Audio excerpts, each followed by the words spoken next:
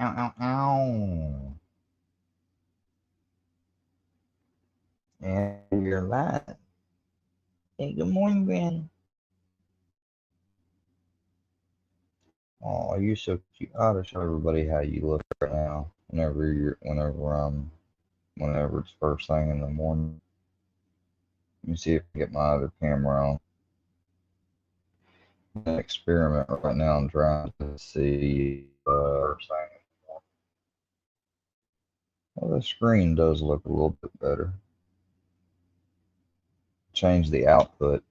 I'm gonna close down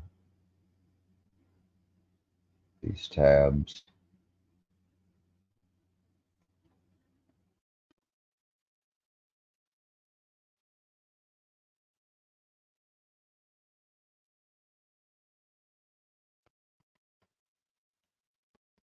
See if I can get another. Hello, Claire, Briar. Claire, I'm gonna make you a moderator, and I'm hoping that you'll be a alright moderator for me. You know, like people that come in with account names that's Bagger or Boy, stupid stuff like that. I mean, or Worky Verse, or have my picture, or my mom. I mean, you had the permission to talk, you know, kind of basically asking for the case, you know. I haven't had a mod or any mods in a while. And I always thought, oh, well, I'm gonna get a mod or whatever. I ain't gotta know who you are, your number to make you a mod. I felt the way for so long because of all this stuff going on and them infiltrating and pretending to be, random regular people when it's JM or somebody, that concern sometimes. But I just don't give a shit about a lot of this stuff anymore. I'm gonna tell my truth, and that's gonna be it. Like, uh, I'm I'm tired of worrying about and trying to counteract. Like, I wish I hadn't gotten as upset with over AD doing what he did. Don't get me wrong; it was wrong, and I'm not saying I'm not mad or I was wrong to be mad at him, but I just wish I just would have let it roll off my back almost. Just talked about him on the community post.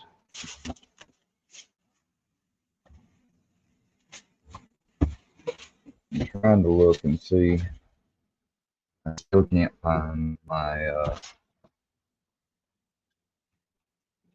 whatchamacallit that I've been looking for. I mean, that just almost drives me crazy, just about.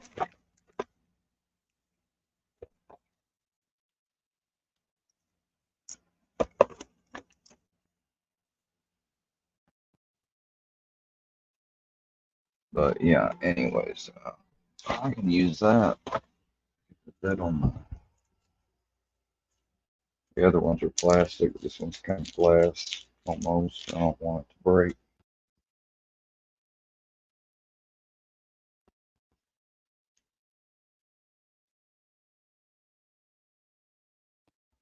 Yeah, do that.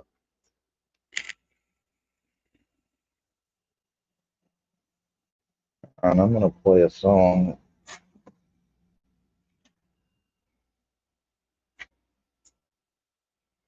I need to double check it. Look up on Google. Is it okay to drink a smoothie? Full search. I ain't supposed to have any food at all, but damn, I'm fucking gonna be able to make it.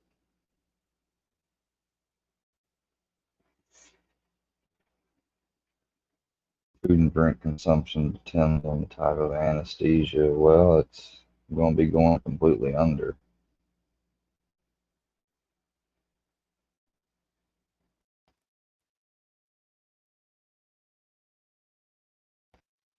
The answer depends on your age.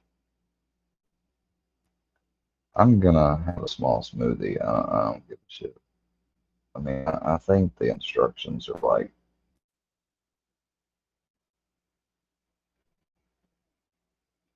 I want to say they're 8 hours or 12 hours before surgery.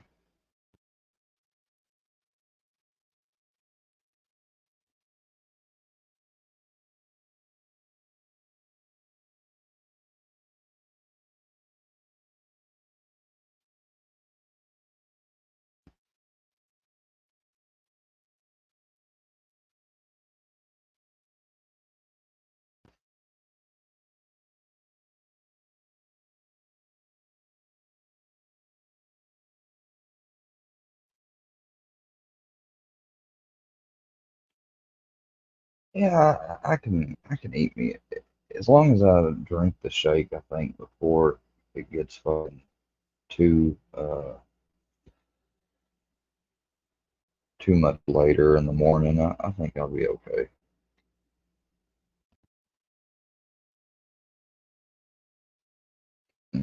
Surgery is well. My appointment is at noon, but probably won't have the surgery or be going under till like closer to 1. So 6 a.m. would be 6 hours before you say 4 minutes. Yeah, but I really gotta have like, man, I'm so weak. Like I just woke up and not too long ago, and I'm weak and going through this taper. It, people made fun of me here because I sleep here as of late, but it either was from the weed and a result of the changes. I mean, that's serious. I know people are always like, "Oh, you always got to answer," but there's an answer for everything. Usually, don't always mean that. Sometimes I may not even know the correct answer. It might have just been from smoking too much. It might not have been from the taper at all, but my mind leads me to think that since I'm readjusting my physiological makeup, there's going to be effects.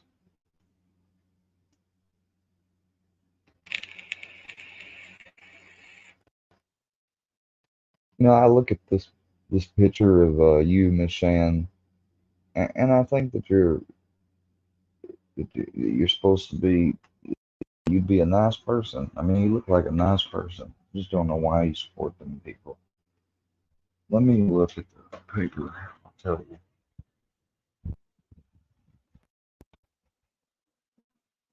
you. It's intravenous sedation, intravenous moderate conscious sedation, analgesia, first 15 minutes, intravenous moderate. This is like a list of what I'm paying for. Sedation, each subsequent 15-minute increment. Therapeutic parental drugs, 2 or more administrations, different medications. Extraction, erupted tooth requiring removal of bone and/or sectioning of tooth, including elevation of mucoperiosteal flap indicated. Got 1, 2, 3, 4. Got 4 done.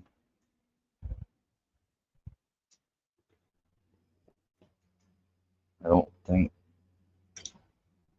I want to say they're not going to do them all today, but hell, I may be in for a rude awakening. I may be already in for a rude awakening that they are.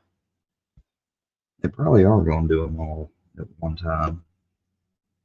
Fuck, I'm going to hate that shit. I'm going to be fucked up afterwards. Last time I got oral surgery, I tried to fucking jump out the damn car while I was moving, going down the highway. my uncle had to sit back, had to put the child lock. They had to stop the car. My grandma had to stop the car, and my uncle had to sit in the back seat with me, and they had to put the child lock on and shit. I was coming out of the anesthesia from getting my wisdom teeth extracted, and I was fucked up, man. I didn't know what planet or what I was on.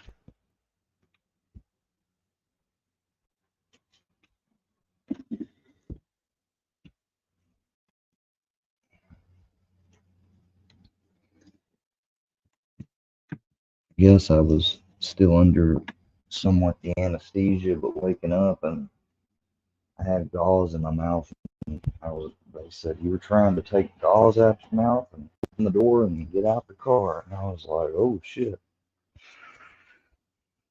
But no, I don't think it's general. I guess if you call general anesthesia um, intravenous, apparently it says on the paper intravenous. Uh,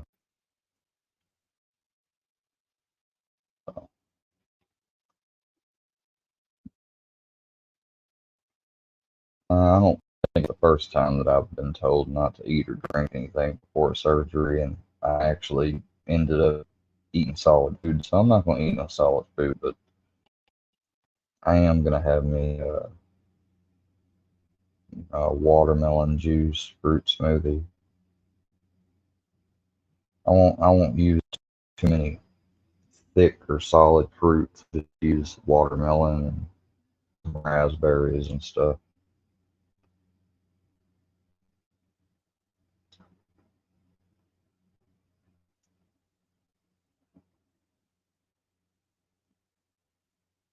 I bet the Workyverse people think that when I buy my raspberries and watermelon and stuff, um, I use food stamps.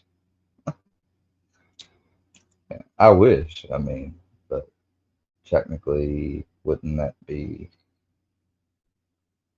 it'd be fraudulent unless I was reporting my actual income and got whatever they wanted to give me. Anyways, yeah, let's look at Brownie. Brownie,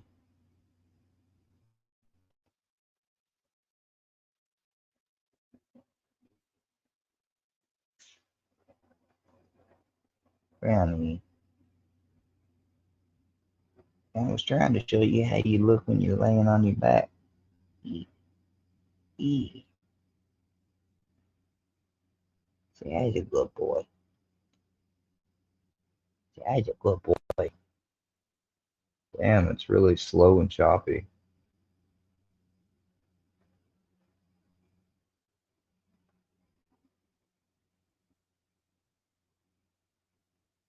Wave there, everybody, Brownie. Wave. Let me turn this shit off. I don't know why the camera's like that. Oh, I'll tell you why. It's because I wonder. Let me go down to standard definition and see if that makes it move. See, I changed the definition for the stream because I wanted it.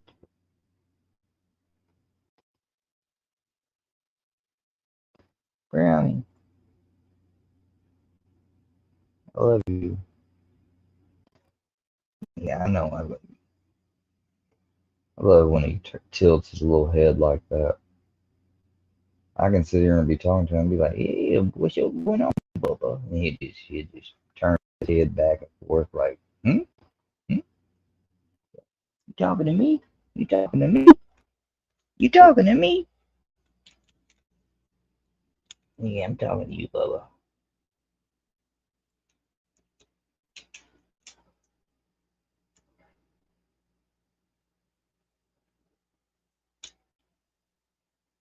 Yeah, I'm not gonna be conscious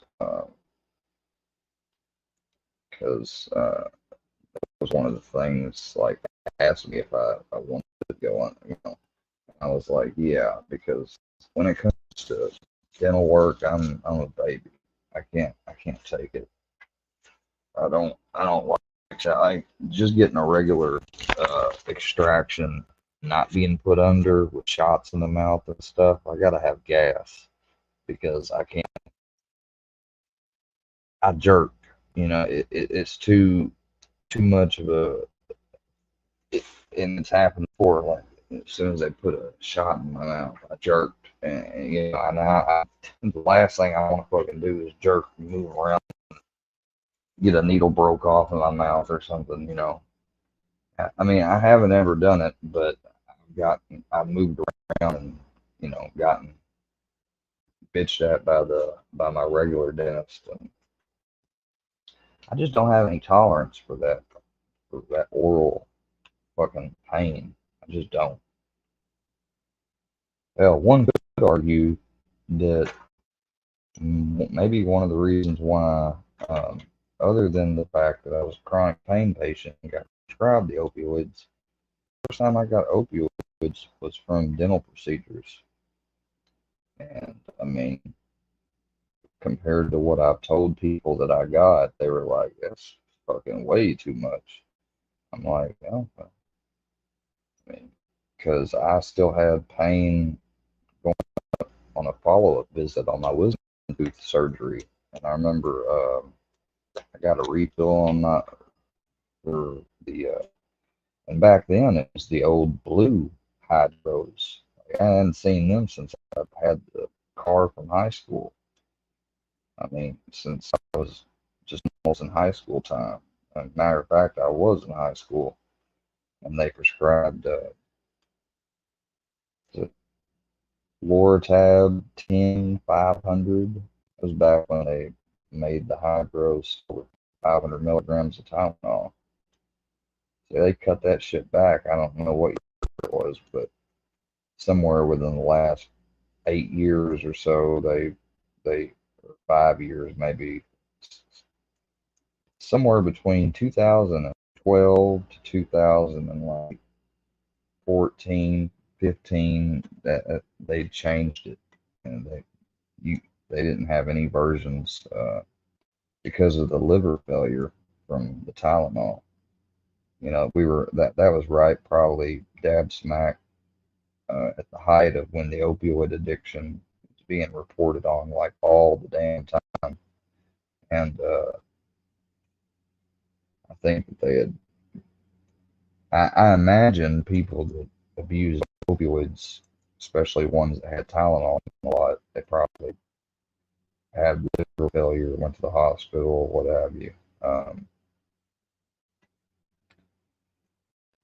Like I've never been prescribed promethazine with codeine, but it is weird because within the last few years, I went from like the doctor's offices I went from seeing nothing posted to now you see posted in big black and white. There will be no promethazine with codeine uh, pres- prescriptions written, and I was like, damn. And I actually asked about like because I said I know people abuse it, but and they said yeah. The problem was is that the big issue is that when people drink a lot of that stuff, and usually promethazine with codeine, they don't have Tylenol in the liquid formulation, but people would get when they couldn't get the syrup, they was just getting the codeine tablets. Those do have Tylenol in them, and they're just taking a lot of that shit. Uh, I can't take codeine. This shit makes me itch like crazy. I mean, you know, normally regular opioids will make you itch a little bit, but I'm talking about codeine. Like I have a reaction to it. I scratch myself until I'm red. I don't know what it is, but I was prescribed it one time, uh, and I went home and took it, and that whole night I could not stop scratching. And the next morning I had to go to the doctor because I was raw. And I said, man, the whole night, I said, just scratched and scratched and scratched. And I was like, I couldn't control it. And I got this weird tingling sensation in my hands. I was like, but then a few hours later, I was like, it was gone. And I started hurting. I took another dose. And the next thing you know, it was back again. And I was like, that shit, fuck that shit. Ain't nothing fun about drug addiction. Anyways, so I just rolled me. Yeah, it is. What? Well, yeah. I mean, I may not. It's 4 a.m. right now, so as long as I don't know, shit, I'll probably just drink some. I don't know. I have fennel. I could drink some water with fennel powder, and that'll keep me from getting hungry.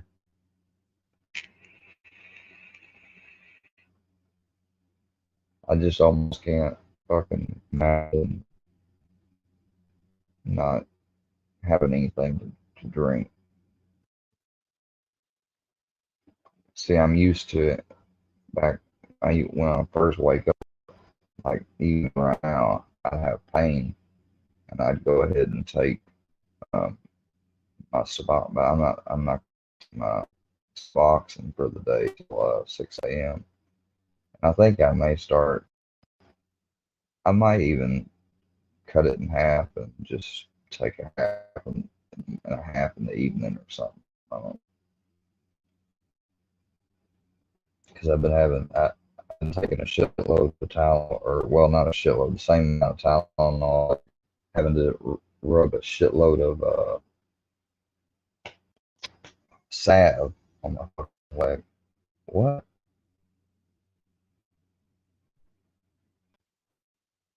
Yes, I did $1,000. What are you talking about? Yeah, you did wish death on my granddad. What are you talking about, you liar?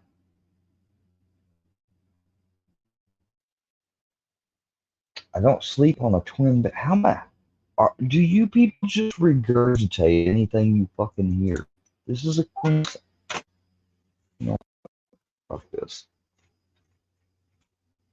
Where the fuck is the tag on this bitch at? Did I seriously gotta get the fucking tag on this bitch and show where it's fucking queen?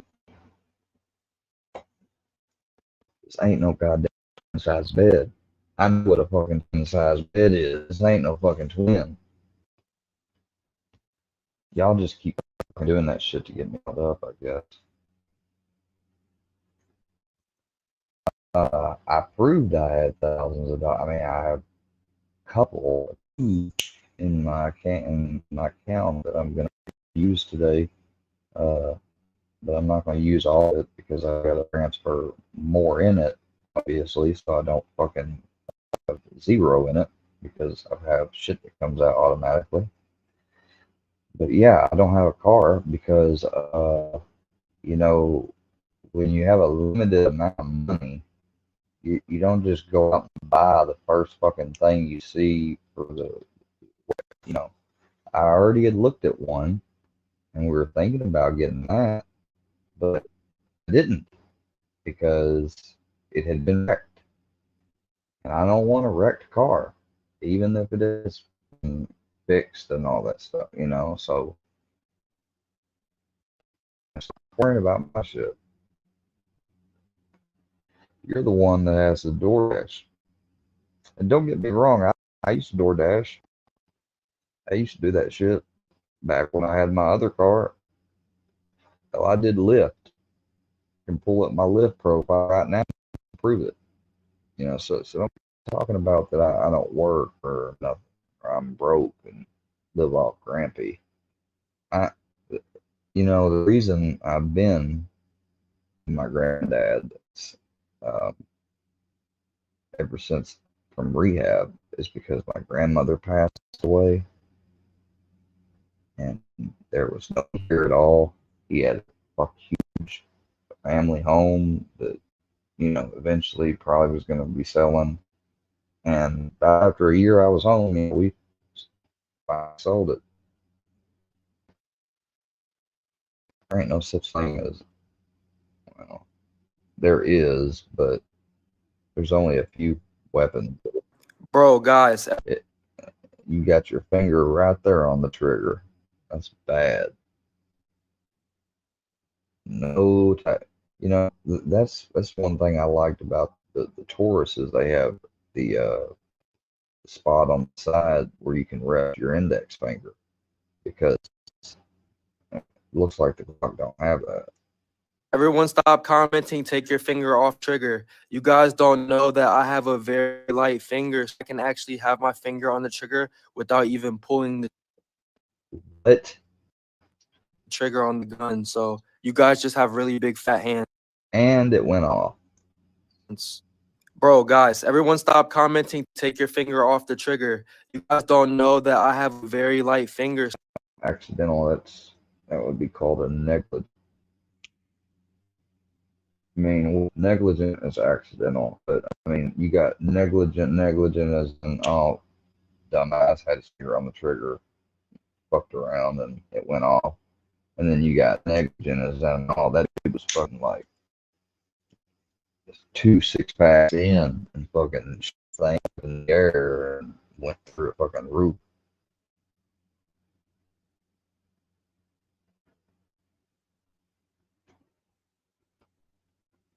I should never talk. I should. I mean, because then people just wanna just hate all the fucking time.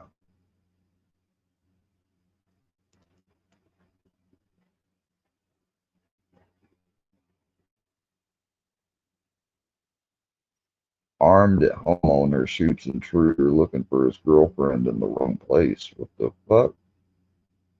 Oh. Now, this is different. It happened at an apartment complex on Fair Oaks Boulevard in Carmichael. Make sure y'all subscribe and like Colon Noir. I don't want to mispronounce his name. Colon Noir. For he has good Second Amendment related videos. Oh. Now, this is different. It happened at an apartment complex on Oaks Boulevard in Carmichael Sunday. Somebody thought he was going to come through the window. I mean, he kicked the door. He couldn't get it in. Shattered glass in a boarded up window. The aftermath of the shooting, attempted burglary at Carmichael apartment complex. Where I was laying on bed, there were 3 holes. The Sacramento County Sheriff's Office identified this. So the dude knocked on the door at first, walked up to the house. Okay. Man knocked with a gun as 33-year-old Alonzo Brown. They say he came here in knocking with a gun? Middle of the night looking for his girlfriend. Wound up tracking her using her self data. You can't worship somebody and then say that they have the ability to track your cell phone data. Sorry, not sorry. No.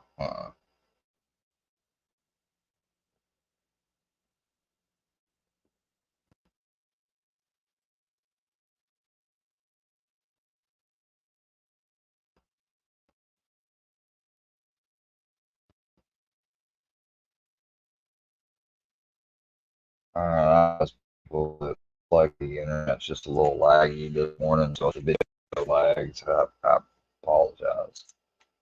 And tracked her to this apartment complex on Fair Oaks. Now, creepy as that is, he did it. But the family, who did not want to show their faces on camera, did not. That's some stalking ass shit. Not know Brown or his girlfriend. And he's randomly shooting into our room. That's the thing. Good thing, and the tracking app may show that address, but obviously that person wasn't there, so what fucking track app was he using? If it's an iPhone, I can't believe that shit. That's just supposed to be like the best. But like Johnny's caller, he could be like maybe right next door, and if he was getting a signal, it may pop up that he's actually home, but he's not. He's next door, and yeah. My husband shoots 4 times in a tight circle. You can't just let him come in the house with a gun. Brown is the bad guy here, and let's not hide from that. California is not a stand your ground state, so did the husband have the right to fire back? What about a castle doctrine? Stand your ground apply like anywhere. In the car, at home, does it have a castle doctrine? Sacramento County Sheriff's Office says yes, you can pursue an attacker when in imminent danger. Yeah, that resident's a hero. That's sad though that they don't have to stand your ground on, but apparently their law still says that you can. Man,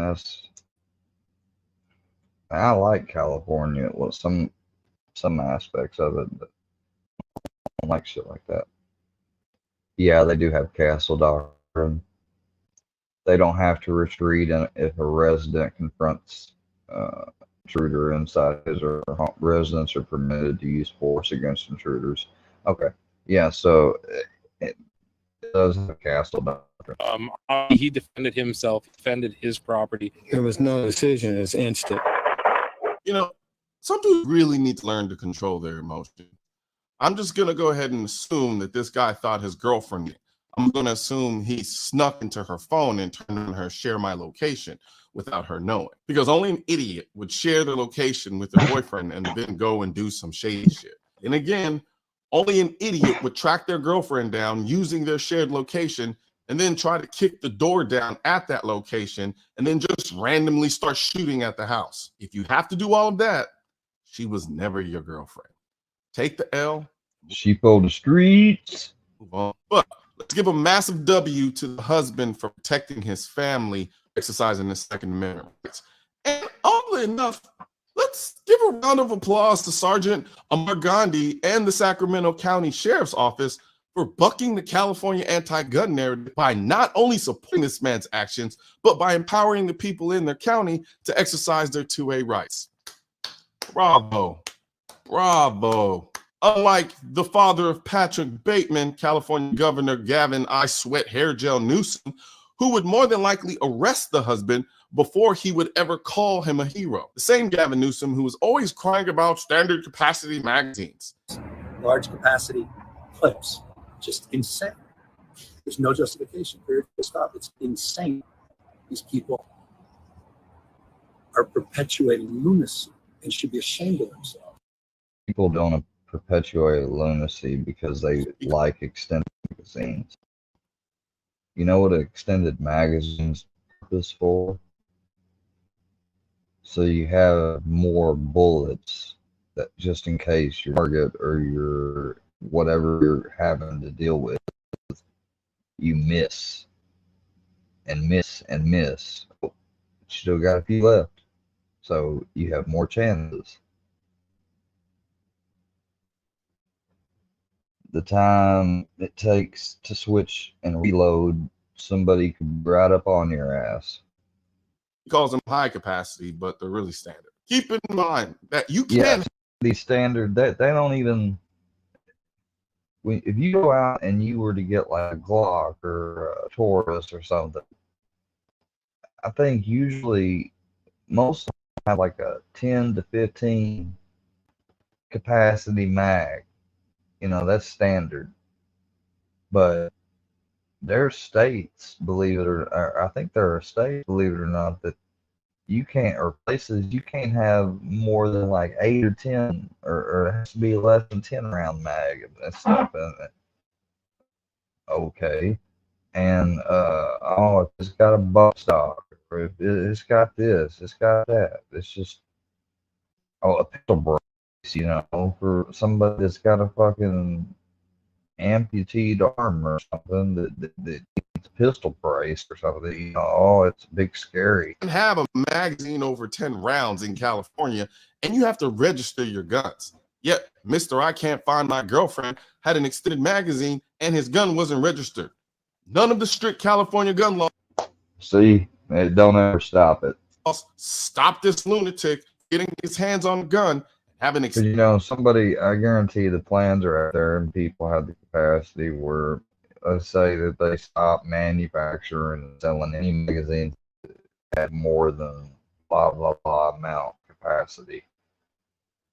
People are going to manufacture a bigger magazine, you know, and it may be illegal as hell. They're going to do it. Extended round magazine. See how the laws don't work? But guess who had to obey all of those laws? The person we weren't worried about in the first place? The homeowner who uses gun in self-defense? Just like drinking and driving. You know, that's been a law in the books for how long now? How many people still get in the car in today's age and do it, even though there's things like Uber? Protect himself by utilizing his 2A rights. His only saving grace, however, was that he actually hit the guy in a manner that took him out of the fight. Because if the shit had continued, who do you think would have had the advantage in this situation? The guy who was forced to only have 10 rounds in his gun, or the guy who showed up with as many rounds as he wanted in his gun? You do the math. As far as I'm concerned, every politician should be doing what the Sacramento County Sheriff's Office did in this video. Empower the good people. Empower the law-abiding citizens to protect themselves. That's how you create safer communities. You don't do it by making the people weaker. You do it by making the people stronger. And the way you make people stronger is to take the steps necessary to be able to protect yourself. The cops didn't stop this. They couldn't stop this because they weren't there. So until they got there, the homeowner had to protect himself and his family. It's no different than a natural disaster. After a terrible hurricane, the government can't get to you immediately. So you're on your own. So you have to take it upon yourself to keep yourself safe. And the thing is, with life, you never know when you're going to have to be in a position to do that.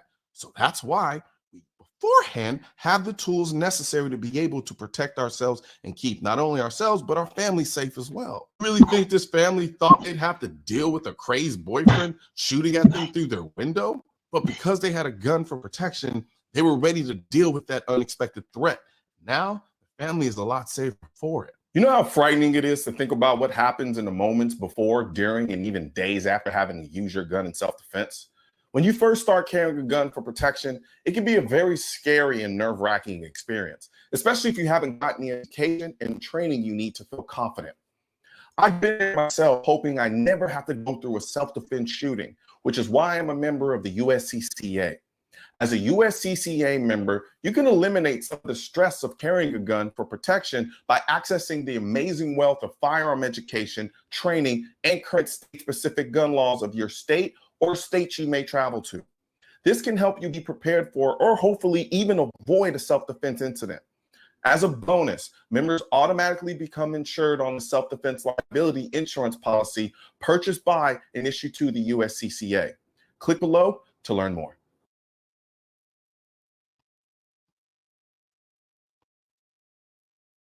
Armed pizza delivery driver shoots two armed men. What? Footage of officer shooting armed men during narcotics investigation. This one slow up is this house with the light on. See, keep going, keep going. Yep. Keep going, keep going. That's good right there. That's good. All right. Big ditch.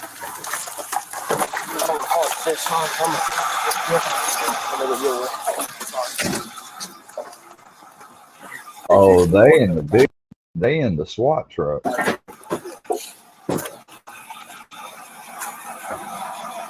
They ain't playing around. Y'all heard about KPD getting his house raided? Linked to the Tupac murder? Man, I had no idea that dude had admitted that he was in the other car that shot at Tupac. Like, I had no idea about any of that shit. I'm like, damn, where the fuck have I been living?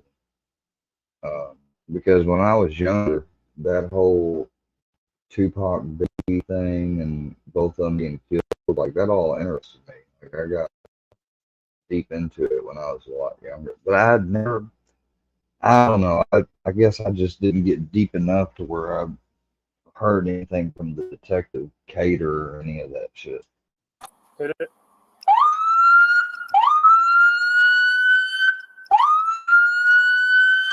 Occupancy 3349 McGuire Drive. This is the Richmond Police Department. We have a search warrant for this resident. Come out the front door with your hands up and follow the officer's command. Yeah, at about this time, if not already, at least actively during this time, shit's being flushed. Occupancy 3349. Unless they've already turned the water off. And because I mean, they do have some department of that capability where they'll actually go in beforehand, have the water shut off right before, and I guess do they have a bag or something that they'll put over a drain or the drainage system? I don't know. That way, if anything's, you know, they try to get rid of anything, they can get it. Police Department. We have a search warrant for this resident. Come out the front door with your hands up and follow the officer's command. I'm going to be giving him command. And then looking at the top window. Occupants of 3349 McGuire Drive. This is the Richmond Police Department. We have a search warrant for the resident. Come out the front door with your hands up and follow the officer's command. Occupants of 3349 McGuire Drive. This is the Richmond Police Department. We have a search warrant for the resident. Come out the front door with your hands up and follow the officer's command. One of us is going to get dragged and stuck in the McGuire Drive. This is the Richmond Police Department. We have a search warrant for the resident. You're making entry. Come out the front door with your hands up and follow the officer's command. And then you'll take care of anything else you need. You ready? Yep. Occupants of 3349 McGuire Drive. This is the Richmond Police Department. We have a search warrant for the resident. Damn, that much time, shit. You know, it would seem like with that much announcement, like, and if they came upon whoever, unless they're an actual dealer, you know, if they've been doing surveillance, like they know they're dealing. But what if they just happen to be on short supply or no supply, and were able to, because hell, if they didn't have hardly any to no supply, all this announcement, shit, they have more than enough time to get rid of that shit. I mean, they're gonna fucking tear the place apart when they get in there. I mean, I don't know how many people watching has been actually had your car searched by the police, but when they do that shit, they fucking tear that shit up. Like they just reach in the glove box and just throw the shit in the damn ground. I mean, you know, like they can be dicks. Out the front door with your hands up and follow the officer's command. And they're making entry.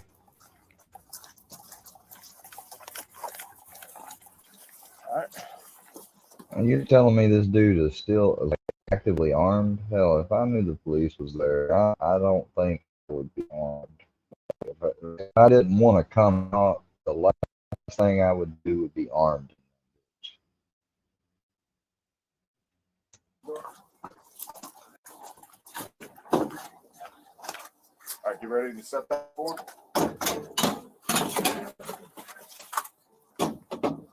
Set me. Yep. Sit. Sit. Try it.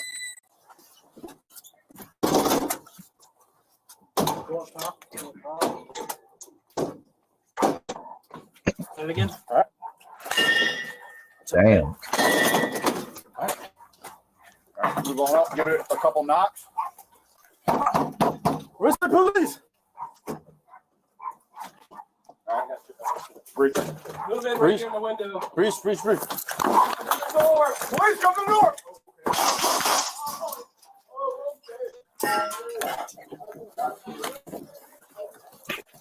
Please.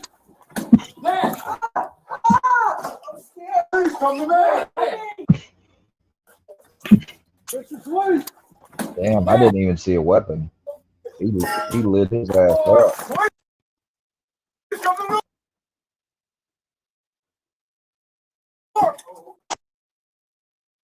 He came around the corner there. Damn. How many shots was that? Please come to the door. That was 3 shots.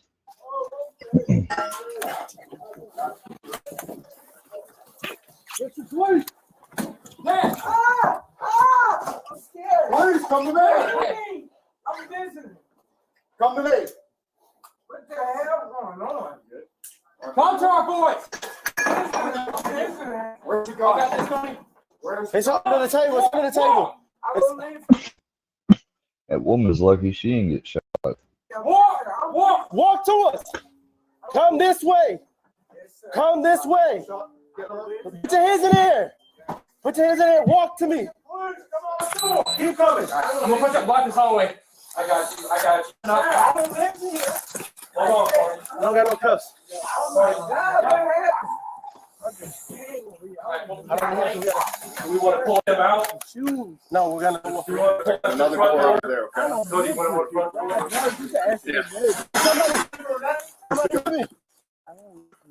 Roll to me. Got that cover and you'll bring the medic in. All right. Bring the medic up. Coming up.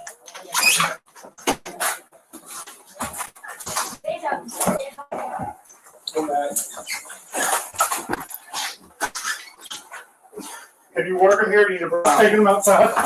I'll help you. Help him. I got him. Ready? Ready? We go. There you are, me.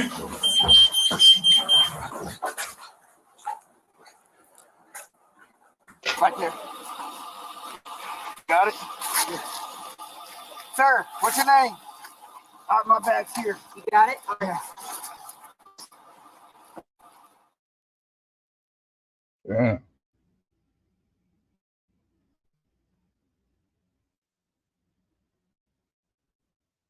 You know, rumors have been swirling around the Pacific Northwest about a possible serial killer who targets women. It's a story that's exploded online, with national media outlets picking it up as well. Our team has, of course, been digging into this, bringing you news stories every time a new detail comes to light. And it's our big story tonight. Now, this story is one that, unfortunately, just still seems to raise more questions than offer concrete answers. 4 women found dead in and around Portland in just a matter of months. Police have not named a suspect or charged anyone in connection to their deaths. They do, however, have a person of interest who has a connection to all 4 men, though what exactly that connection is remains unknown. That man has been identified as Jesse Calhoun, and he's currently in custody on unrelated charges. Investigative reporter Evan Watson tells us more about this person of interest and has a timeline on events to help answer the question, how did we get here? In June of 2021, Jesse Calhoun, who was serving time for burglary, car theft, and assaulting an officer, had his sentence commuted by then Oregon Governor Kate Brown. Brown was giving early release to inmates who helped fight wildfires in 2020. In July of 2021, Calhoun was released from custody. He was scheduled to get out in the summer of 2022. Now to this year, police found Kristen Smith dead in Portland in February. She had been reported missing by her family in December. Charity Perry was found dead in East Multnomah County on April 4th. Bridget Webster was found dead in Polk County about a week later on April 30th. Then a week after that, Ashley Reel was found dead in Clackamas County. On June 4th, the Portland Police Bureau... Oh, no.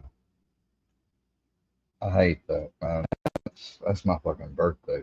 released a statement saying it no reason to believe the death. Portland in I'm just a sorry, I wasn't paying full attention. I gotta hear this again. matter of months. Police have not named a suspect or outlets picking it up as well. Our team has, of course, been digging into this, bringing you news stories every time a new detail comes to light. And it's our big story tonight. The story is one that unfortunately still seems to raise more questions than offer concrete answers. 4 women found dead in and around Portland in just a matter of months. Police have not named a suspect or charged anyone in connection to their deaths. They do, however, have a person of interest who has a connection to all 4 women, though what exactly that connection is remains unknown. That man has been identified as... Well, how do they know it's... Well, I guess it's unknown because they're not going to reveal what that's if they know what the connection is. They may just have some, I don't know, they may just have some proof that they were together or around one another, but he was around them. Now they're missing, which that's, that's just fucked up. I hate hearing about stories like that. I mean, you just imagine like hearing when you hear about people who have had people close to them that have went missing, and then they hear it, or like, these people that end up murdering some of their family members, and then they tell the other family members like, oh, so-and-so's missing. Like, what do you mean missing? Like, that's usually the response because, people don't just fucking wind up missing. Jesse Calhoun, and he's currently in custody on unrelated charges. Investigators... They're either gone, because of something or another, or what have you, ain't nobody just gonna turn up. Like, I think, which case was it? I want to say it was,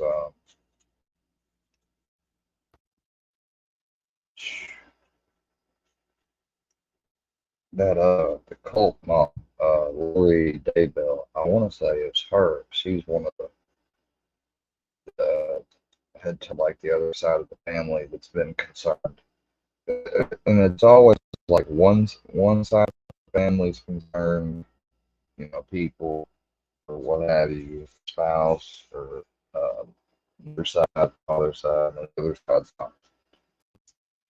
Reporter Evan Watson tells us more about this person of interest and has a timeline on events to help answer the question, how did we get here?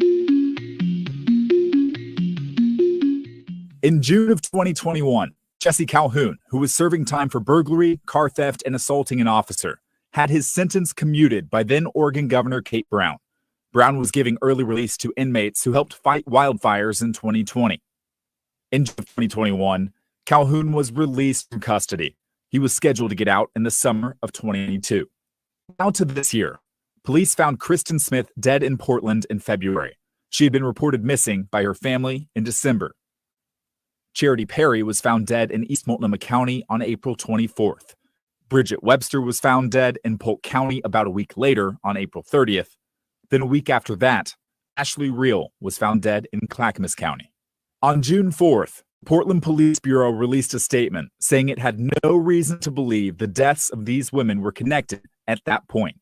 PPB said it was in contact with other law enforcement agencies to consider possible connections. Just 2 days later, on June 6th, Clackamas County deputies arrested Jesse Calhoun in Milwaukee for parole violations. On June 30th, Multnomah County District Attorney Mike Schmidt sent a letter to Governor Tina Kotek asking her to revoke Calhoun's commutation, which would make him serve the rest of his prior sentence.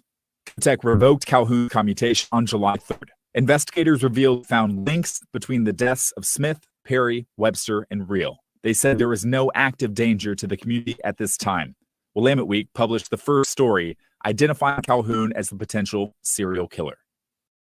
And okay, let's talk terminology here. To be clear, Willamette Week is using the terms potential serial killer and suspect when talking about Jesse Calhoun in relation to these deaths. And they're calling him a suspect by citing sources within police departments. Now, we're calling Calhoun a person of interest. If Calhoun is charged with a crime in relation to any of these deaths, then we would move past person of interest to suspect. But again, right now, he has not been charged. And he's being held at a state prison on unrelated crimes, so he's not out in the community. In fact, we have video of his arrest in Milwaukee back on June 6th. Here you can see deputies surrounding a vehicle with Calhoun inside. Calhoun and his girlfriend were fueling up at a gas station along Southeast McLaughlin in Milwaukee. And Calhoun did not give up easily. The person who recorded it all didn't want to show his face or share his name, but he did tell us about the links Calhoun went to elude police. I don't know how he made it through the 10 officers, but made it through cross traffic all the way down the river, hopped in. Again, police Damn. or the district have He tried to go swimming. Good God. not said how Calhoun is connected to these 4 women, but people close to him have spoken up. Calhoun's girlfriend told the YouTuber that he knew 2 of the women.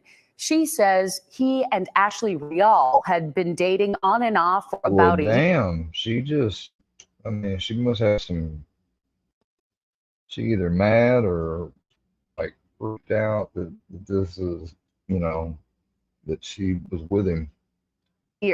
She also said that Calhoun would give Bridget Webster drugs in exchange for sex, but she did not know how Calhoun was connected to Charity Perry or Kristen Smith. So she knew that he was giving one woman drugs for sex. She just didn't give a shit, I guess, until they ended up hearing about that they were dead. Like, that's kind of crazy. Oh yeah, he was giving this one girl in exchange sex, you know. Like, oh, so you were cool with that? Like, what? How did you find this information out? So many questions. Kristen's mom says she doesn't know how her daughter is connected to him either. If they are linked, again, I don't know if they are. The police have not told me that specifically. So as we work to learn any possible connection between Calhoun and the other 2 women, let's look at a relationship that Calhoun apparently did have with victim Ashley Rial. See, in November of last year, Rial filed an allegation of domestic violence against Calhoun. Her father, Jose Rial, told the Associates on Friday that he called police on November 11th after she showed up crying at his home in Portland. Told her dad that she'd been choked by Calhoun. She had marks on her throat, he said, and he took hospital. Her father told the AP that police actually wanted Rial to help find Calhoun, but she was scared to do so. Now, court documents dating back to 2007 also shed more light on Calhoun's violent past involving an old girlfriend. She alleges that while drinking in a bar in Baker County, Calhoun grabbed her by the throat to the point that she couldn't breathe. A short time later, Calhoun punched the woman repeatedly in the head and arm. Documents show that a year later, he was accused of pulling that same girlfriend off of a bike and dragging her 50 feet Damn, assault, kidnapping. across the parking lot. Much more recently, Calhoun's accused of threatening the father of a new girlfriend's children. Now, we've said it a few times, and we will say it again. At this point, Calhoun has not been charged in connection to the deaths of these 4 women. And as Evan mentioned earlier, Calhoun was released from prison 11 months early in July 2021. Well, that's because former Governor Kate Brown commuted his sentence and the sentences of 40 others after they helped fight the historic 2020 Labor Day wildfires. And it should come as no surprise that Oregon Republicans have pounced on this story because of those commutations. Senate Minority Leader Tim Cano released a statement last week that said this: even after leaving public office as America's most unpopular governor, Kate Brown's legacy continues to have dire consequences for Oregonians. If Jesse Lee Oh, come on. Calhoun is found guilty, Kate Brown will have signed the death warrants for innocent women in the name of second chance. But if he wasn't locked up for any murder or anything, that, I mean, they're talking about like he was commuted for fucking. I don't get that. And this. Now, Oregon's Republican members of Congress even sent a letter to Governor Tina Kotek last week. Lori Chavez DeRemer and Cliff Bentz wrote, "We urge you to review every single conditional commutation granted by Governor Brown to ensure no one is a victim of the former governor's Rex leniency." There's no word yet from Governor Kotek on if that's happening, but friends over at the week recently reviewed all of the records of the inmates who Then they need to just eliminate commutations. I mean, they have the power to, the president does too, but if they're, then they just need to allow only the president to do that stuff and not governors or something. released early, along with Calhoun, for fighting those 2020 fires. And we think that their findings are certainly worth your time. Okay, so here's the and if y'all want to know a loud string instead of that midget, you fuck with that Purple Sunset or that Double Cross or that Tire Fire member OG. That midget bullshit be some mimosa or peanut butter pie. They said the THC percentage isn't the main thing, because like the highest THC that you get in flower is or the highest I've found is 33% in the state. I have not. The only other percentage that goes higher than that is like when you get into concentrates. Now they go up to 60, 80. Hell, I've even seen 90% before. But I had a worker tell me earlier in the week that it's not the percentage, really, it's the terpenes you want to focus on. And he said, he's like, anything that's got 2% terpene or more, he's like, that's some, he says, pressure. And I'd happened to come across that Double Cross is what I got. It's 3% with 4% terpenes. That's the highest terpene level I've seen is 4%. The headline from Lucas Manfield: 11 of 40 inmate firefighters whose sentences. And then the Purple Sunset, it's got it's about 25%. It's got about 2% terpene level. Got commuted, picked up subsequent. They picked up some subsequent felony charges. That's not counting suspected serial killer. Of 41 inmate firefighters who got picked up subsequently. Okay, that's 11. That's what? That's not even 20%, or almost 20%, somewhere in there. Jesse Calhoun, who has yet to be charged in its line with broader rates from recidivism. That's what those numbers that we're seeing are. So here's a look at what they found. The headline explains it all well, but 11 of the 41. You know what? Why didn't they have a program for civilians to help out with shit? Or did they? I guess it's so big they had to use inmates. Inmates who got out early were charged with felonies after being freed. That number could rise to 12 if Calhoun is charged. Willamette Week also found that 2 of the other inmates were charged with misdemeanors. 6 of the 41 inmate firefighters had convictions in Multnomah County, including Calhoun. 4 of those 6 have been accused of felony. Don't get me wrong. You know what's wrong about this? He's suspected, right? And just off of suspicion, not only has it, leaked to the media, it's, it's already being, explained and portrayed like, oh yeah, he probably did good, They're saying he's just a person of interest, not a suspect. We want to make that clear.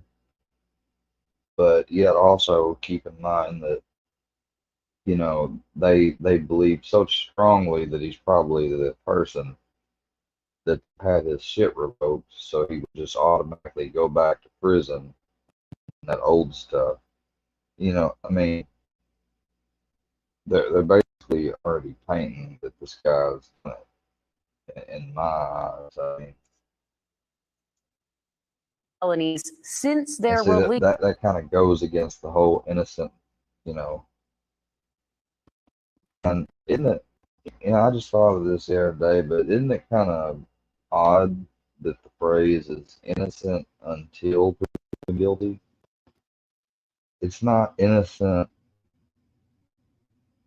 until proven. It's not innocent unless proven guilty.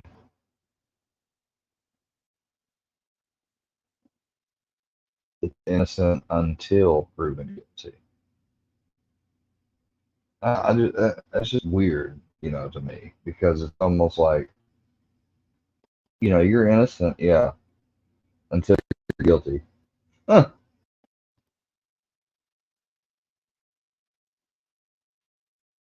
You know, and we're supposed to have the best justice system in the world,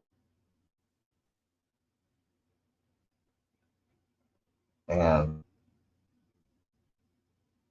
I'd say we almost do at this point with what's been going on recently in Israel. You know, they just it's crazy over there. They just basically the government overhauled the judiciary basically. So now the government over there can take actions and do things without having to go through the judicial oversight part of it. You know, is that such a good thing? You know, they always say, "Oh, well, this is just temporary," or "It's only because we've got increased pressure or enemies of war and stuff like that." But if history teaches us anything, it shows that when that stuff happens, they never give the new power back up.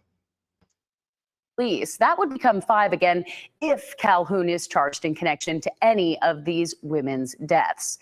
Now, Willamette Week dove into more details about Oregon's recidivism rate, which is a measure of if someone who's been released from prison reoffends. And their findings are pretty eye-opening. They even talked with the director of Oregon's Criminal Justice Commission, which recently released a report on how the state stacks up to others across the country when it comes to the recidivism rate.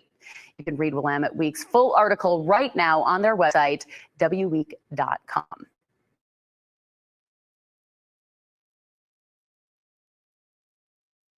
Well, so they're pretty much shitting on that stuff. Apparently there's a vehicle parked down here at the dead end. The caller says there's 2 people inside of it. It is close to a public trail, so not really an odd spot for a car to be parked, but if there's people in it and not moving, then it kind of is. 654 I'm out. No, they just chilling and smoking. Huh. Oh, slightly high. What I tell you, it's exactly in their hot boxing. Hell no.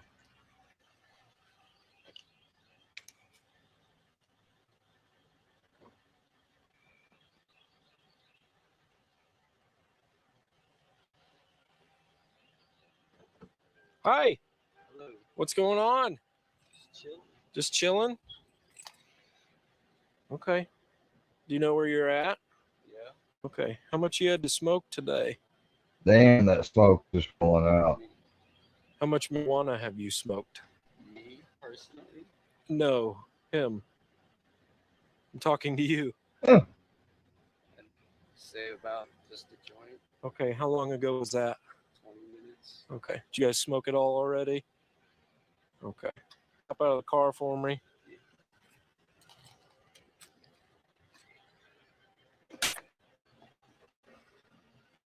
$54.33. Do you want to come over here? You don't realize it, but he's basically just you just admitted to a DUI. All right, man. Do you got anything illegal on you? Don't reach. Okay. I'm just asking a question, okay? No drugs or anything? Oh damn, and it's in Missouri. All right. Turn around for me. Put your hands on top of the car. Keep your hands up for me, okay, ma'am? Do you see that your car is still smoking actively? Were you guys hot boxing or what? Okay. How long have you been here? Huh. I'd say 30 minutes. Caller said they've been here for over 2 hours. There was still smoke coming out of the car. Yeah, people parked out here. Usually they're smoking or poking. So, and when They might have been doing a little bit of both. I turned my light on to you, I immediately knew it was smoking. I'm sure you've seen some memes online about high people, and you looked exactly like them. If I had a camera, Damn. yeah, front page of Reddit for sure. So they said they smoked it all, but clearly they did not. All right, so you told me you smoked it all. What about the 8 grams in the bag that was sitting in the That means a little over a quarter. center console?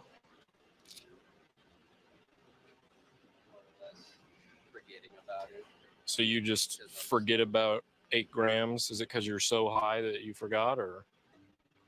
Okay. Here's our next dilemma. How are we getting home? Oh damn. Do you have a phone you can call people? Yeah. My car's getting towed. I'm not going to leave it here because then we'll go back and drive it. Is he gonna cite him for a DUI? I thought that'd be arrested. Hi. The female was let go because she didn't claim possession of any of it. The male was issued a citation and released on scene. I don't understand how. What do you mean she didn't claim possession? Didn't they admit that they both smoked, but only he gets in trouble? It's kind of weird or unfair. This vehicle in front of us has plates on it that don't belong to it. It's a white Ford Mustang, Missouri Paul George 5.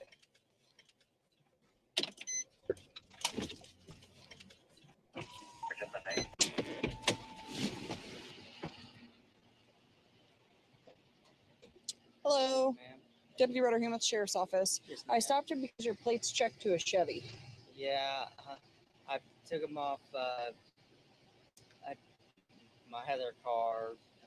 Okay, let me be honest with you. I got it out of Buddy's Automotive. I just had to drive. I drove up here. I just left Greene County, the jail because my fiance's in there. She turned herself in yesterday. She needs medical attention, and I can't. No one will give her medical attention. I called 911. I just got off the phone with the marshal, and I'm scared for her, and I don't know what to do about it. Okay, you have some ID on you? That was a big Once I made convoluted contact with the story. driver, he told me that he actually took the license plates off of the vehicle at a local salvage yard.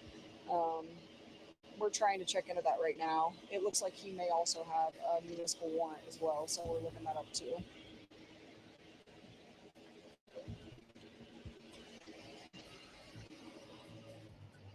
Yeah, he wouldn't have just gotten out of jail if he's got a warrant.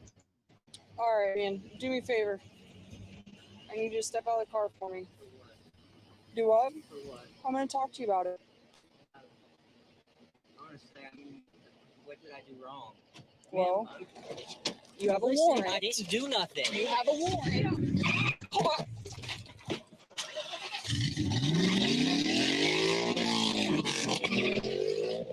Holy shit. Assault of 2 officers. Get in the car. Get in the car. Are you okay?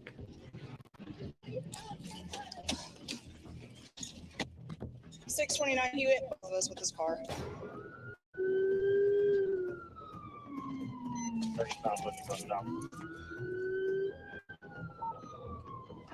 Oh.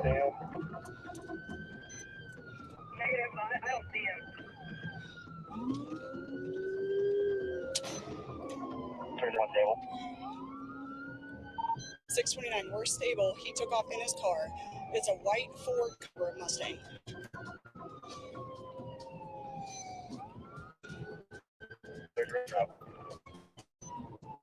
We're still eastbound on Chestnut. We're approaching National now.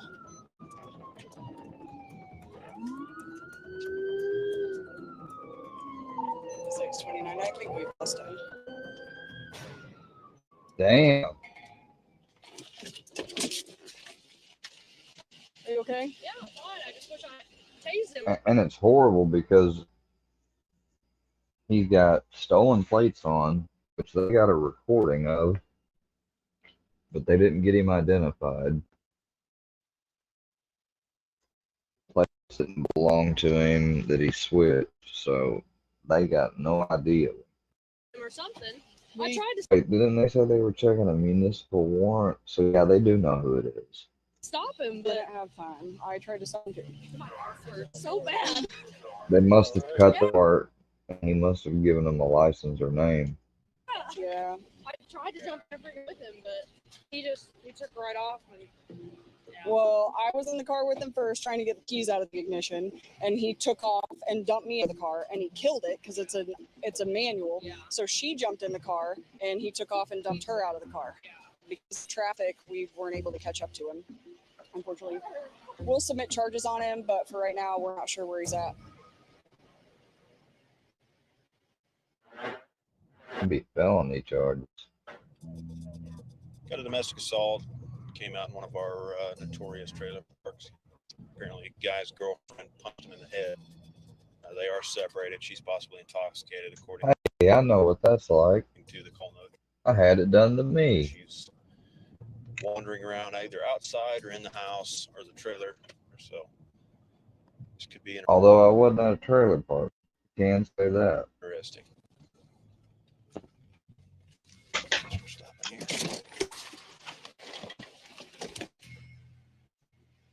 Hello, sir. Thanksgiving 2012, if I'm not mistaken, with Kayla.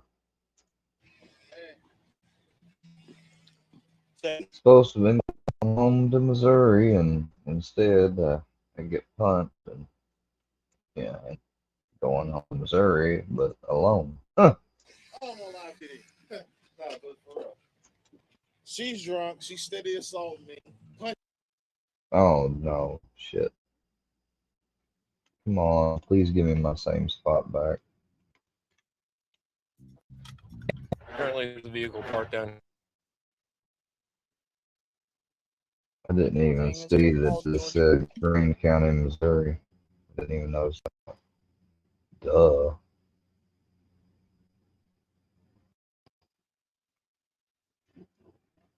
Outside or in the house or the trailer. So this could be interesting. Guess we're stopping here. He said this could be interesting. Huh. Hello, sir. What's happening? I don't know lie to you. Nah, but for real. She's drunk. She steady assaulting me, punching me in the face. I told her mom yesterday. I saw her and her mom. Okay. That she been punching me in the face or something, but ain't nobody been doing nothing about it. I'm not punching you yet. She's like, Huh. Yeah. She been I poked you. All right, man. Oh shit. Hit you today. in the head. Where at? Like a specific area? Missouri. In your nose? Yeah, I was laying on the bed and she was like, where's the lighter? Help me find a lighter. And we reached back and got me. Okay. So I had film. I said, I snapped. Okay. Don't touch me, but how'd you poke him? Just like, oh, I guess I should just go ahead and yeah, I ain't gonna cut it. No. If I start separating it, that'll make the half-life extended because I'll be breaking it up. It won't be getting out of my system at the same time. damn, like I went and it's warm. Did you poke him with your finger? Yeah, Okay. How many times did you poke him? about 3 or 4. Why'd you poke him? Because I'm mad at him.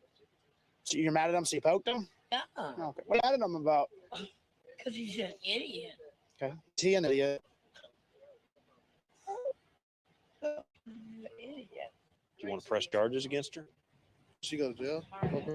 Yeah. I don't want to go. She got a job. I'll never mind.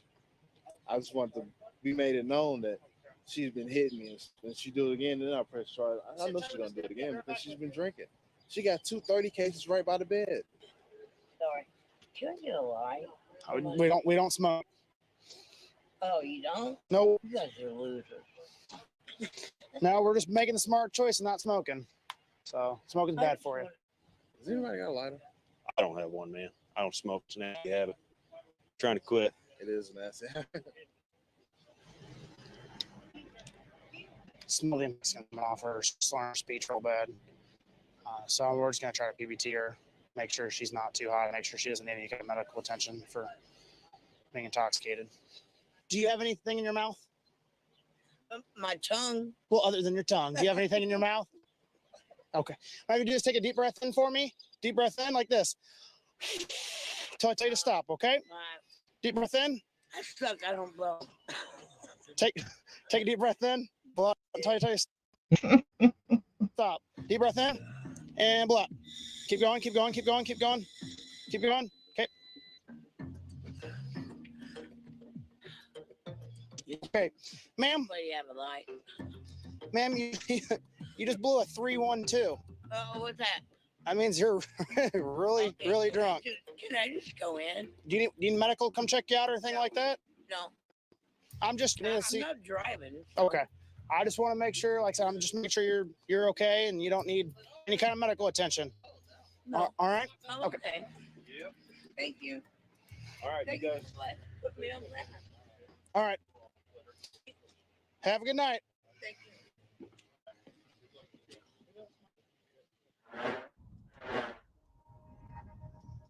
Silver Toyota Camry, no plates. We're going to stop this car. He's sitting right in the middle of the intersection. No plates on the vehicle. They're still creeping through the intersection now. I don't know what the story is here.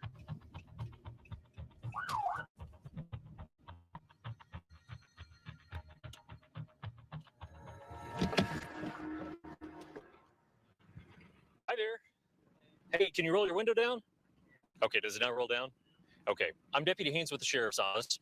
Reason I stopped you is there's no plates on your car, and then when I got behind you back here, you're like right in the middle of the intersection. Yeah, I was edging forward because sometimes that hurts whenever I like. I gotcha. But yeah, there's no time on my car because I just bought the car. Okay. We have no plates on your car. Yeah, I know. Okay, can I have you step out and talk to me real quick?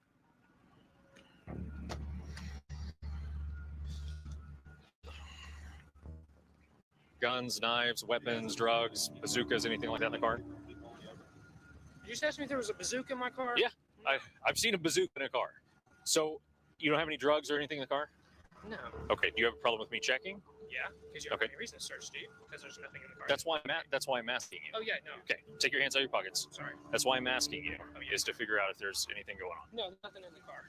Okay. But there's... Okay, hang tight here at the back of the car for just a second.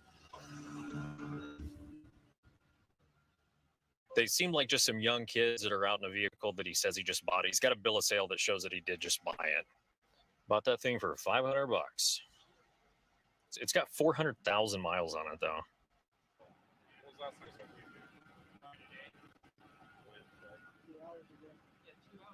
If you smoked marijuana a couple hours ago, that could be an issue too with you driving a vehicle. I mean, I got behind you in the intersection, and you're right in the middle of the intersection, kind of bouncing through the intersection. Yeah, I told you I'm trying to make the light. No, and I understand that, but for us, it looked kind of weird too. And the sensors are behind the white line. So if you're in the intersection, you're not doing anything bouncing out there. So hang tight for just a second. We're still working on some stuff. We'll have you an answer shortly.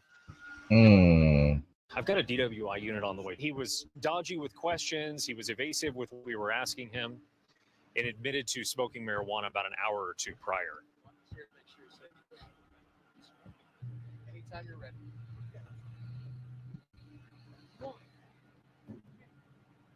Just relax for a second. I'm simply going to count out loud. 1001, 1002. 1,000. 2, 1,000. Go ahead and turn around for me. You are under arrest for driving while intoxicated. Are you serious? I am serious. you have anything on you that's going to poke me or stick me. Find out yourself. Someone want to deal with that? Find out yourself. Find out myself. That's a great answer, man. He's going to go to jail tonight for DWI, and we're going to tow his car and get that off the road. Number one, don't smoke marijuana in Missouri. Number two, if you're going to smoke marijuana, certainly don't drive a car.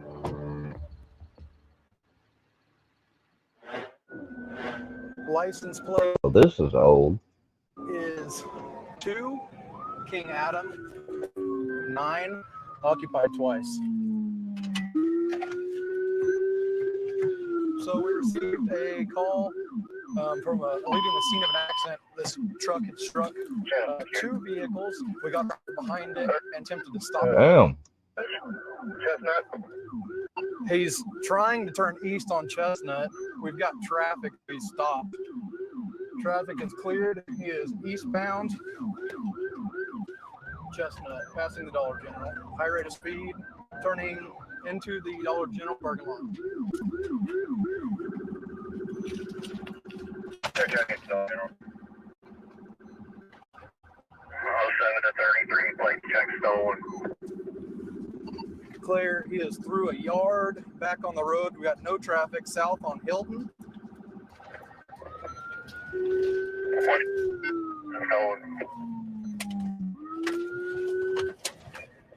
I hit 2 cars. It's my DWI.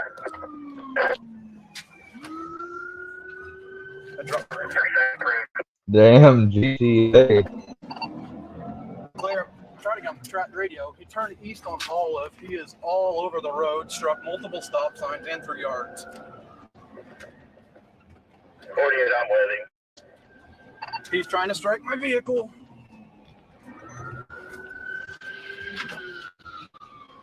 No, he wasn't. This was a dead end. He came back out.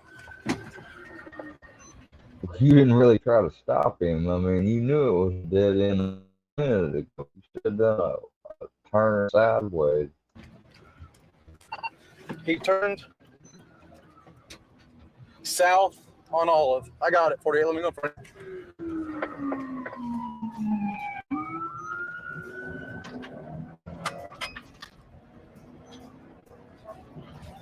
It's a 50, and we're turning south on Damn. Suburban. He's up in a yard at Suburban, and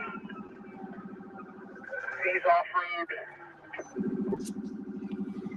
He's crashed out. Continue back south.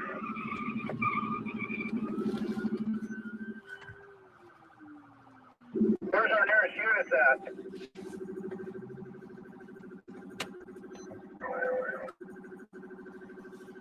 316 of Sunshine. The truck is basically disabled. We're into a crawl at Mount Vernon and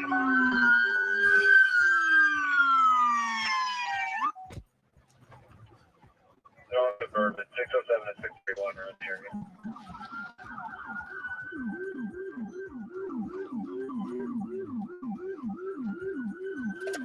Smoking. Show me your hands! Show me your hands! Turn a face away from me! Turn a face away from me! On the ground! I need you, eyes on him. You with me. Grant, take custody of him. No. Pulling back to you. Stand up! Stay in the truck! Walk backwards. Martin, I got it. Walk backwards. Back. Stop. 3 steps to your left. Your left. Stop. Back. Stop. Take him into custody. Passenger 3, keep your hands where we can see them. I can see your hands. Passengers, step out of the vehicle. Turn the face away. Walk backwards. Back. Damn, we got Boss Lady Bird. Back. Stop. Car's clear. Boss Lady Bird just went for a ride. Good. Lock your car. Old Boss Lady Bird, she backed that thing up like beep. Oh, let me do some sound effects real quick for that. A Glock 19 looks like. Passenger, Yeah, it looks like a Glock 19. I can see your hands. Passenger, step out of the Well, I'm surprised. vehicle. Turn a face away. Yeah, please. Oh, God. Walk backwards. Back. Golly, look at that cellulite. Back. God damn them some legs. God damn, look at them calf muscles. Good God almighty. Them some old thickums looking ass. Back. Got some stubby little legs. Big ass body. Stop. Car's clear. Let's go. Unlock your car. What in the world? How many people are you going to put their lives in risk? Coming straight at my vehicle, coming straight at Deputy Weiss's vehicle, running through people's yards? You're right, man. I know I'm right. I wasn't asking you. He's on the racetrack, bud. It don't look like it the way you're hitting curbs and other vehicles. You hit two vehicles for no reason at all. That's got nothing to do with raised on the track. If you raised on the racetrack, boy, you better stay off it. You can't drive.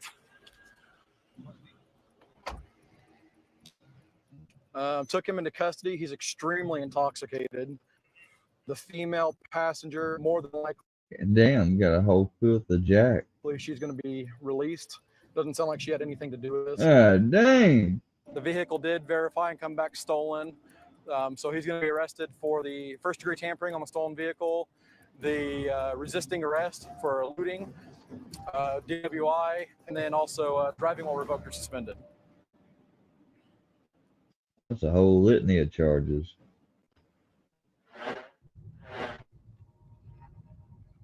We're going to make a stop on this where I ran the plates and they're coming back to a Pontiac. We're going to check out with the driver and find out why the license plates aren't matching back to his vehicle.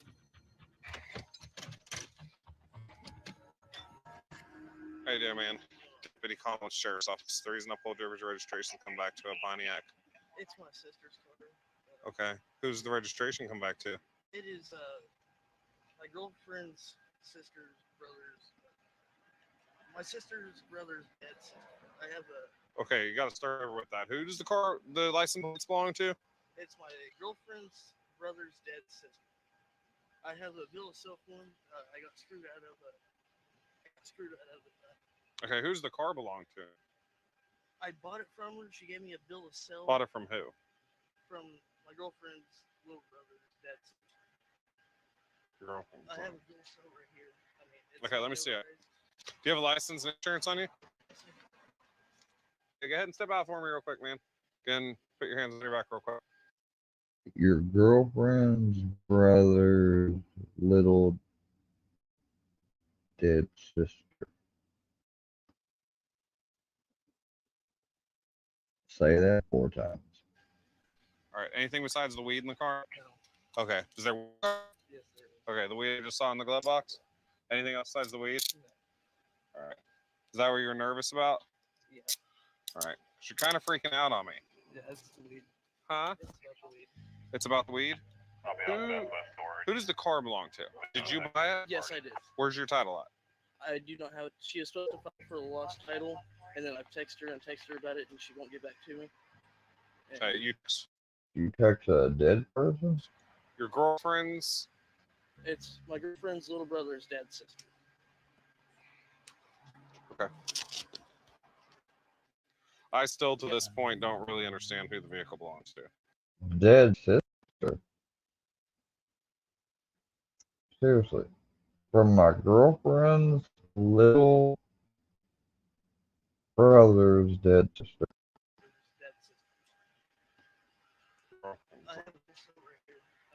Okay, let me see it. Do you have a license and insurance on you? Okay, go ahead and step out for me real quick, man. Again, put your hands on your back real quick. All right, anything besides the weed in the car? Okay, is there weed in the car? Yes, sir. Okay, the weed I just saw in the glove box? Anything else besides the weed? All right. Is that what you're nervous about? Yeah. All right. You're kind of freaking out on me. Yeah, it's the weed. Huh? It's about the weed. It's about the weed? Who did the car belong to? Did you buy it? Yes, I did. Where's your title at? I do not have it. She is supposed to file for a lost title, and then I've texted her about it, and she won't get back to me. Okay, you text your girlfriend's. It's my girlfriend's little brother's dad's sister. Okay. I still, to this point, don't really understand who the vehicle belongs to. All right. Is that your roach on the seat, too? All right. Harry, you walk over here with me real quick. You think you coming in high? No. How old are you? How long you been smoking for? 8 years now. You started smoking weed when you were 12? Yeah. All right, dude. So this is what's going to happen with you, okay? I'm going to take your weed. You're going to get charged it, but I'm going to cut you loose. Are you going to have somebody come get your vehicle? Okay. With him being cooperative, he's got to be at work here in 20 minutes. So instead of him lose his job, I'm going to cut him loose and give him a court date. I don't think losing his job is what he needs tonight. He was able to prove ownership of the vehicle, and I advised him to get his registration updated with the Department of Revenue. Okay, sit here and wait for mom to come. Okay, don't be driving around with weed anymore, right? Bucky.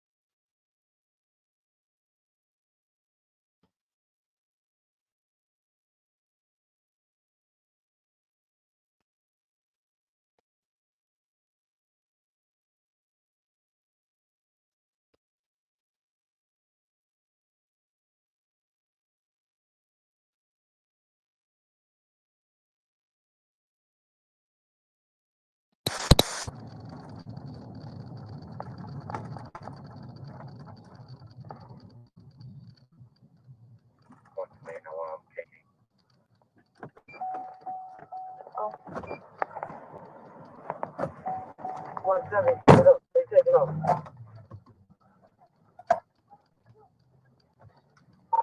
1080 with this U-Haul box truck coming out of the back of Pilot. The tag is Adam David. Yeah. Adam David 58495. AD 58495 Arizona.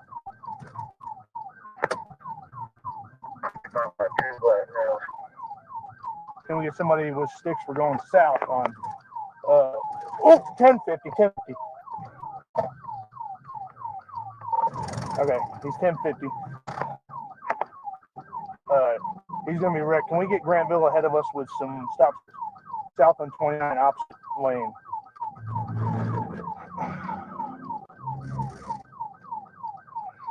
Trying to strike vehicles.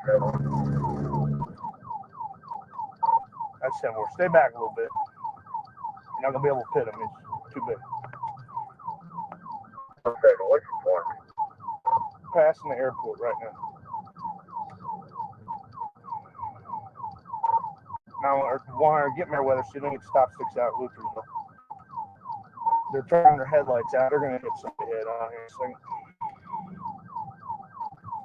We need somebody to check on the vehicle he hit on at in front of the Pilot. It looks like he's intentionally trying to hit me where.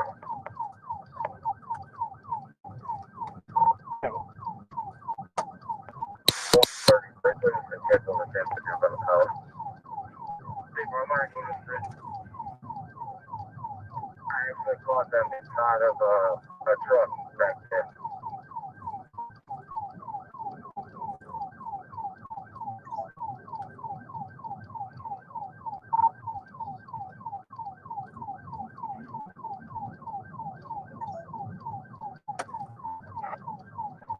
Now I want to advise Meriwether.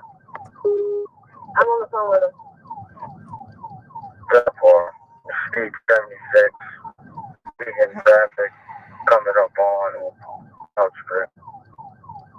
Still traveling on the wrong lane track.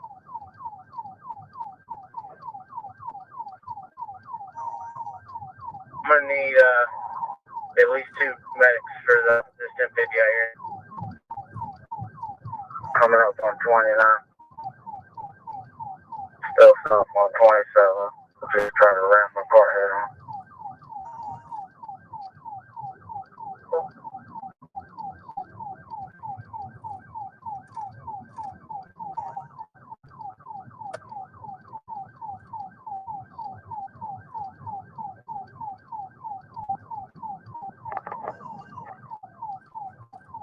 One 43, is that you behind? Yeah, I'm with you. Coming up on Nixie Foods, and we're headed for Grantville. Also, Amazing he hadn't hit anybody else. advise him 400. He's got no lights on and he's coming southbound.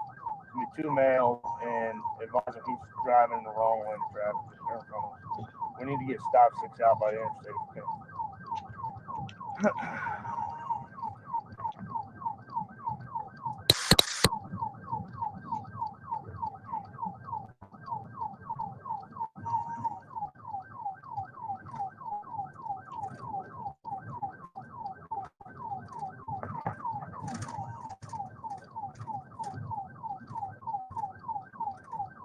Passing Lamb Road on 29, speed 73, still in the wrong lane of travel. 59, just drive. I'll get the radio. Cool, sir. All right, Granville's ahead, 143. I don't know if they got sticks out or not, but we'll give them some room.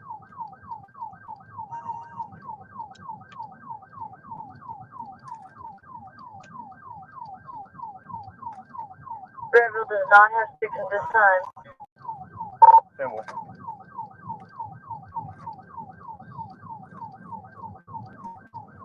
Oh, 17, I can't see it. How big of a U-Haul is it?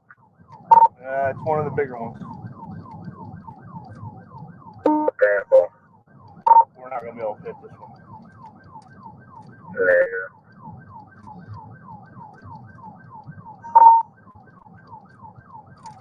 So we're trying to get 35 stick.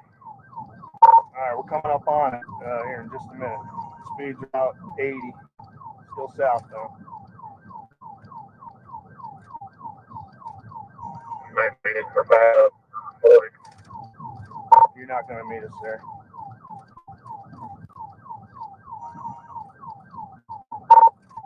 See if you can turn around and get northbound in case he goes northbound. We're passing Levi Bradbury and get sticks out northbound. 70 and 170. I'm coming up on my 41. And we'll see if it's possible. He may get northbound from down here. I'm not sure if he knows where he's going.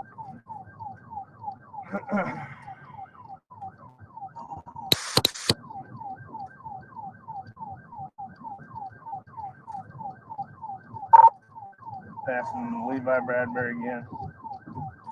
We're coming up to the 35 here.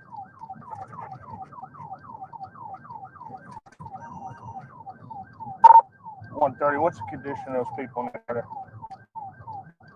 The car is in the middle of the roadway and it's not moving. Coming up onto the interstate now. He's going to try to make a turn. We're going north. We're going north. Alright, I'm clear. I'll get him at the 40 or the 38. 10 more. Let's try to see if we can get him. WX 40 on the 38. I'm going to do it. 136, to be advised, he's driving real reckless, so he might try to come at you if he sees you. I'm hanging on the track for. I have 10 for him, well, he's on his 174, get 21. I'm fine, I'll make 54.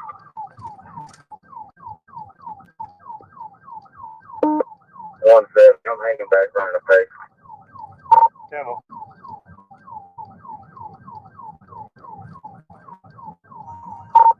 Oh, he just tried to hit Granville.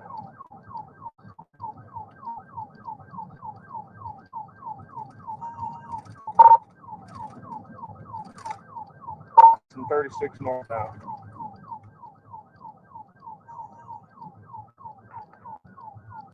He also, when I get the surgery done,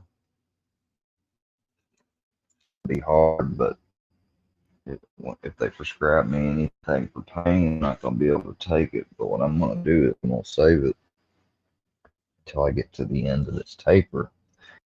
Then, if I have any, adverse effects when I take that last piece of Suboxone still yet, and I have some withdrawals,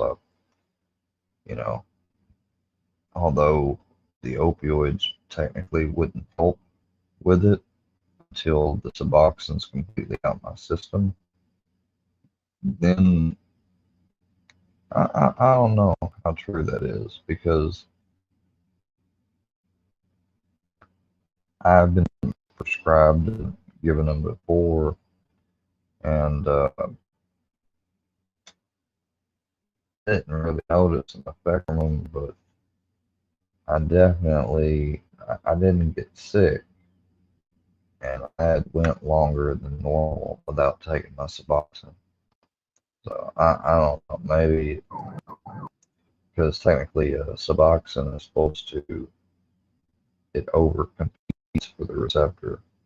So you gotta have almost no Suboxone hardly in you for other opioids to work. Otherwise, it's just a waste.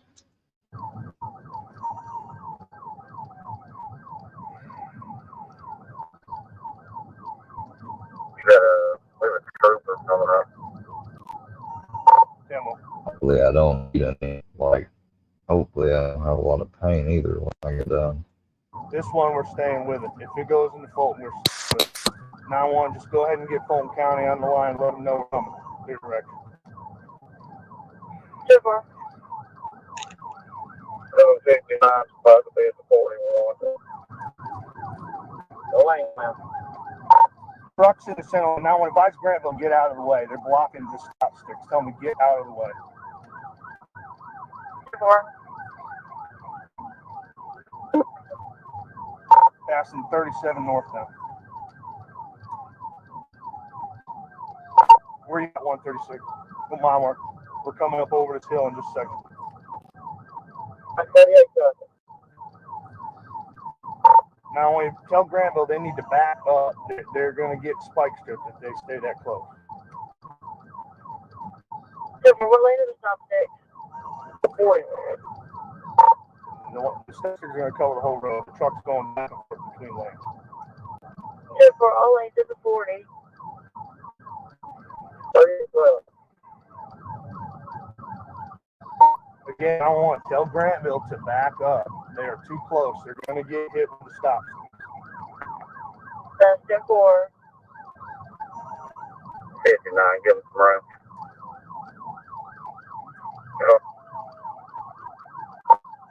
Did he hit him? I think it's 78. Turn your blue lights off so he doesn't see you. He saw at 136. He tried to miss. We just passed the 8. 78's going to have him up front.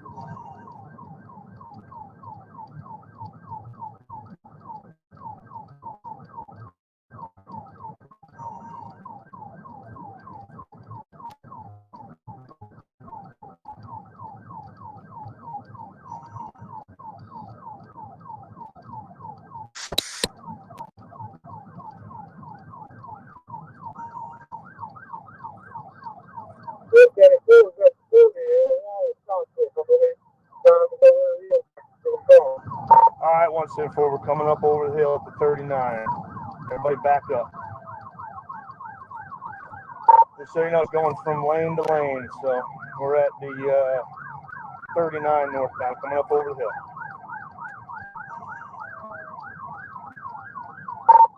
Coming up over there, you see the exit marker sign.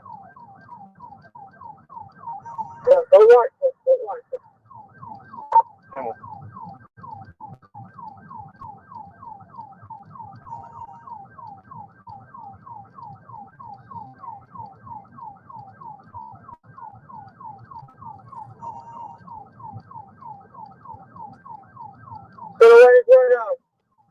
Good hit, good hit.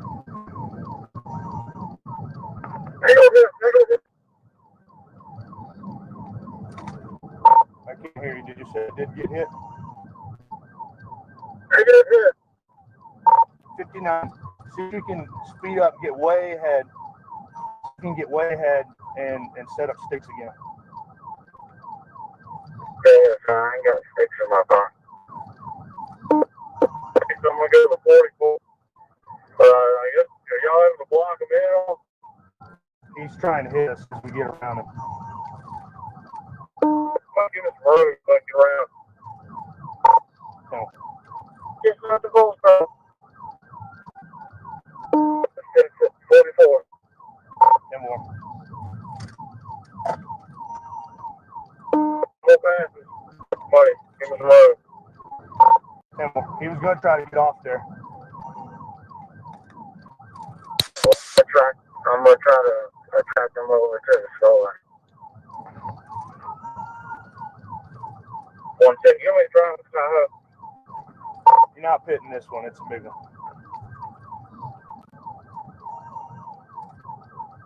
Let John Wheel know. Alright, whoever's passing, come on up. He's trying to hit me. Alright, good job, good job.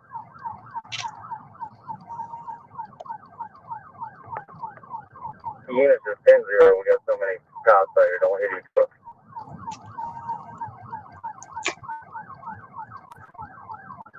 Were you able to block me or no?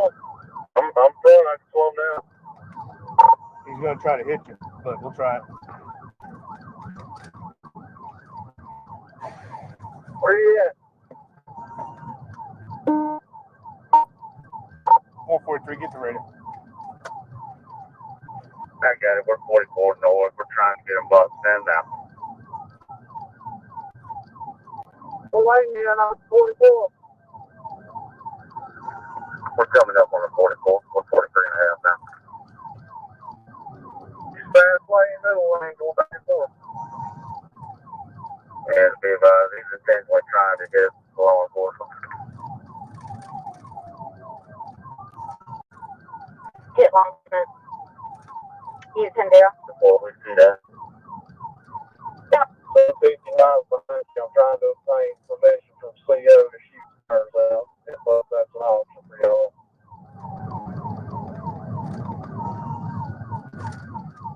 Use the tanker. Use the tanker.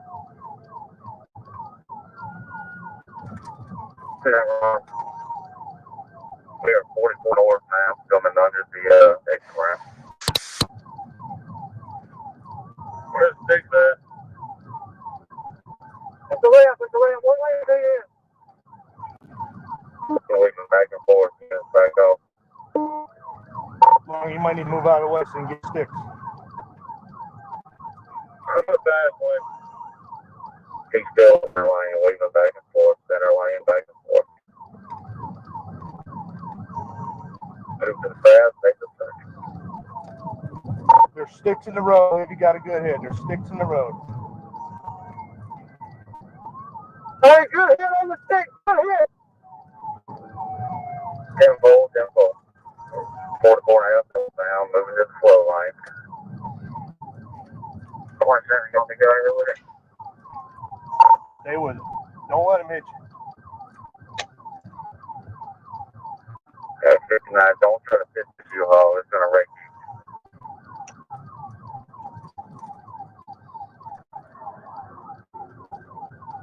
174 is out of it.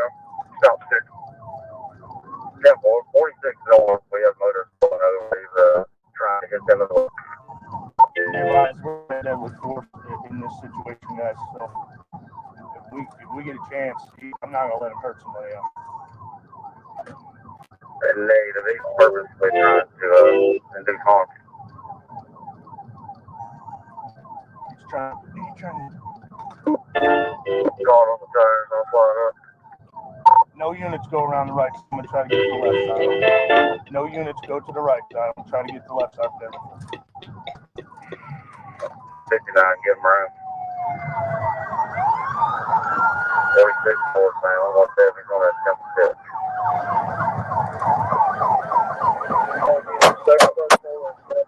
Holy shit. I was wondering if he was going to shoot from the car. and do harm. He did just say they're in a deadly force situation. Guard on the tires, I'll fly it up. No units go around the right side. I'm gonna try to get to the left side of them. No units go to the right side. I'm gonna try to get to the left of them. 59, give them room. North now, I'm gonna have to step. Road. Hey, good hit on the stick, good hit. 10-4, 10-4. 40 miles northbound, moving to the flow lane. 27, you want me to go here with it? Stay with it. Don't let him hit you. Make the stick slowing him down. Yeah, 59, don't try to fit this fuel all, it's gonna wreck you.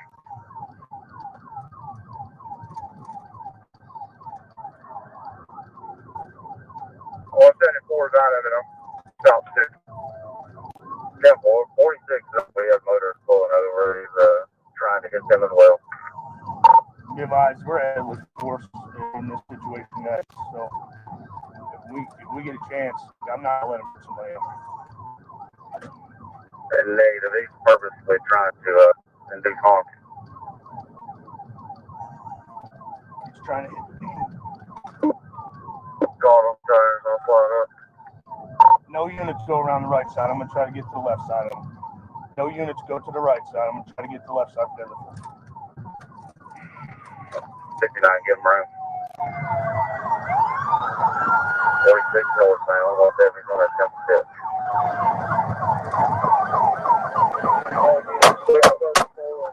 Damn. Shot at him 3 times. Shots fired. Shots fired. Shots fired. Everybody got to hit him. Yeah, well, shots fired from you or him? From me. From me. I'm not gonna let him kill anybody out there. Good. You want me to try to hit him?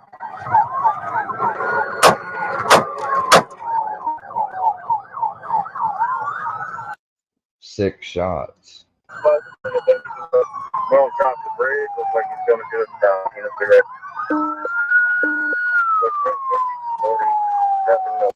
If he's coming to the stop, or if he had to have gotten shot at least once or twice, if not more.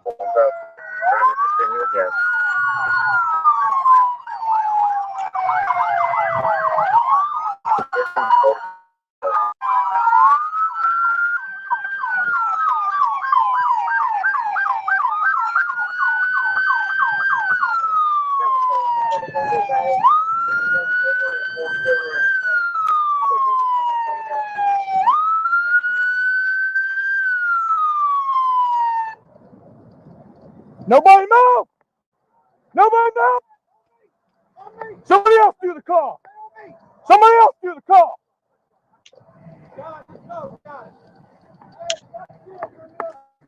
They got him. The driver. I think I got the driver. I probably shot about 6-7 times. John, are you good? I'm good. So 6 times exactly from what I counted. He didn't shoot.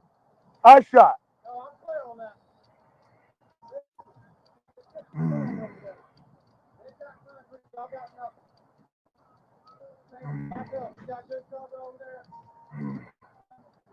On a 42, 47, be advised, caller stating the male kept hitting her in her arms and legs. There are no weapons on scene. Hands up! Hands up! Hands out the window! Somebody else got to take this. One voice. Listen, you got PA, Grant. We're going on for me right now. So he's having almost like a panic attack somewhat. He can't. It's like somebody else got to take that.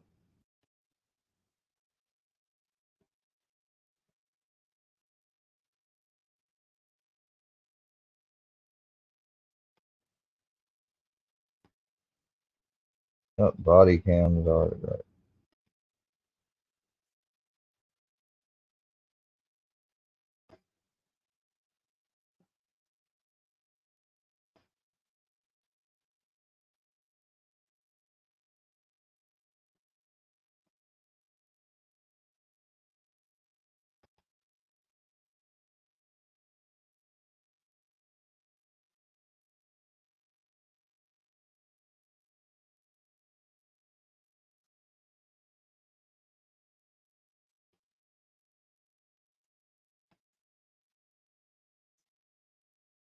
get on the PA. Hey, find cover.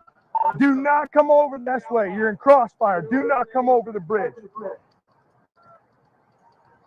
Don, will you need a minute? We'll relieve you if you need. Yeah, go ahead. Go ahead. Go ahead. I'm coming around this side. Everybody's behind cover now. Okay?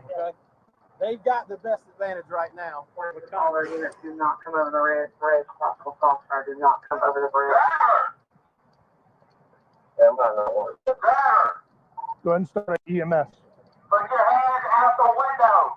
Let us see your hands. They're all okay with them.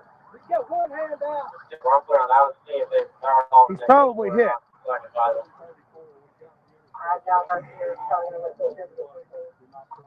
I would say so. You shot him 6 times. Y'all hold it. We'll L out and take right side. Run point. Okay. It's not a I did not see any wet. He did not shoot. I shot. Okay. 2-4.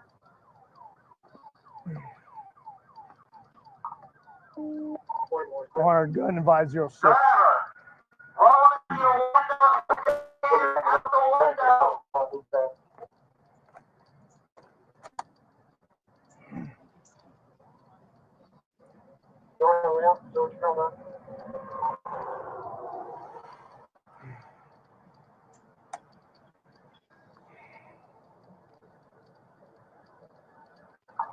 Everybody all right? Take a breath, buddy.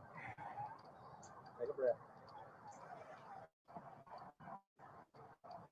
Driver, roll down the window and put your hands out the window now. He got his arm out. Tell him to get out. Tell him to open the door slowly and walk to his left slowly. Driver, with your left hand, open the door from the outside and slowly exit the vehicle with your hands visible. Give us, we got a $5 on the ground.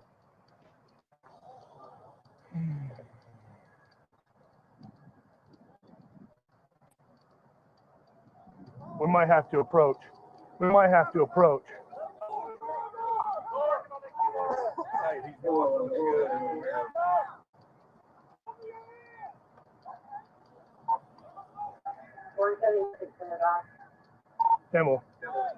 Then all of our guys are good.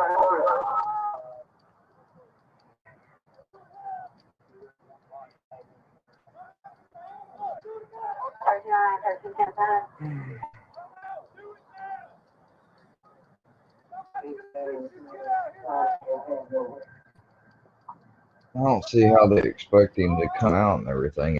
He's been shot at 6 times. They consider that maybe he can't move. Passenger, exit the vehicle now with your hands visible. He's shot. He's shot. Yeah, I know I got him. I have to approach. All right. Hey, give me. Hey, we're going to have to approach. The driver said he's shot. Yeah, I shot him.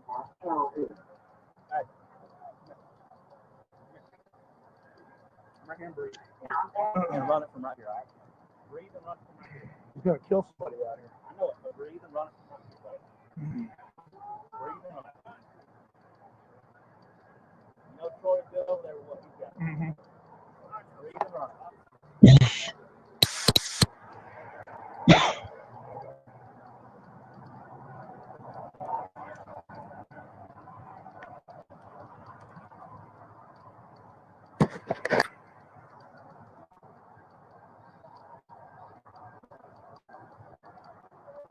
And by the time they beat out, shit.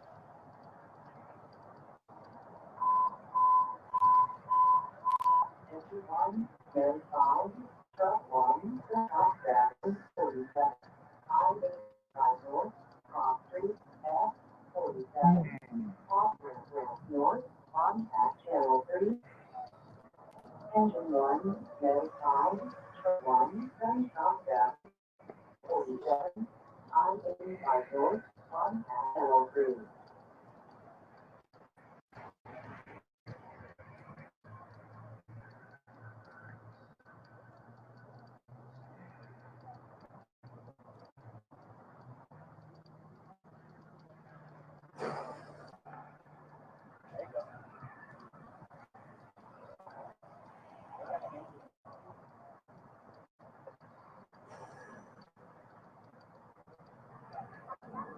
He was trying to hit people head on at 29. And then he was trying to hit cars that were pulling over. He was pulling at them.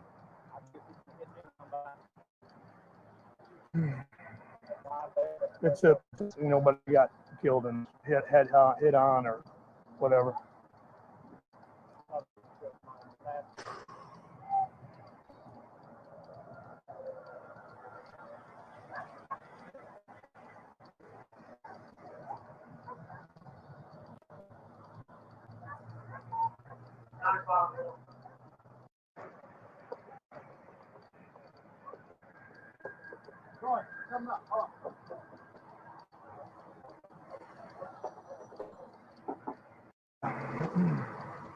Are you okay? I'm good. Really. Yeah, I know. All right, let's go. Hey, Hold up. hang on. Let's go clear this. Hey, we got to clear this back. Clear back. Clear the back. Clear the back. Y'all watch out. Where's that?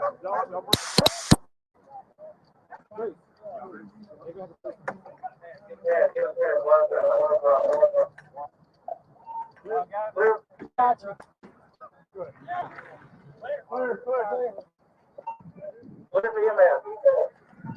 Let Chance do his work. Oh.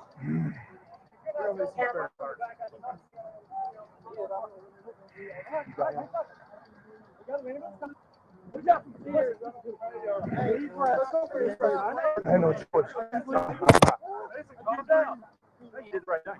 I had no choice.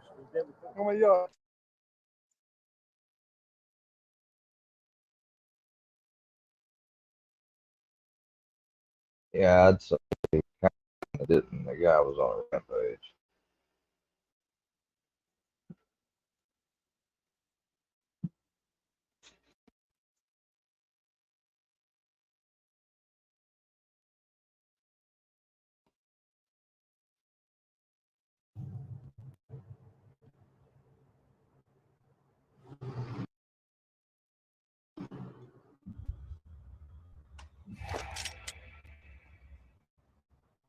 Ah. We met? Talked on the phone. Right. You're the guy supposed to put a bullet in Sammy's brain. Did you miss? Well, I had a better idea. I figure if I let you go escape, he'd go running to you, and all I had to do was just tag along. Now here we are, finally. Dean Winchester. Great. A groupie. You remember me? Yeah, you're that guy from that thing. Nyack, New York, June 21st, 2003. That's supposed to ring a bell? It was the night you gutted and murdered a man by the name of Edward Trenton. He was my father. Okay. Hey, I'm not saying I didn't slice and dice your old man.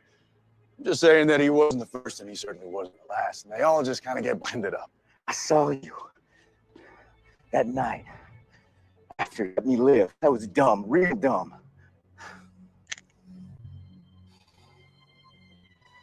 I spent half my life training for this moment. I've played out this fight 1,000 times in mind. And I know all about you, Dino. And you're good. Well, you're real good. But you see, I'm better. Prove it. Take a shot. I'll be back.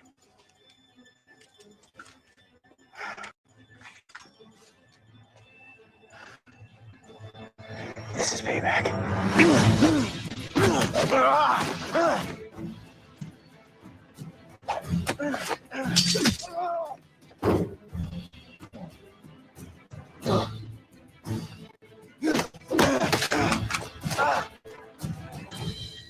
You know, and I'm just spitballing here, but maybe you are not as good as you think you are. Oh, you know Kung Fu? I know everything. Well, come on.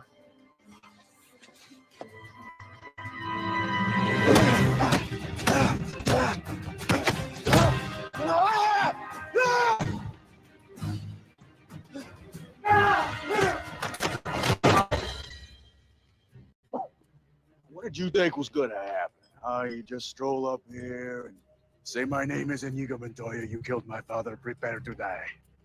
And I'd just roll over. Well, that makes me sad. You have no idea what you looked into here, do you? None. Who are you? I'm a demon.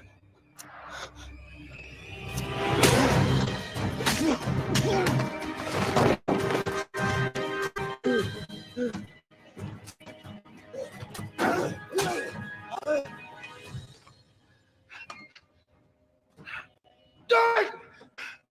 You son, you would kill me, so do it!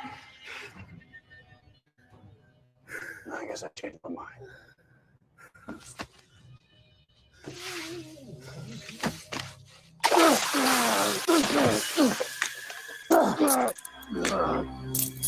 Stop!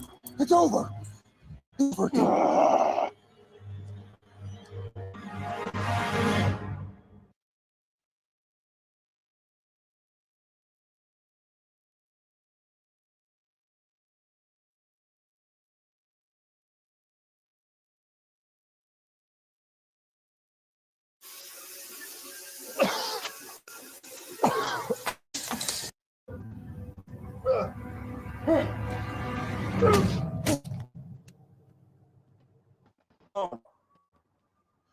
Right.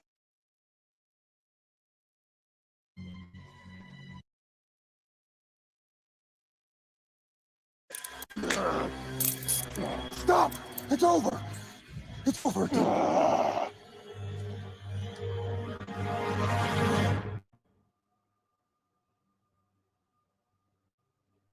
Lady, your luck has just run out. I'm pretty sure that's not true. Well, we gotta work on your timing. Drop the gun, Dino. All right, you may not look much, but letting this one go, big mistake. Uh-huh. You heard the boy.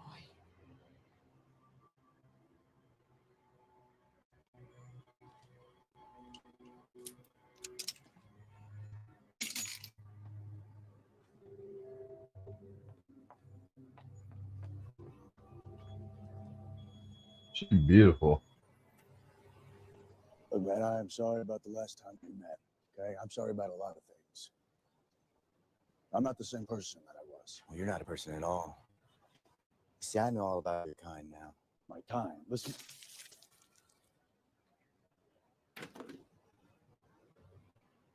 I'm not a demon anymore.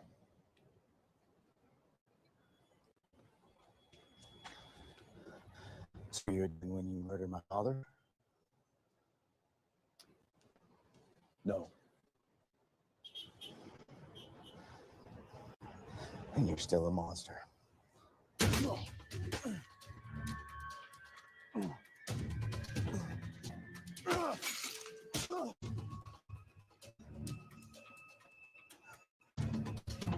Let's go.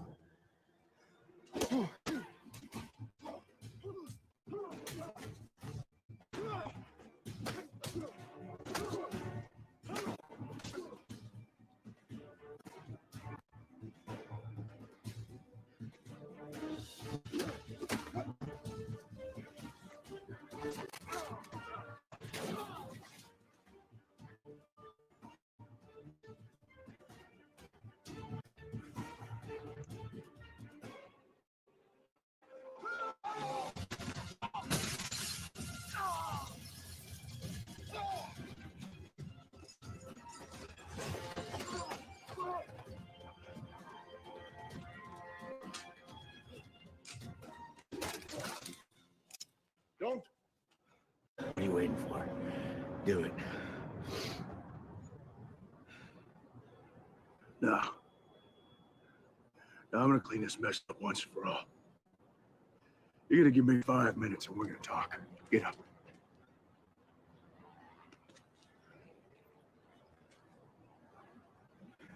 After that,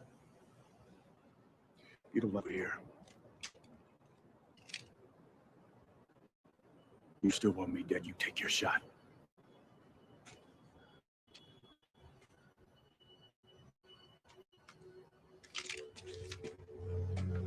What I do is hunt monsters. Your dad, Cole, your dad was a monster. You say that now? The last time we fought, you couldn't remember his name. 2003, I am New York, Ed Trenton. I was working a case, 3 dead, livers ripped out and eaten by your father. Livers? I tracked him that night to your house. When you say he was a monster, what kind of monster was he? I don't know. Never seen that guy before, never seen him again. All I know is that he came home that night looking to kill. Could have been you. Could have been your mom. No. The only reason that didn't happen is because I was there to stop him. I heard his voice. It was a huge voice, and he begged you to stop. It's a ploy. It's a monster's trick. I never. But know this. That was not your father. Your father was already gone. Put it down. Sam, put it down. Cole, it's fine. Dave, put it down. Cole, hey, right here. We're talking, okay? How can I leave you? Huh? How can I believe you?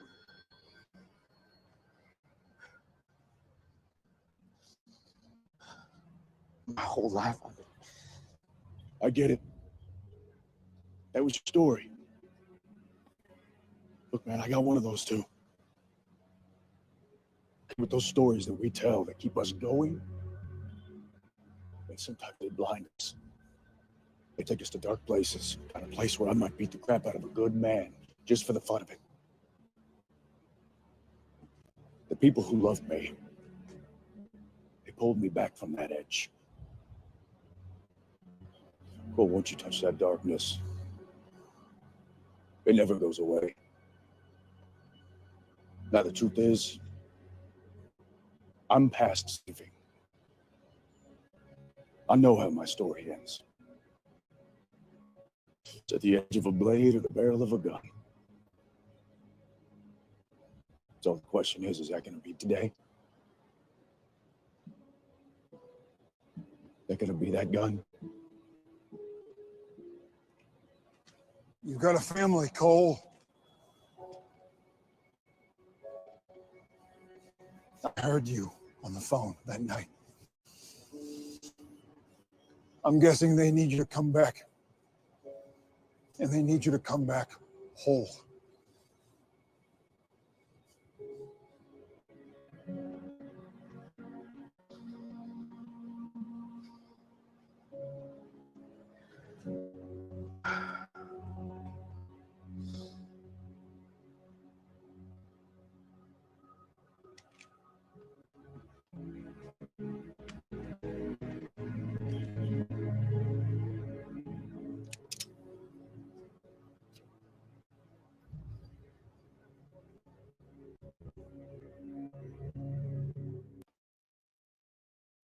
I like that.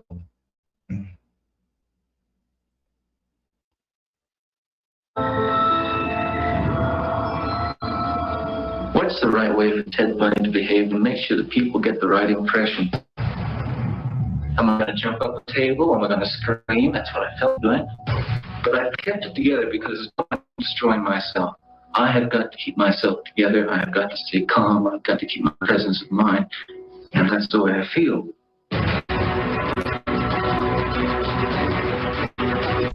Crazy monster, bitch.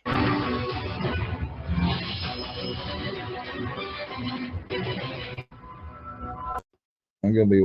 They got this series on the Branch Davidian thing, Netflix. I've taken some screenshots. I'm gonna do some videos covering it, and record like a few clips, and really do a good video series on it. Welcome to How It Really Happened. I'm Hill Harper. In the winter of 1974, women from the Pacific Northwest began to disappear. At first, the cases seemed random, but soon a pattern emerged. The missing women were all beautiful, young, and white. Families hoped for the best, but when the girls' remains eventually discovered, authorities knew there was a killer on the loose. Among the thousands of tips, an unlikely suspect came into view. A handsome, well-liked, and respected law student named Ted Bundy. And soon the world would know his chilling story. This is how it really happened.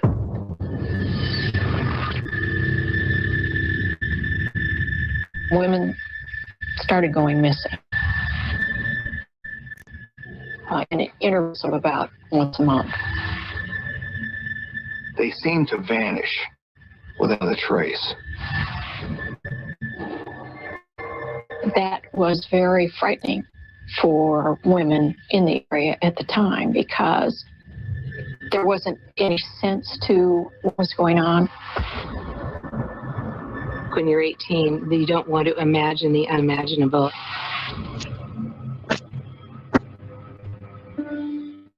My sister Sue,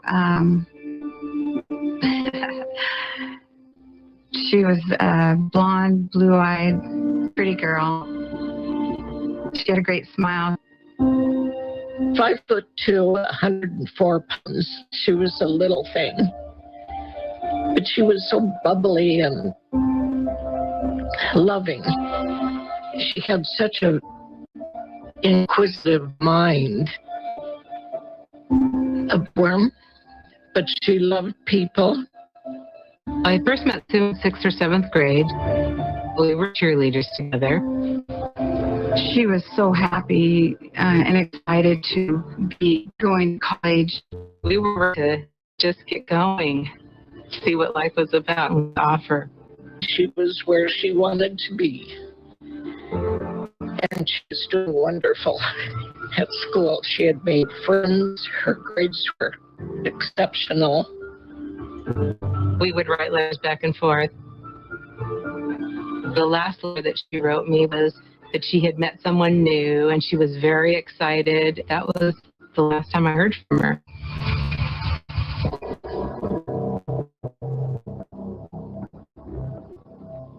Sue's roommate called and said Sue didn't come home last night. I said, what do you mean she didn't come home? The night that she disappeared, she had gone across campus to a meeting for next year's dorm monitors. She had put her clothes in the dryer, and she never came back. Susan Court, a straight-A biology major, didn't show up to meet some friends for a movie. She was gone, and they don't know what happened. And they started search at night. Having a dear friend who was as sweet as could be missing and possibly have harm come to her is something you don't even really want to think about.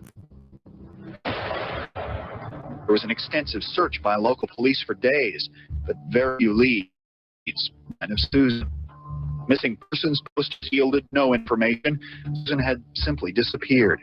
Al Pickles, the chief of police, worked with us every day. Chief Pickles searched the dorms from top to bottom.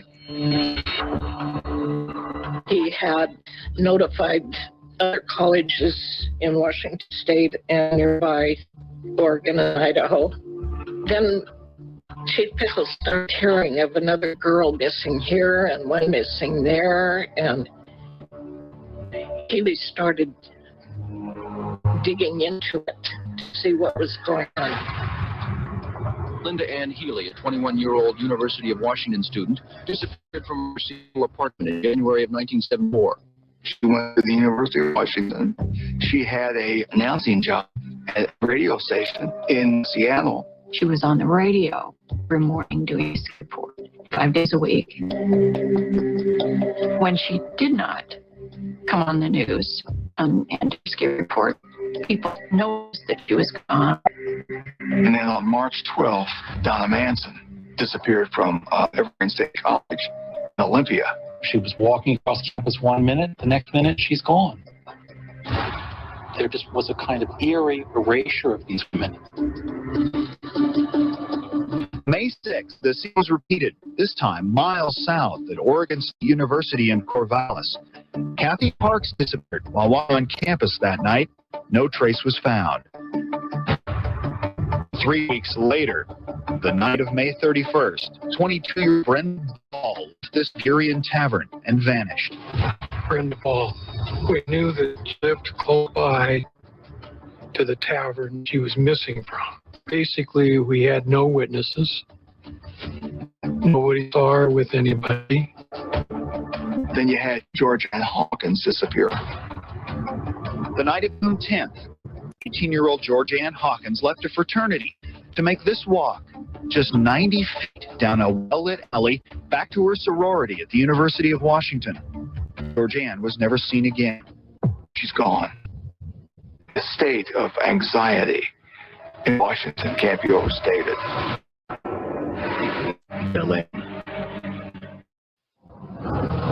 A wave of fear swept all across the state of Washington from January to July of 1974, when someone was abducting young women. It was difficult to connect the dots when you're talking about young women, similar age, somewhat similar description. Young, pretty white females, dark-haired, typically parted down the middle. Who go missing, virtually no clues. It was very important to us to try and determine whether or not there was any connection among the cases. We didn't have anything coming our way. We had the fact that they were missing and the date and time that they were missing about, but nothing to help us with the investigation. Then, in July of 1974, King County Police started investigating 2 cases involving women who had gone missing from Lake Sammamish State Park. Sammamish would change everything.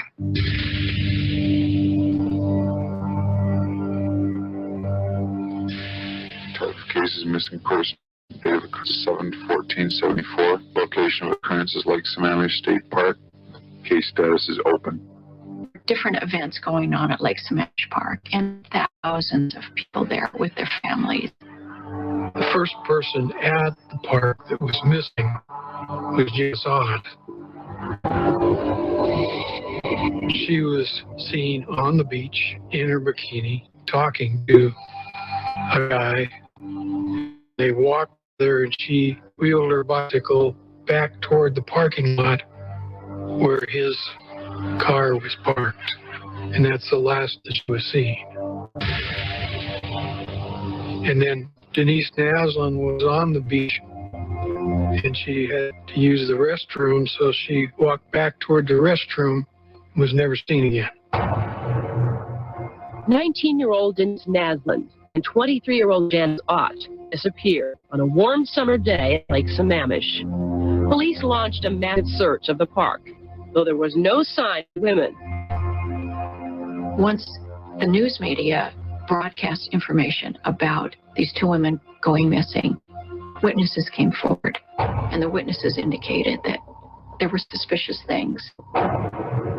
Authorities didn't know it at the time, but a girl who was only 15 years old would prove to be the key eyewitness. The news came on, and the news anchor held up 2 pictures of 2 women and started out by saying, there's 2 missing women from Lake Sammamish. And I looked at one of the pictures, and it was Janice Ott. And I really felt like I had a knot in my throat. I remember turning to my dad. I said, that girl was laying next to me on the beach. And she left with this guy. He said, well, I'm going to have to call the police department. The very next day, Detective Keppel came to the house, and I explained the whole story to him. She turned out to be a pretty good witness.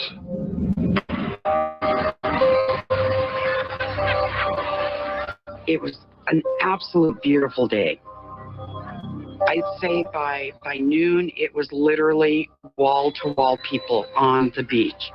Sylvia told Detective Keppel that a smooth-talking stranger had come up to her and asked her for help. This guy came up, He was kind of tall, very tan, very good looking. He came up to me and asked me to help him put his sailboat onto his car. And I remember looking at him, and I told him, I says, you know, two of my girlfriends are up at the concession stand, and if I was gone, they would be really worried. Then this girl next to me sat up, and he asked her the exact same thing. And she says, well, I could probably help you with that. And she got up, she got dressed. As she was picking up her towel, she says, hi, my name's Jan. And he said, hi, I'm Ted. He said, my name's Ted. So that's the first time we had a name. And he asked if I could get a description. The individual was probably 5'10", with light brown hair, somewhat curly or wavy. Mid-20s, possibly a university student, dressed in white t-shirt, white shorts, white tennis shoes, white socks. And he was wearing a sling, some sort of sling device on his arm. So that was the composite. This is told of a smooth-talking, good-looking young man named Ted who'd been seen talking with them. Police released a composite drawing and description of Ted. The newspaper put the composite out, and I think the headline was, "Is this the Ted that took the girls?" For two women, the composite sketch of Ted a little too close to home. My friend threw the picture on the table, the composite, and she said to me, who do you think that is? I said, well, it's Ted. Why? And then she burst into tears because that looked a lot like your boyfriend, Ted Bundy, a lot like him.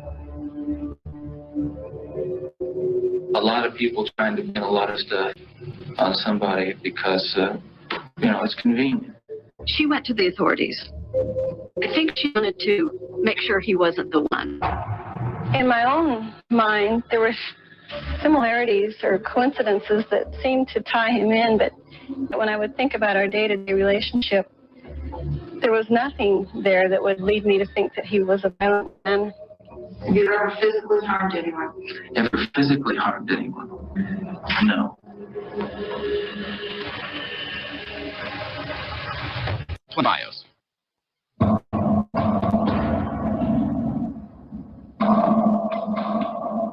In July of 1974, 8 young women had gone missing, and panic was rising because it became clear that they had not gone of their own volition. They had been taken. Authorities had very little to go on other than a few eyewitness accounts of a man who had been in the area. His name was Ted, and he was last seen with one of the women who'd gone missing at Lake Sammamish. And from that point on, it was like heightened alert. We didn't have any physical evidence to go by. Been missing persons for months and no remains. Before the first dump site was found, they didn't have any evidence at all.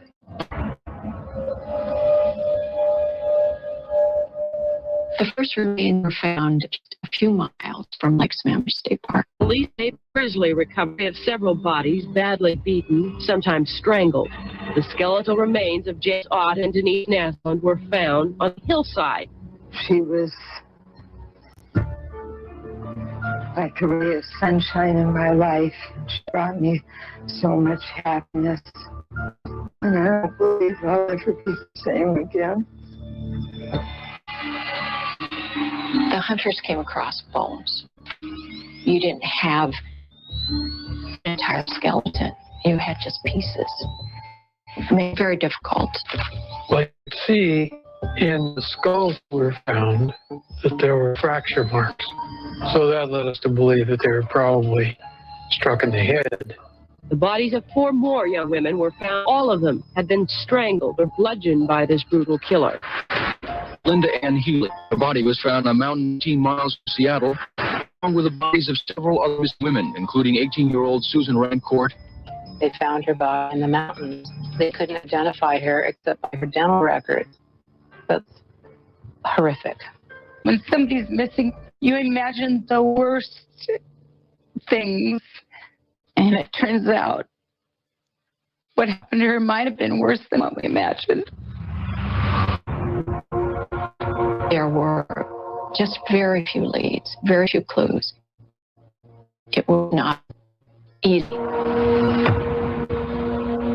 There just wasn't any of the traditional things you would find at a murder scene.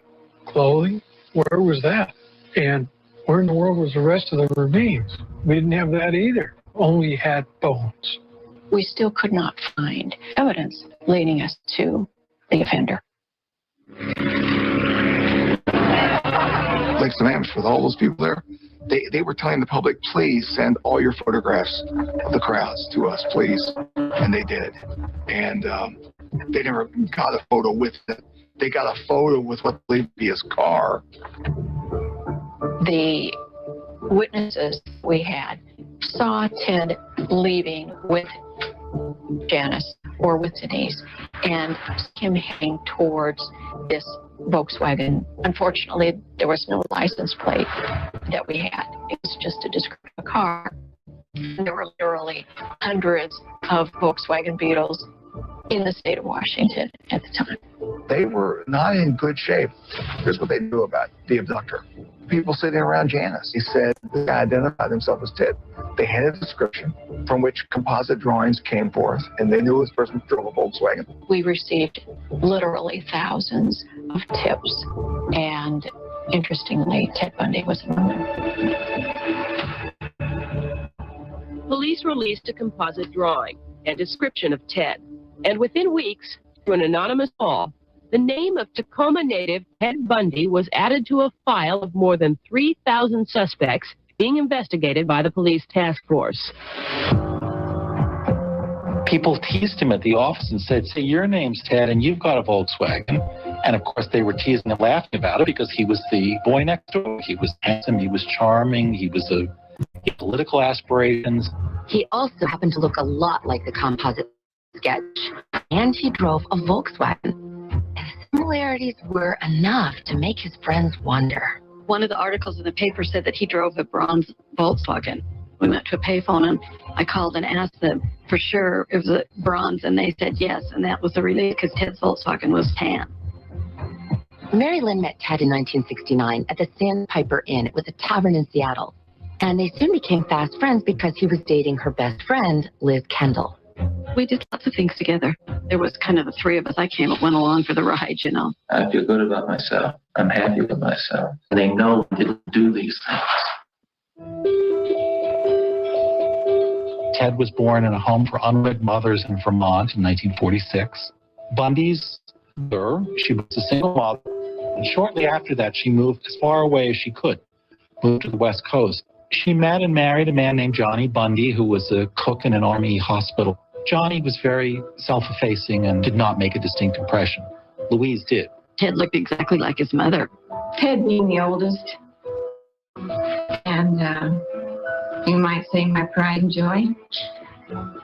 Our relationship was always very special. A very normal, active boy.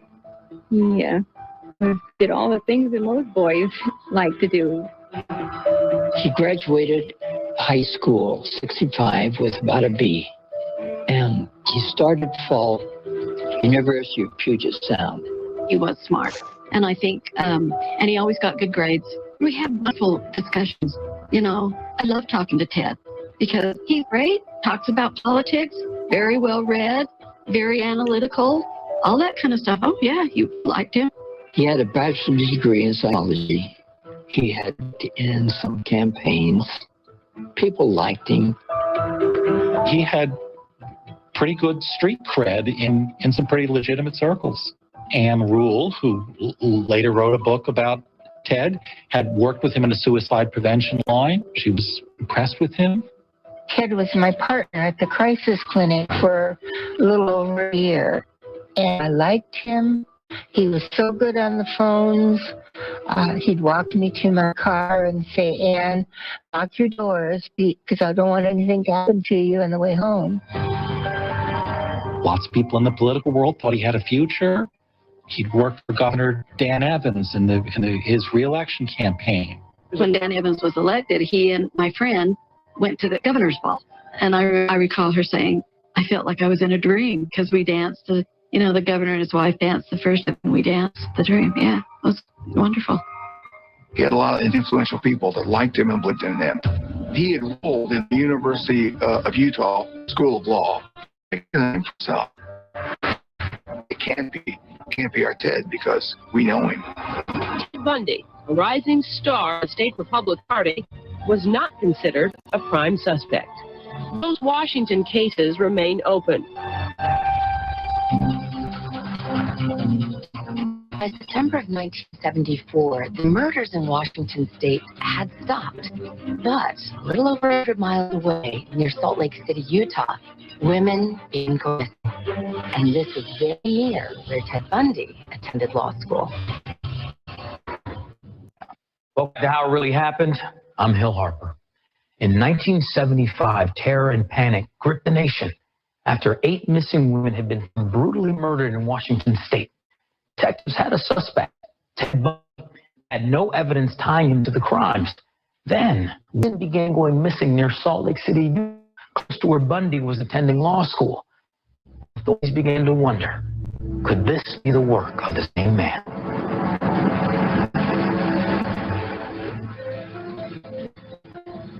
Here in the West, there are still unanswered questions in a number of murder cases. Some crimes frustrate police.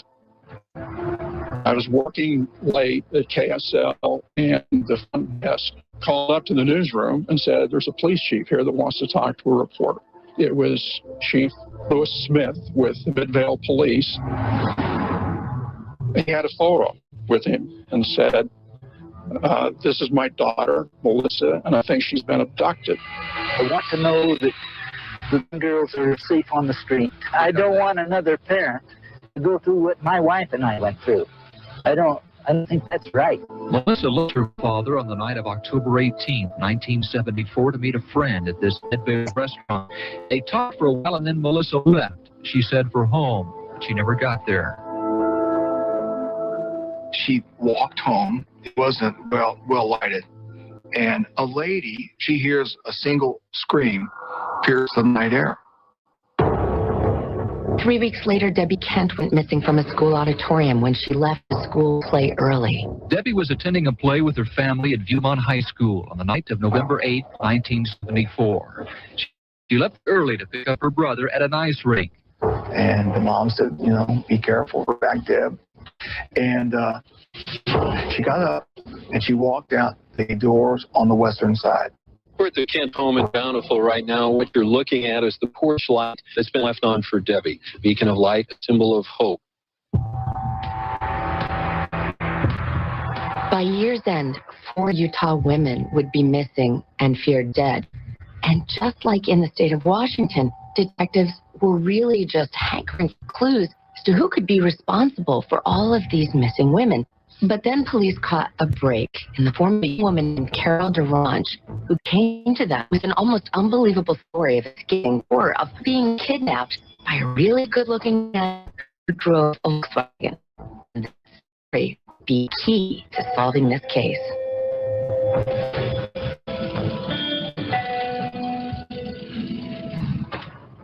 She was a mall. He approaches her. He went up and he says, I'm a police officer and I think someone's broken into your car. You have a Camaro? And she says, yes. He says, would you come with me? You can come with me in my car. So it's a ratty little Volkswagen. He gets her in his Volkswagen. He's driving off. It's a few blocks away. He pulled his Volkswagen over. Within a second of having stopped the vehicle, he attacked her. He tries to slap the handcuffs on her. He had gotten the handcuff on one off, was trying to get the handcuff on the other wrist. Missed it, got it on the same arm. Well, she knew she was going to survive this. She had to get out of the car. She got out of the vehicle, tried to chase her, but there were headlights coming towards them. He just didn't stay there. He got back in his car and left. Carol DeRange told her story to the police, and now they had insight into the suspect's M.O. he would try to lure women into his car, and they would never be seen again. This began to match what the Washington State Police were hearing, and it all began to come together. He was very big on using the ruse of a helpless person. Like she had an arm cast. He said to the girls, "Could you please come and help me load this sailboat on my car?" Calling them over to a car for a helping hand, which you would normally go ahead and do if you're trusting. At Central Washington State College, where he abducted Susan Rancourt, he did a similar thing. 2 young women at Sue's college had been approached by him before. Sue, one of the young ladies, carried his books to the car. He had brown, light brown, kind of shaggy hair. I noticed that he had a sling on one arm. When he would get him in his vehicle, he would try to knock him out at that point. Then molest him, kill him, or kill him. It didn't matter. Those people would never, be seen again. Sue, she wasn't out looking for trouble when she was taken. He asked for help, and she would have helped him. Being helpful was her downfall. So now they had an MO, but no person of interest. And it would be the work of an astute highway patrolman who would finally bring this depraved suspect into the light. It was late at night, about 2 in the morning, and he had stopped at this little residential area. What happened is a highway patrolman saw the vehicle, thought it was suspicious, pulled him over. It was early in the morning. I exited my car, and the officer, Hayward, had left his car and approached me. He searches the car and he finds a ski mask and some rope and an ice pick and a pair of handcuffs. They knew that somebody was out there that was, driving the Volkswagen that this Carol Laurent escaped from, and with the handcuffs, said, I'll check into this guy. The man now in custody was Ted Bundy. In October of '75, Ted Bundy was identified in a police lineup after being arrested on kidnapping charges in Salt Lake City. He was a law student. He was a kind of a rising star.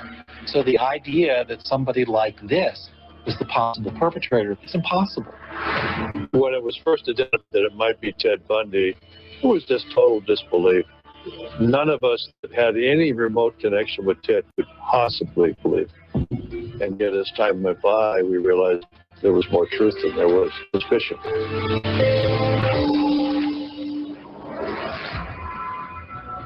Meet another shock. We still don't believe it.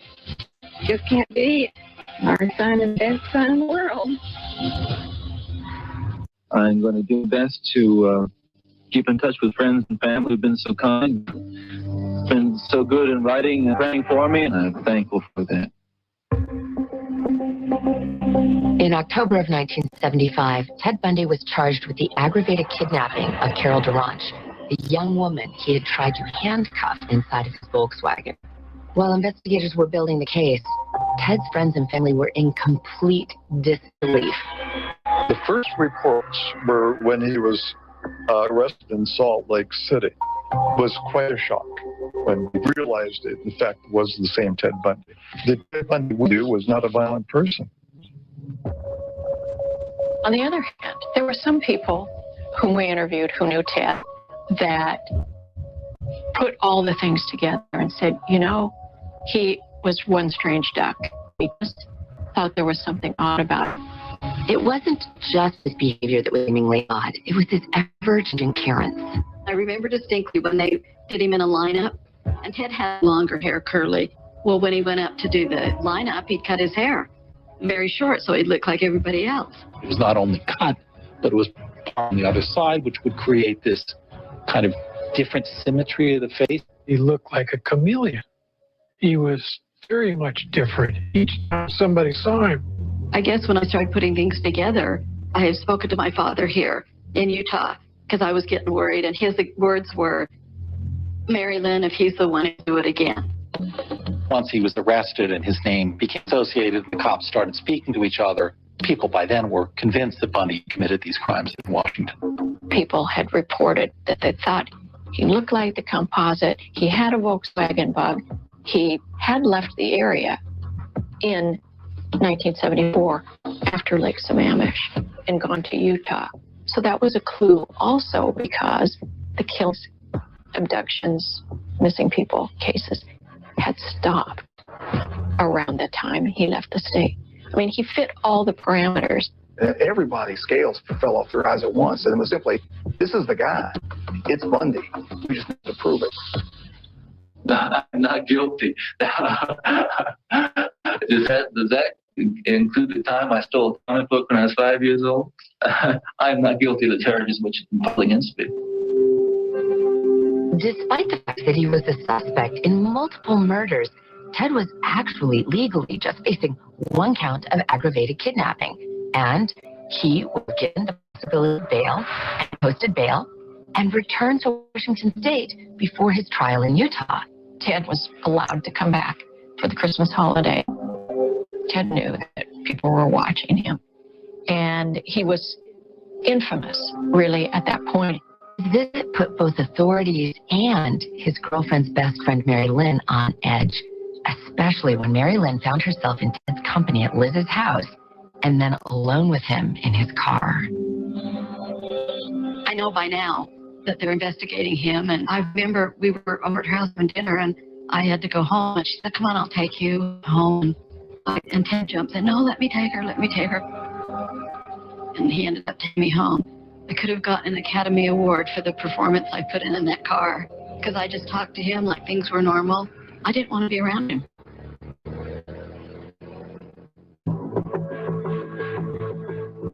In the new year, Ted returned to Utah to face the trial for the aggravated kidnapping of Carol Duranch. A former law student, he had a lot of confidence, and he decided he was going to help defend himself.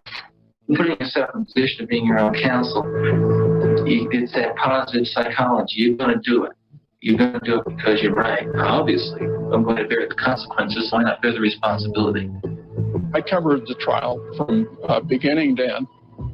They had a good case against him for the kidnapping, not a really great case. There wasn't a lot of evidence. They found the head hair of Carol Duranch in his car. There were the eyewitness accounts of Carol. She was obviously the key witness in the case, but she wasn't the best witness because her story was not really consistent. At one point, she said, well, I don't know if the police bag they showed me was silver or gold. These are minor details. She was adamant that he was the man. After a killing spree that spanned the U.S., justice was about to be served. You're going to represent yourself, or you're going to get another attorney? I'm staying with the man I know best right now, and that's me. Was the trial a way for Bundy to relive his crimes? I just prayed that I would be calm, knowing he would take some kind of pleasure in scaring us. How it really happened with Hill Harper, Sunday at 8 on HLN. Every citizen who believes in law and order should spend a couple weeks there and learn how it works. Everybody knew about Ted Bundy. He had attempted to kidnap Carol Duranch, and she got away. On March 1st, 1976, Ted Bundy was found guilty of aggravated kidnapping. It's an emotional time. I don't even like to think of that day. But I wasn't going to give them the satisfaction of seeing me break down. Ted was then sent to Utah State Prison for a 90-day psychiatric evaluation before his sentencing. And the psychologist would be charged with the task of determining whether this event was just a one-time thing or whether he was a predator who should be locked up forever. I was a psychologist at the prison, and this person is walking towards me and a smile on his face, and he extends out his hand and he says, I'm Ted Bundy. You must be Dr. Carlisle. He had the ability to make a very good impression. He looked good. He smiled. He seemed confident. He seemed happy. He gave me the Ted Bundy he wanted me to know. Over the next 90 days, Dr. Carlisle would delve into Ted's psyche by trying to cover every aspect of his life, from his early childhood up into his teenage years, when he became a consumer of pornography. Ted is lonely, and he's just not fitting in. He would just sort of withdraw. And being lonely and not fitting in, you have to get your satisfaction somewhere. He withdrew into a quiet fantasy life, but then his behavior would begin to escalate. He was getting interested in the window-making and pornography, and he's feeling a sense of control, a sense of power, so they rely upon it more and more and more. Dr. Carlisle focused a lot on Ted's relationships with women, but one woman in particular, her name was Marjorie, and she, by all accounts, was Ted's dream girl. She was very intelligent. She was outgoing. She had worked part-time as a model. She had money, she had prestige. Ted felt like he'd been, left outside of that circle of privilege, and he pursued her. They communicate back and forth. And then she told him, I just want to be friends. A lot of experts believe that Ted Bundy had a huge issue with rejection, and that rejection, the breakup with Marjorie, was a watershed event that he would never get over. He's very disappointed. It's as though Marge was the last-ditch attempt to get control over his wildlife. And so the dark side then just sort of shifts in. Based on all of the evidence that Dr. Carlisle was able to gather from his interviews with Ted and all of his friends and family, he came to the conclusion that Ted Bundy was indeed a very violent man, and that he was most likely responsible for all of these crimes that he was being considered for. After we finished, he says, Al, you think I really killed those girls that they claim I did? And part of me wanted to say, yes, I have no doubt about it. But what I said was, I don't know for sure, but I think if you did, you'll likely do it again. At that point, he didn't say anything. He just walked off down the hall, went back to his cell.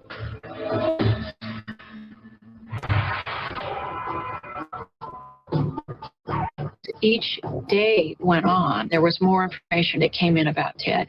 Eyewitness report fitted with Bundy's description. There was also physical evidence in Bundy's car. They had seized the Volkswagen and vacuumed the side for evidence. There were, I believe, pubic hair of other women, young women, in the car, which would have been the first really strong sort of smoking gun link into these other killings. Ted's not the person we thought he was. They've got real evidence of that. Being in prison, going through a kind of hell, matures a person, and I think it's done good things for me. My only misgiving is that I might never be in a position to apply it, on the streets where I'd like to apply it. He was looking for avenues of escape. Bundy, who had been... I'd like to apply it.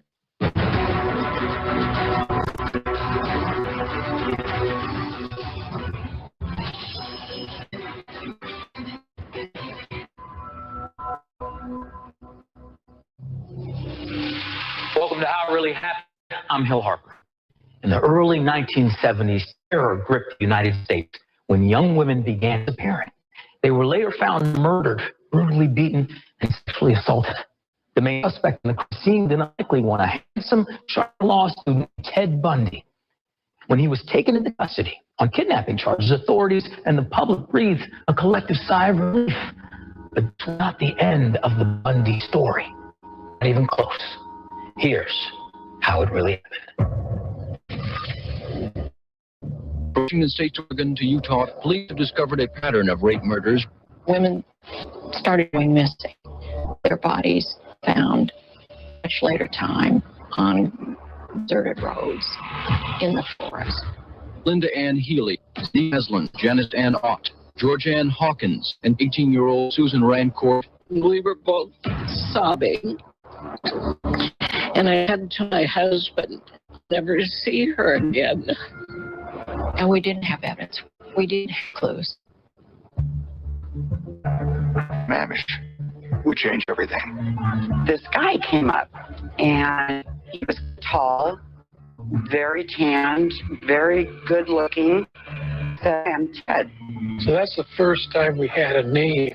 And they knew it was for a Volkswagen. The newspaper put the composite out, and my friend, she threw a picture on the table, and she said to me, who do you think that is? I said, well, it's Ted. Why? And then she burst into tears because that would look a lot like her boyfriend, Ted Bundy.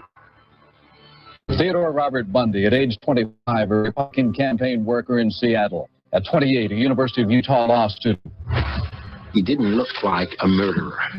He was nice looking. He was educated. If he was in this room right now, you would feel very comfortable with him. He just didn't present any type of a threatening persona to you. And that was his strength, was that deception. In a Salt Lake City trial, he was convicted of trying to kidnap Carol Durant from a shopping center in Murray. She managed to escape from his Volkswagen and testified against the trial. All throughout this, Ted was innocent.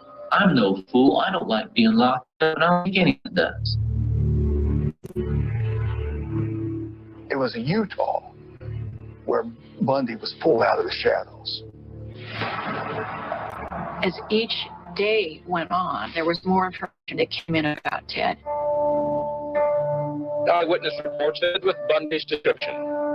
There was also physical evidence in Bundy's car, strong enough for Bundy to become the prime suspect in the baffling series of crimes. Because of notoriety, he got nationally. All these various states started connecting the dots together, and Bundy was there. Investigators in Vail, Grand Junction, and Aspen have open murder cases that they believe Ted Bundy can solve. For instance, 26-year-old Julie Cunningham, a fellow instructor, disappeared in March of 1975. Police have a credit card receipt that tells them Ted Bundy bought gas in that area on that same day. Denise Oliverson disappeared from Grand Junction in April of 1975. Police can also prove that Ted Bundy was in that area at that time. In 1976, Ted Bundy was extradited from Utah to Colorado to face charges for the very first time of first-degree murder. The victim was Karen Campbell. She was a nurse on vacation with her fiancé and his children. She was last seen getting onto a crowded elevator in her hotel, and they noticed she got off on her floor, but she never made it to her room. Theodore Bundy is in Colorado tonight, where he will stand trial for first-degree murder. It was thought Bundy would fight extradition, but this morning he told a Utah judge he was ready to go to Colorado. Ted Bundy once again decided to act on defense, and the freedom this gave him came right into his hand. I go to the library. It's a 50-yard walk from here across the parking lot to the library. That's my first. My class is graduating in about a month. Law school? I'll bet you I know more about law than you do. There was already a trial going on there. It was one of the first celebrity trials of its kind. The French actress Claudine Lecrae was charged with shooting her boyfriend, the world champion skier Spider Savage, to death. And the circus atmosphere provided a wonderful distraction for Ted Bundy. He was looking for avenues of escape. Do you ever feel like you'd like to escape? I've dreamed about flying over those fences. I've dreamed about climbing over those fences and tunneling under those fences. With every other man in there, I've dreamed about being free. Because he was acting as his own attorney, he was given access to the library, which is on the second floor. They used to keep that window open. Nice fresh air coming in. Guards trusted him. Even after he was associated with all these crimes, even after he'd been convicted in the Durant case, charm was his first default mode. Ted Bundy petitioned and won a motion that he wanted to be unshackled in court. So, in June 7th, 1977, Ted Bundy went to court and was allowed to be unshackled and go to the law library during a recess. It was there that he escaped. A woman walked into the courthouse and she said, is it common for people to jump out the second floor window of the courthouse? He was charismatic and they trusted him. They had to go in the library and he jumped the building. Bundy was alone inside when he decided to open that window and jump the 25 feet to the ground. In fact, you can still see the indentations in the grass here where he landed. Took off and got into the wilds of Colorado. We covered the escape after the fact. Roadblocks were set up within 15 minutes of Bundy's escape, and 150 men and 5 bloodhounds combed the canyons around Bundy. So far, these roadblocks have turned up no sign of Ted Bundy. They did take security all that seriously, and Bundy was, by all accounts, really smart, very clever. He wandered around, lost a lot of weight, was confused, ended up coming back into Aspen and sold a car. A couple of patrol officers saw what they thought was a drunk driver. And they discovered 2 things. 1, the person is not drunk, and 2, Ted Bundy was back in Aspen. So he was rearrested that night. Streets of Aspen are safe again. Suspected multiple murderer Theodore Bundy is back in custody after an absence of nearly 7 days. After he was caught, authorities were a lot more careful with Ted, but they still allowed him a lot more freedom than the other prisoners got. What the authorities didn't realize is that he was planning another escape. He was in shackles, and they didn't keep him in shackles when he was put back in his cell. There was a light fixture that was not that large, but large enough, and it was due to be welded, but it hadn't been. Bundy lost some weight. The prisoners were coming to the authorities saying, listen, Bundy is getting up the ceiling and like crawling in the above after area. We hear him crawling back and forth at night and going back into his cell. They didn't do anything about it. That is just astounding stuff.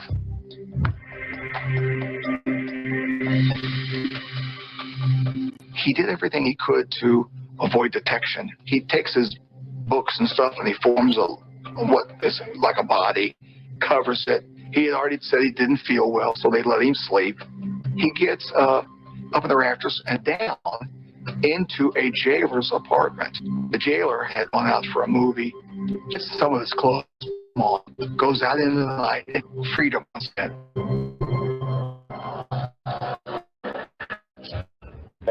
Who had been awaiting trial near Aspen, Colorado, escaped from a Colorado jail in 1977. Ted Bundy was gone, and the authorities did not know where he went. Theodore Bundy is now one of the FBI's most wanted men. I woke up to being attacked. It was early in the morning of January 15th, 1978, that a killer walked into this Chi Omega sorority house at Florida State University and strangled 2 young co-eds to death, beat 2 others with a club, and then struck again. Next thing I remember, I was in the hospital.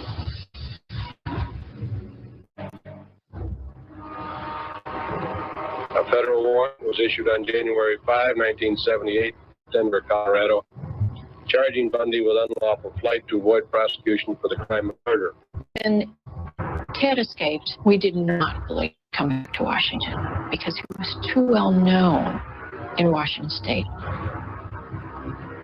He would want to get to the furthest place away from Washington State as he could get.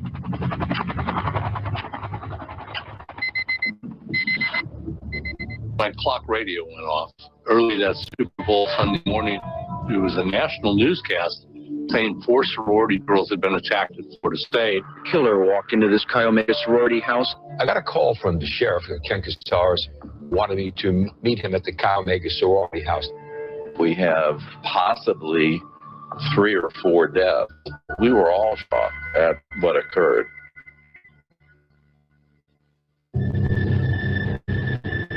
It was a Saturday night. We'd all returned from Christmas break. It was, for all intents and purposes, a time to get reacquainted after being gone for several weeks. I had gone around 6 to a social at our little community church. left about 10 and went back to Kyle, went to my room, did some reading, just kind of relaxed, and then went to bed probably about 11:30 or 12. My dad called and told me that my mother was sick. She had the flu and would come over and cook dinner.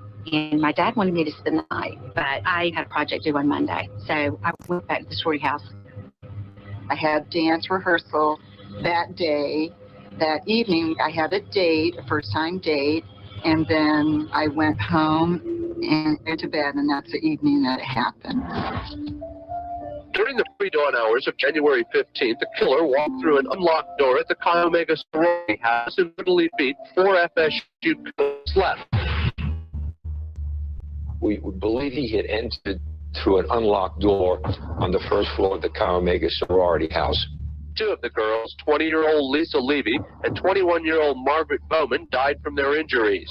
He'd gone up the back stairs, and the first room he would have encountered would have been the room occupied by Margaret Bowman.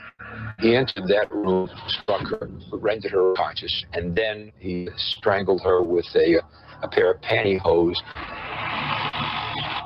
He exited her room, would have turned to the right, walked down the hallway maybe 5 or 6 feet. That would have been the room of Lisa Levy. Strikes her, renders her unconscious, and then he strangles her manually, left her room, turned to his right, then to his left, and walked into the room occupied by 2 more co-eds. He attacked Margaret and Lisa, and then came into our room. I don't think he was expecting 2 of us in the room. I woke up to being attacked. I was numb and being hit. When the light shone in, I remember seeing a shadow, and I saw him attacking Karen, my roommate. Struck her across the face. He then left the Chi Omega sorority house, walking downstairs, and he disappeared into the night. The young woman who'd been assaulted started screaming, of course, and that's the beginning of the story where police were called, the ambulance was called.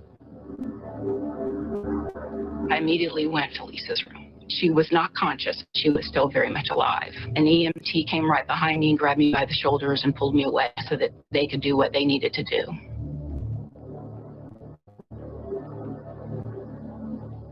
I did not see Karen until the ambulance drivers were taking her out. I just remember little flashes of things, the ambulance, and just asking how Kathy was. Karen Chandler and Kathy Kleiner remember being taken to the hospital in severe shock. I remember the cold and going into the ambulance. And it was like something I won't forget. Yeah, a police officer wanted me to escort him to various rooms in the house to see if an intruder was still in the house.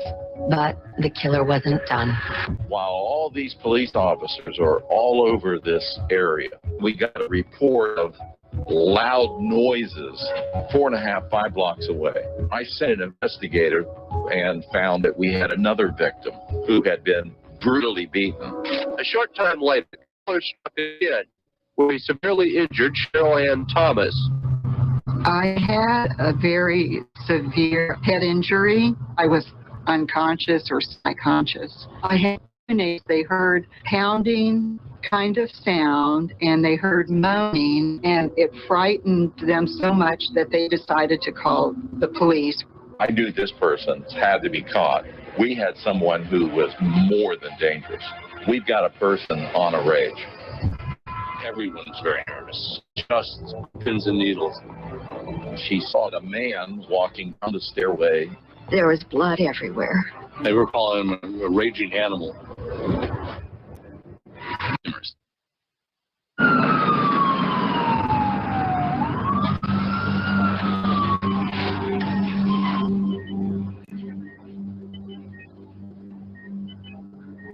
I woke up and I knew I was in a hospital. My family was there and I was lull in the conversation. And I said, well, why don't we turn on the TV?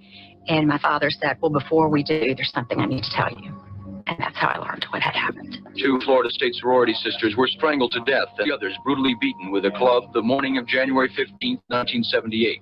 Someone had come into the CIO and attacked 2 of my sorority sisters, attacked me and Karen, and then left the sorority. The women who were murdered were 21-year-old Margaret Bowman and 20-year-old Lisa Levy. My family has lived with sorrow and pain. It's an emotional pain so deep it becomes physical. Margaret was perhaps our most stylish sister. Vivacious, had a lot of personality. Lisa was just a ball of fire, just a lot of fun, a lot of energy. I just loved her instantly. They were outstanding women, outstanding young women with a huge life in front of them. Police were baffled, calling it the work of a deranged murderer. They were calling him a raging animal because of the way he'd gone around the corner and attacked another woman in a duplex. He had pushed a chair under my front door, so they had to kick it in to be able to go in, and that's where they found me in my bedroom. Like, why did it happen or who had done it? None of the three surviving girls remember the attacker, and no one's been charged with the murders. Everyone was very nervous. There was a run on every hardware store in town. People were buying deadbolts, they were buying chains. Nobody knew what had happened, who had done it. Many of us were not allowed to attend the funeral, thinking that the assailant might be in the services. There was a haunting scene that I remember vividly of a young woman looking distraught at the Cayo house with the curtains kind of drawn around her. It was just sad, a real tragedy. It's been 4 days since the FSU murders occurred. Well over 200 calls a day are coming into the Co-Ed Murder Command Center set up by police. So far, they have no definite leads. Law enforcement was working in the dark. They were conducting neighborhood by neighborhood canvassing, trying to locate suspects. They were also asking the public to call in if they saw any suspicious persons. I was being questioned by the police. Do you know anybody that would ever want to hurt you in that way? They came and tried to hypnotize me, where I was, what I did I see anybody, did I see anyone outside, did I see any cars outside that I remembered. They were hoping I would remember something. They were trying anything they could. The reward is now up to $10,000, and the mood both on campus and here in this usual city is still one of apprehension. We weren't allowed back in the house for the first week or so, and they were collecting evidence and fingerprint material.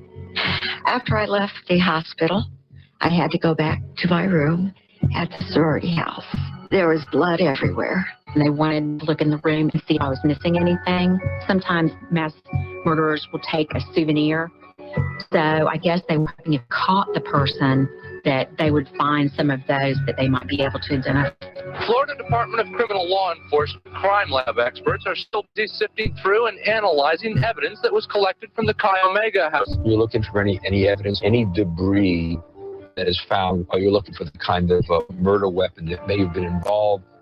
We wanted to know what kind of weapon was used. We found bark. It looked like sawdust. Taking the swamp of one of the young ladies that had been killed, probably firewood right within the Chi Omega house, to use as a bludgeon. The speculation, well, no real speculation, that he probably picked up a branch from some firewood. Now, if we had found that limb, we would have found blood, we would have found hair, but it was never found. Probably he discarded that piece of wood on a wood pile, and very well it was consumed as a part of a fire in one of the sorority or fraternity houses. Details trickled out. Few and far between, but details trickled out. One of the sorority sisters came home late. When she saw the man walk down the stairway, kind of looking as he was coming down, but did not see her. It's dark.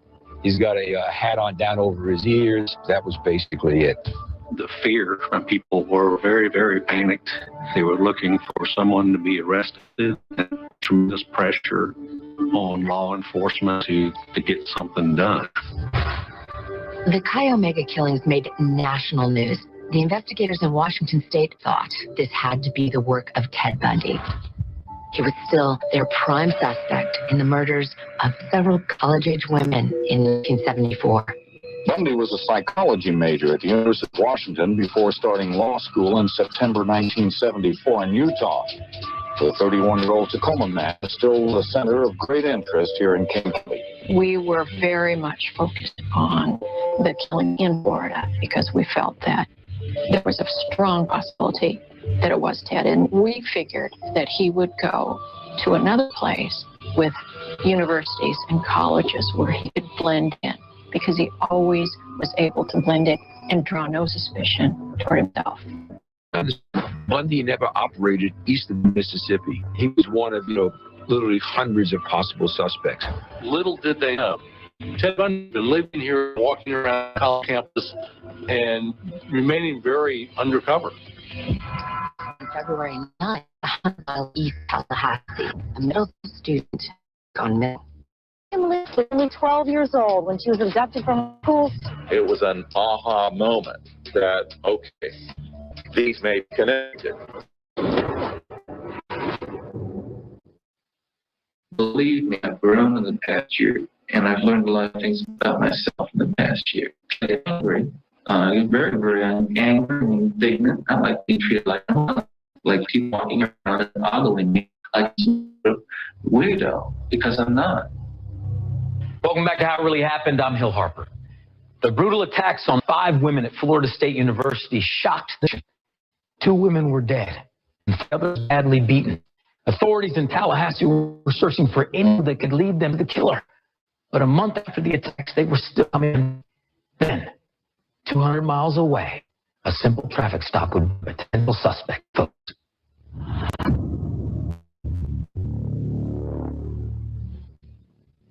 Was patrolling outside of town. There was a suspicious vehicle behind a building. A police officer observed the Volkswagen. As a matter of routine, I was running on the street. When it did come back, the stolen vehicle. The car came back stolen from Tallahassee. At this time, the traffic stop was made, and when I was placing the handcuffs on, kicked my feet out from under me and struck me with a handcuff placed on one wrist. And of course, stopped off my feet, and that's when it started. When the officer got to him, he jumped up, started fighting the officer, and the officer overpowered him, took him into custody. When he was arrested shortly after midnight on Wednesday, he was just considered a belligerent speeder. He first identified himself as an FSU graduate student. Late Thursday, however, a bizarre story began unfolding. They had found somebody that they thought might be connected, but they didn't know who it was. He gave a name. The name was an athlete that was well known at Florida State University. He identified himself as that person and actually looked a little bit like him. As a result of that, of course, it was put out that this star athlete from Florida State was arrested in Pensacola, whereupon we hear from him and says, I'm not in Pensacola. I don't know who you got out there, it's not me. We now knew that we weren't dealing with the person we thought. Who is this man? He refused to give his name to authorities and then told his arresting officer that he would probably get a promotion for nabbing him. Police now had an unknown person in custody, and they were calling him the mystery man in Pensacola prison. And then they ran his fingerprints. At the time, fingerprints were much slower than they are now. They had to be taken, they had to be submitted, they had to be cross-referenced by the FBI. It was a slower process. Today it would be instantly done. Only late last night, following FBI fingerprint identification, did Pensacola police learn they had captured one of the most wanted, according to the FBI, most dangerous criminals in the country. Robert Bundy, 31 years of age, convicted kidnapper, escapee from prison, suspected murderer. Killings in Colorado, Utah, Oregon, and Washington.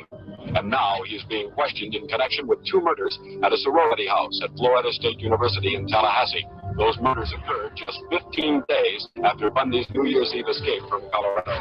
He was really under the radar, and nobody recognized him in Florida. The night his identity was revealed, Ted called his girlfriend Liz Kendall, and she recounted that telephone conversation with a Washington State investigator. Would you begin on February 16th, 78, and describe the telephone call that you received from Ted Bundy? He called collect daughter charges on it, and he said that he was in custody. And I asked him where, and he said Florida. He repeated over and over again that this was going to be bad when it broke. That brick in the face moment where you're like, God, I've been so wrong about him. I think what shocked everybody was he was the mysterious stranger. He was not a grotesque human being. He was charming, in fact. And that was news. Bundy was on the FBI 10 most wanted list, and it was learned he was wanted for questioning in as many as 36 sex murders. Authorities also say they can place Bundy in Tallahassee in January. Bundy was living right up the street on College Avenue. Not too far from the university, not too far from Chi Omega. Bundy lived in this rooming house located less than a mile from the Chi Omega sorority. I interviewed all the people that lived in the doors next to him in the rooming house at the Oaks, and no one had anything bad to say of him. No one said they had anything weird. He seemed very calm, and we had no reason to suspect that he could have done anything. He was white, but very soft-spoken. He was a man of few words. You really had to say something to him to get a response. He looked very familiar to me. I swear it must have been him riding a bike by my house that I would be coming and going to my car, going to classes. I worked in the law library, and he had attended classes so frequently that many of the professors thought he was actually an enrolled student. Theodore Bundy has become a prime suspect in the Chi Omega sorority house murders. Ted Bundy's arrest made headlines, and it caught the eye of several people in Lake City, Florida, about 100 miles east of Tallahassee. There, on February 9th, a middle school student named Kimberly Leach went missing. Kim Leach was only 12 years old when she was abducted from her school. It was an aha moment that, okay, these may be connected. And all we got to do now is prove this is the guy. It's Bundy. Security is extremely tight here at Pensacola City Jail. On the second floor of this building, Ted Bundy is under constant guard. We heard that he had been arrested and he was under suspicion for the murders and the assault on Cheryl. He became a prime suspect after he was arrested in Pensacola, driving a stolen Tallahassee car and carrying 21 stolen credit cards, many of which belonged to FSU co-eds. There was still this apprehension of, is this the right person? The ages and appearances of these women was very similar to Ted Bundy's other alleged victims, but the crime itself was different. It just wasn't his typical M.O. Ted's M.O. was to abduct young women, getting them to accompany him to a vehicle. That's completely different from what happened at the Chi Omega house. We didn't have any evidence that this person, Ted Bundy, actually went into a home and killed and left the bodies. There's still a lot of evidence yet to be evaluated, and there's no link yet between he or the murder scenes.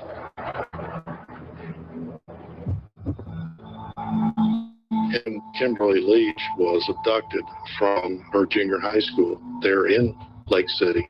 We obviously now had a different set of circumstances again. My wife had just given birth to our third child, and I was headed to the hospital to visit. And I heard on the radio an announcement that a little girl had disappeared from Lake Junior High. February 9th, Kimberly Leach left Lake City Junior High for the last time. She was a pretty little 12-year-old girl who had just been elected to the Valentine court at her school.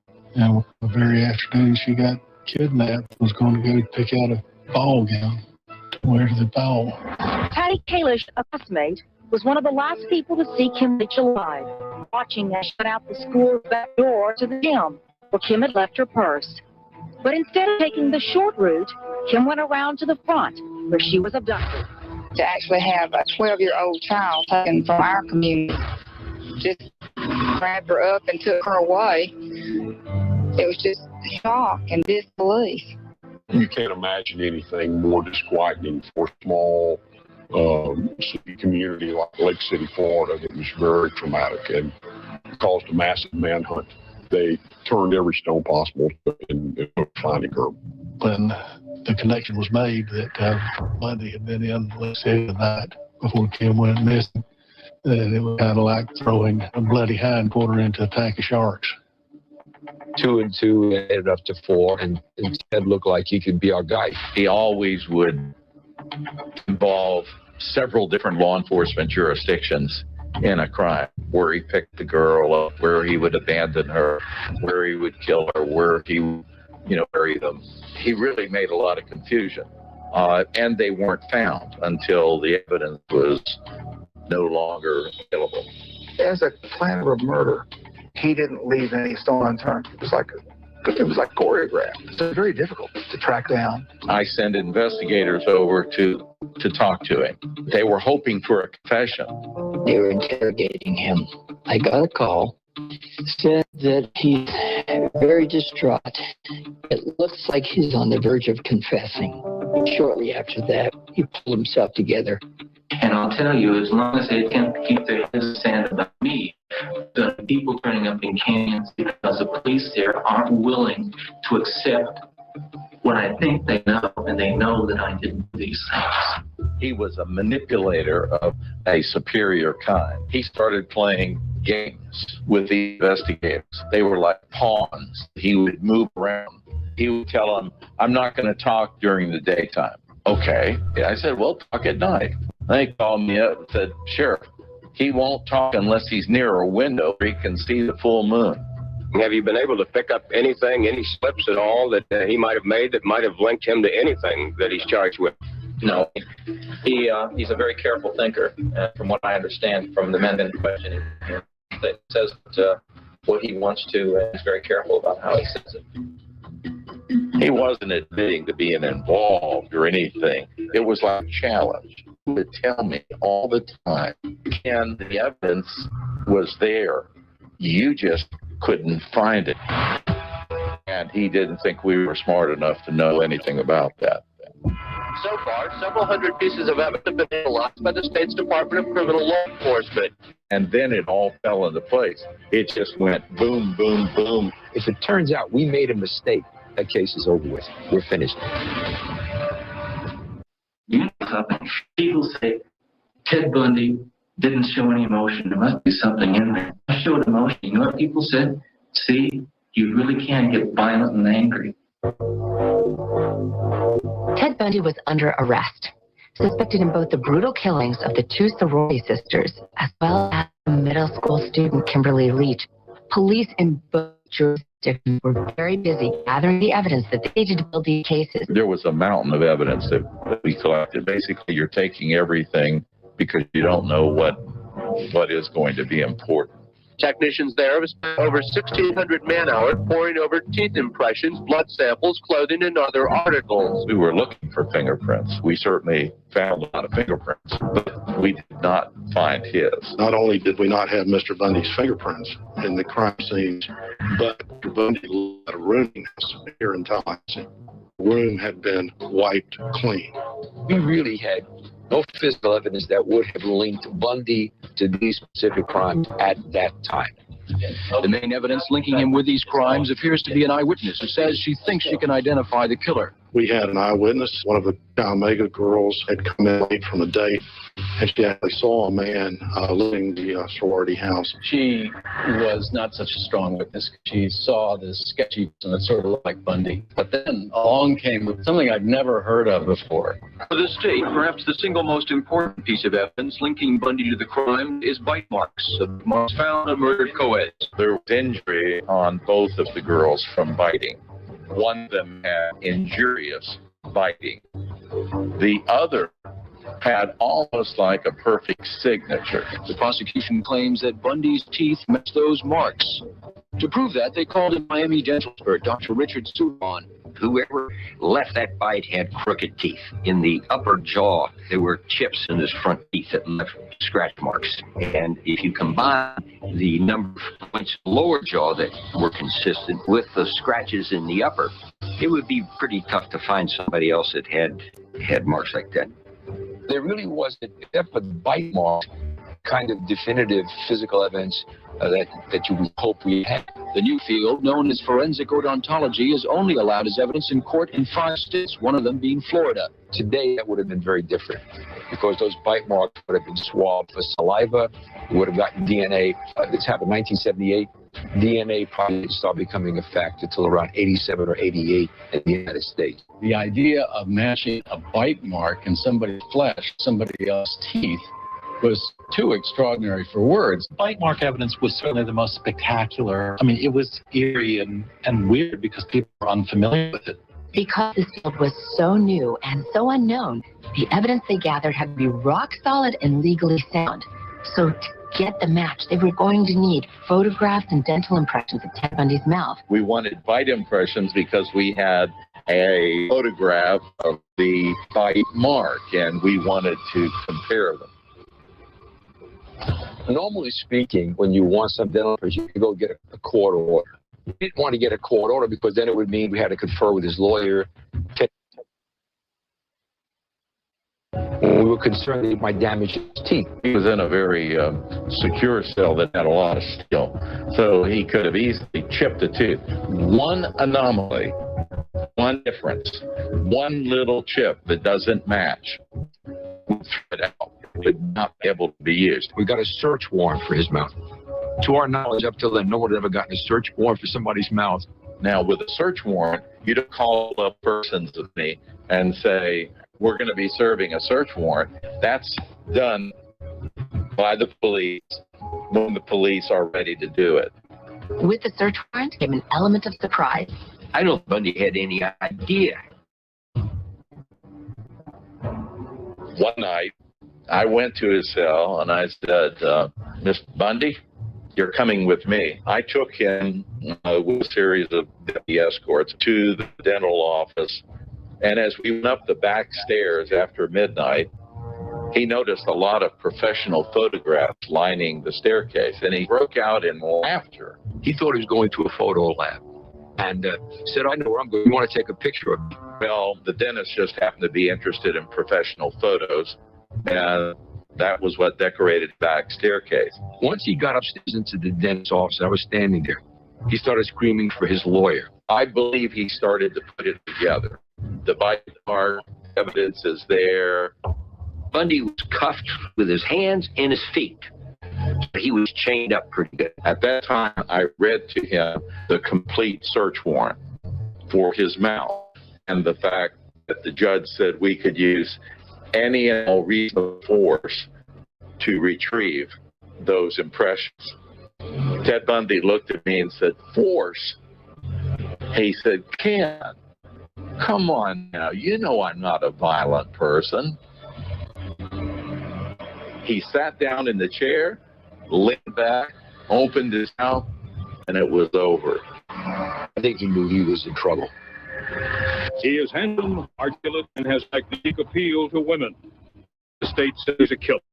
There's quite a bit of turmoil and confusion. Will he be punished? This doesn't look like the type to kill somebody. Looking him in the eyes was the first time that I felt like sick to my stomach. We think we've got a good case, but you never know. He could go free. And he was so haughty, so arrogant, and thumbing his nose. He told him, you're going to get me. He said he was going to, okay, you got me, like, it's all you're going to get. That was one of the first times I saw Ted Bundy really mad. The evidence against Ted Bundy was mounting. But would it be enough to finally bring the suspected serial killer to justice? And even if authorities were able to get a conviction, could they keep this mad escape artist behind bars? Next time on How It Really Happened. I'm Al Harper. Thanks for watching.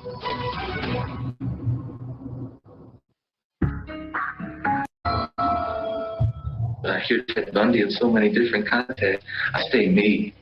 Okay. I'm sure in the past year.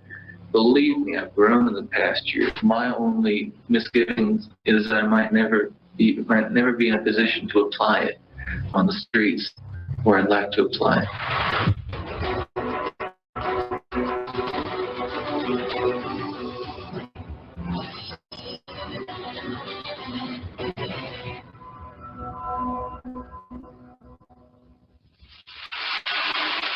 Welcome to How It Really Happened. I'm Hill Harper. Across the United States, from January 1974 through February 1978, young women were disappearing and turning up dead. Their bodies found badly beaten, and sexually assaulted. For years, detectives in several states searched for clues. And despite limited physical evidence, each clue led them back to one law student named Ted Bundy. By the time he was captured in Florida, Bundy had suspected in dozens of murders, including a brutal attack on a sorority house in Florida. But could investigators prove Bundy was in fact a serial killer? Here's how it really happened.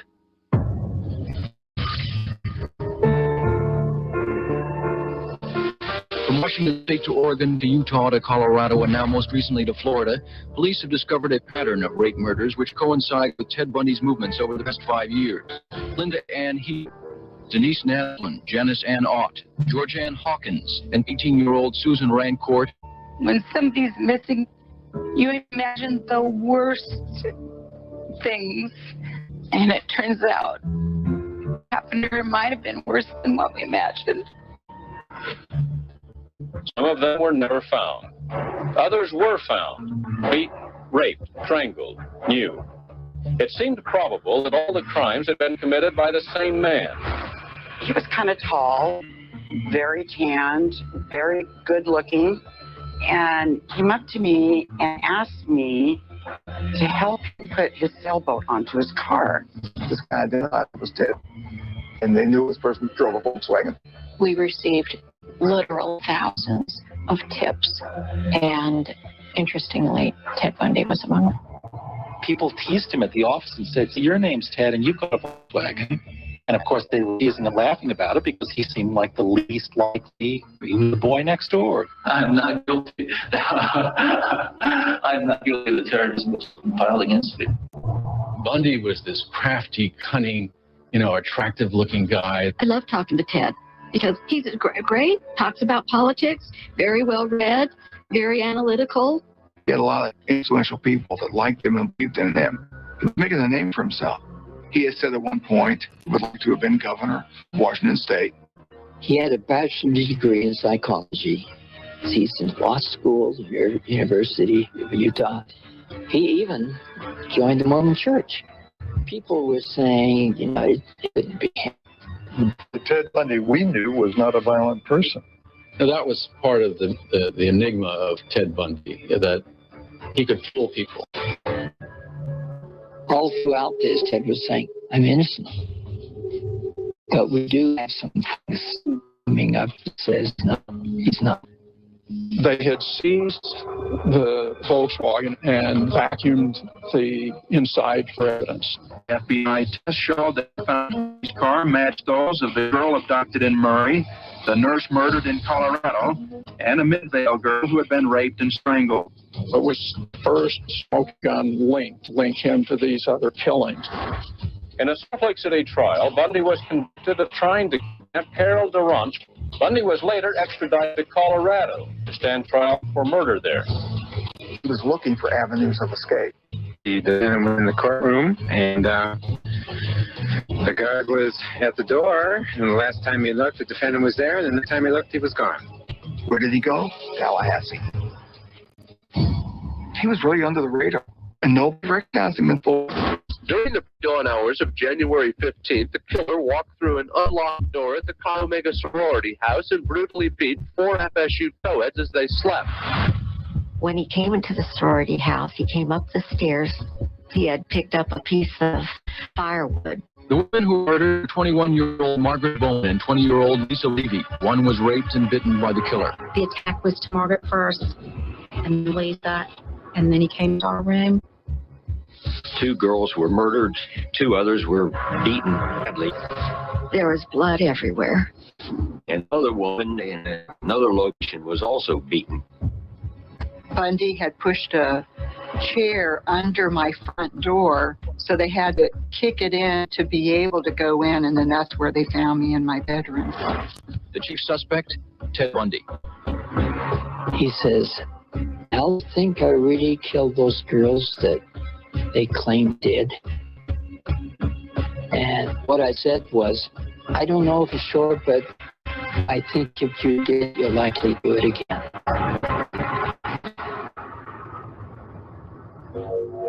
Ted Bundy was under arrest. suspected in both the brutal killings of the sorority sisters as well as the middle school student Kimberly Leach. 12-year-old Kimberly Leach from Swan City, Florida on February 9th. Never heard the term serial killer before. She was a pretty little 12-year-old girl who had just been elected to the Valentine Court at her school. Once his picture appeared in the paper, some witnesses in Lake City identified him as being the man who had abducted Kimberly Leach. I mean, 2 and 2 adds to 4, and Ted looked like he could be our guy. But the challenge was that they didn't have all of the details of Kimberly Leach's disappearance. They didn't even know where her body was. Without those details and without her remains, it was going to be very difficult to build a case. And search parties all out in the woods in Columbia County and Suwannee County and going west, Madison County towards Tallahassee. We had to have the body. Authorities caught a break when they discovered a van at the Florida State University campus.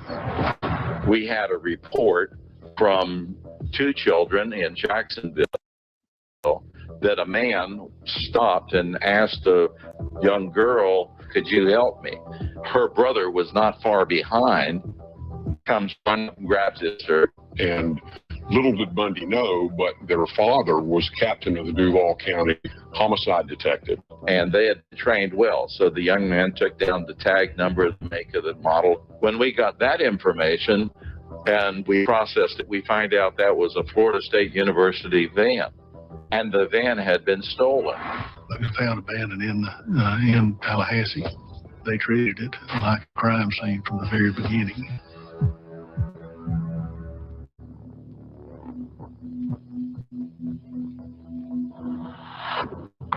When they vacuumed out the van, what they found was pig droppings, vegetation, and dirt. Forensic botanists analyzed the debris found in the van. They'd been searching for her body with no success, and so they came to me and said, "Here's some plant material we found on the undercarriage of the vehicle. Can you tell us anything about that to help us narrow the search area?" The forensic botanists told them that the soil samples and the leaves and so forth come from along the banks of the Suwannee River.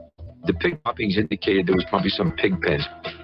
And that narrowed their search area by over half. And then the body was found fairly soon after that. After a widespread search, Kim's body was found under a hog shed. She was beaten and sexually molested. In order to prove Ted Bundy guilty of killing Kim Leach, we had to put the 2 of them together. We had to put Bundy in that white van. We had to put Kim Leach in that white van. Florida Department of Criminal Law Enforcement crime lab experts are still busy sifting through and analyzing evidence. When the FSU Media Center van was recovered, in the ashtray, there were cigarettes that seemed to be crushed out in kind of a unique twist.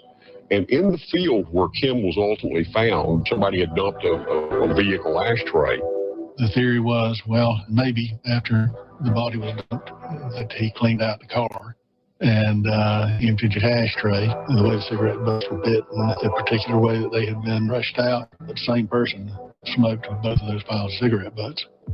The crime lab made the case for us, there was no doubt about it. The van had an unusual shag carpet in the back on the floorboard of the van. There was these unbelievable cross transfers from the carpet. Her clothing were covered at the crime scene.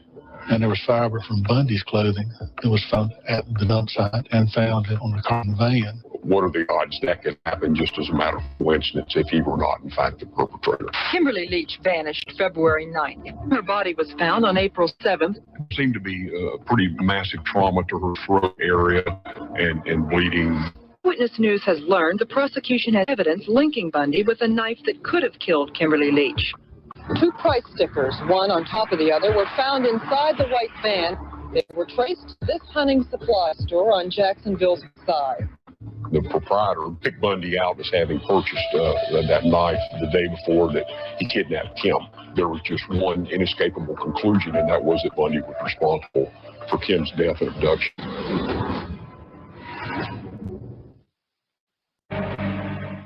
Your standard medium security life in a prison is a fairly decent existence, relatively speaking. It's just creating your own environment in here.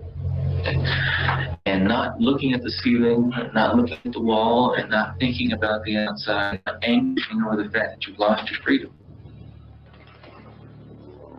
We didn't get the murder indictment until we knew we had good evidence.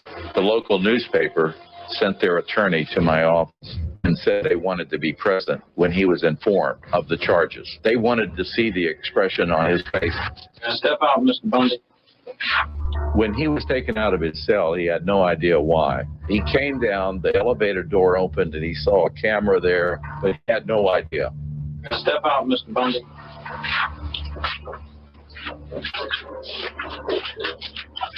What do we have here, Ken? See, it's an indictment, all right? Why don't you read it to me? Oh, what have you got here, Ken? Oh, what have you got? Let's read it. Let's go. I wish this arrogant loudmouth would have kept his mouth shut so Ken could have done his job.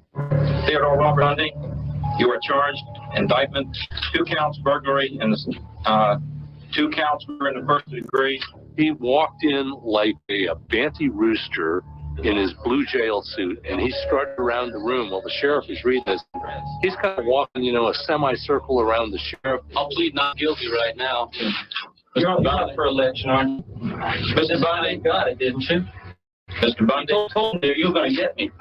You was going to get me, okay? You got the indictment. It's all you're going to get. That was one of the first times I saw Ted Bundy really mad. Police charged Bundy not only with the murder of the 2 co-eds, but with the killing of 12-year-old Kimberly Leach. Both cases were capital cases, and a conviction could mean the death penalty. So before the trials began, the prosecutors came to Ted Bundy and made him an offer. If you plead guilty to all the charges, we will take the death penalty off the table. Well, the plea bargain came about from a feeling that, you're probably not going to win both trials. They understood that cases were not all that strong. This is probably a better decision than risking a trial. He would be sentenced to life in prison with a minimum mandatory service of 75 years without parole. Realize that this was a circumstantial evidence case. We could lose this case. What I was mainly concerned about here was getting Mr. Bundy off the streets forever. Larry called me and he asked me what I thought. At that point, I think more than anything, you just want them never to be able to hurt anyone ever again. Long plea form was developed with 8 or 10 signature lines on it, including Mr. Bundy's. And after it was signed, I was left with him at the jail. Prosecution has said, now listen, we want Mr. Bundy to simply confess to the murders.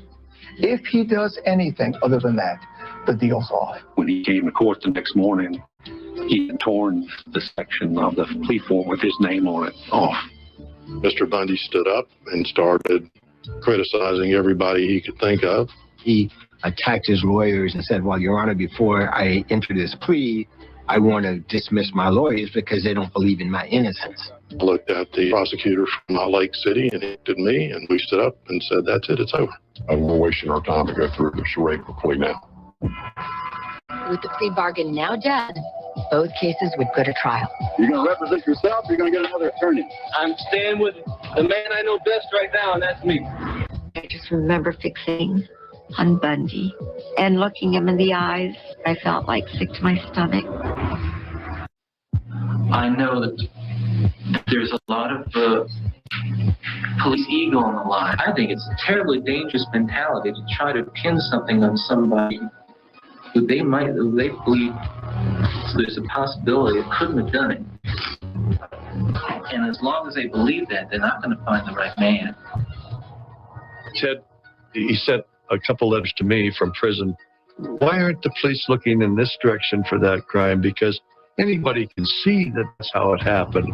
I think there was still this apprehension of, is he the right person, or could there be more people? I still wasn't sure it was him. Let's get all the facts, because I don't want to go through this again if it's the wrong person.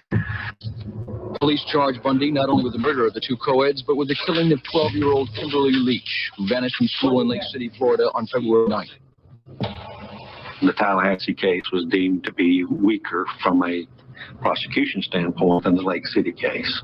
Well, there was always a measure of doubt because the evidence was questionable. Not only did we not have Mr. Bundy's fingerprints in the crime scenes, but we had unidentified fingerprints even to this day in those crime scenes. There were 2 bite marks, which of course was the principal evidence in this case, but there really wasn't, except for the bite marks, the kind of definitive physical evidence that we had hoped we had had. I always felt confident that we had the right person charged. What I wasn't confident of is what the jury's reaction to a circumstantial evidence case like this would be. Police in both jurisdictions were very busy gathering the evidence that they needed to build these cases, and also making sure that Ted Bundy, a 2-time prison escapee, remained behind bars. Once he jumped out of a courthouse window, the other time he crawled through a foot-wide light fixture.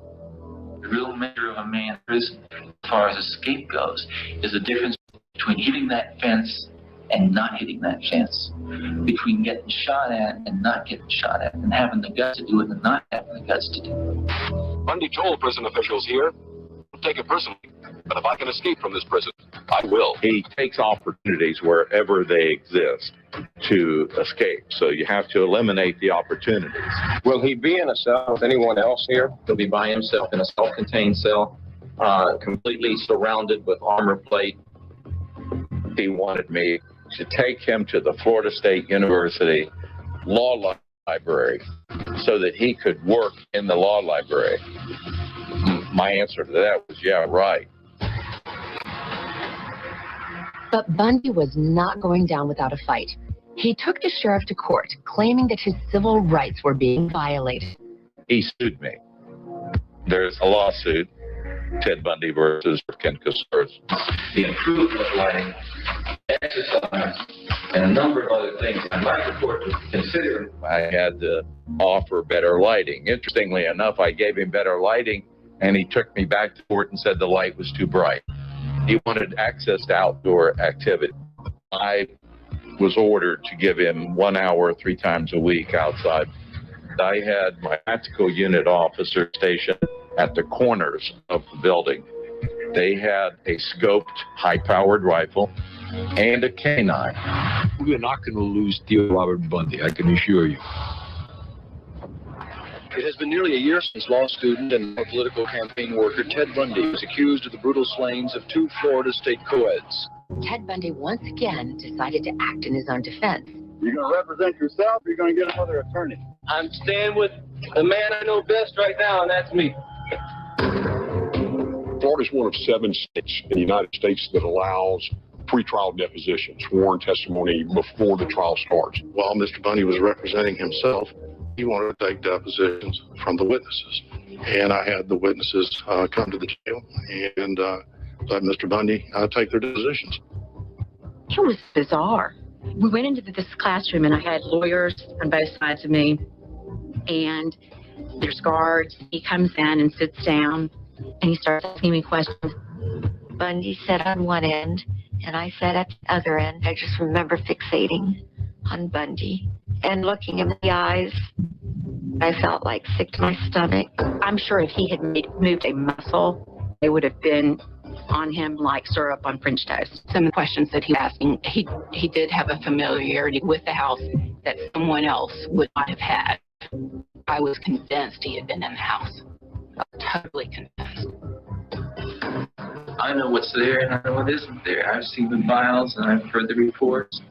And Lord knows I'm the first and foremost person that has the personal and intimate knowledge that it couldn't be me, that it's not me, that I'm innocent. So let's just wait and let's just let it come out in court, and I'll lay my money on me. How it really happened, I'm Hill Harper.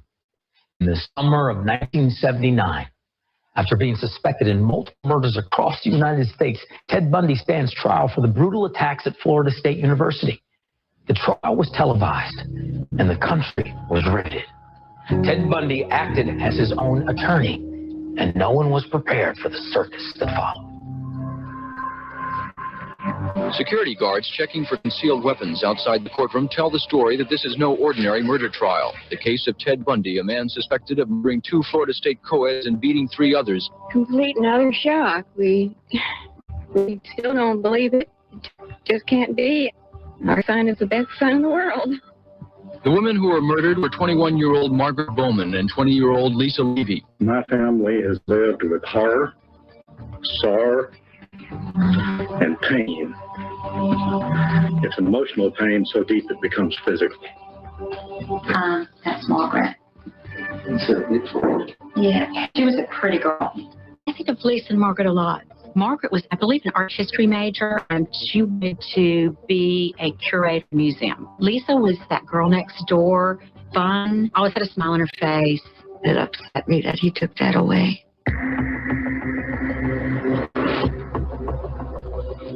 Hello and welcome to the state of Florida versus Theodore Robert Bundy.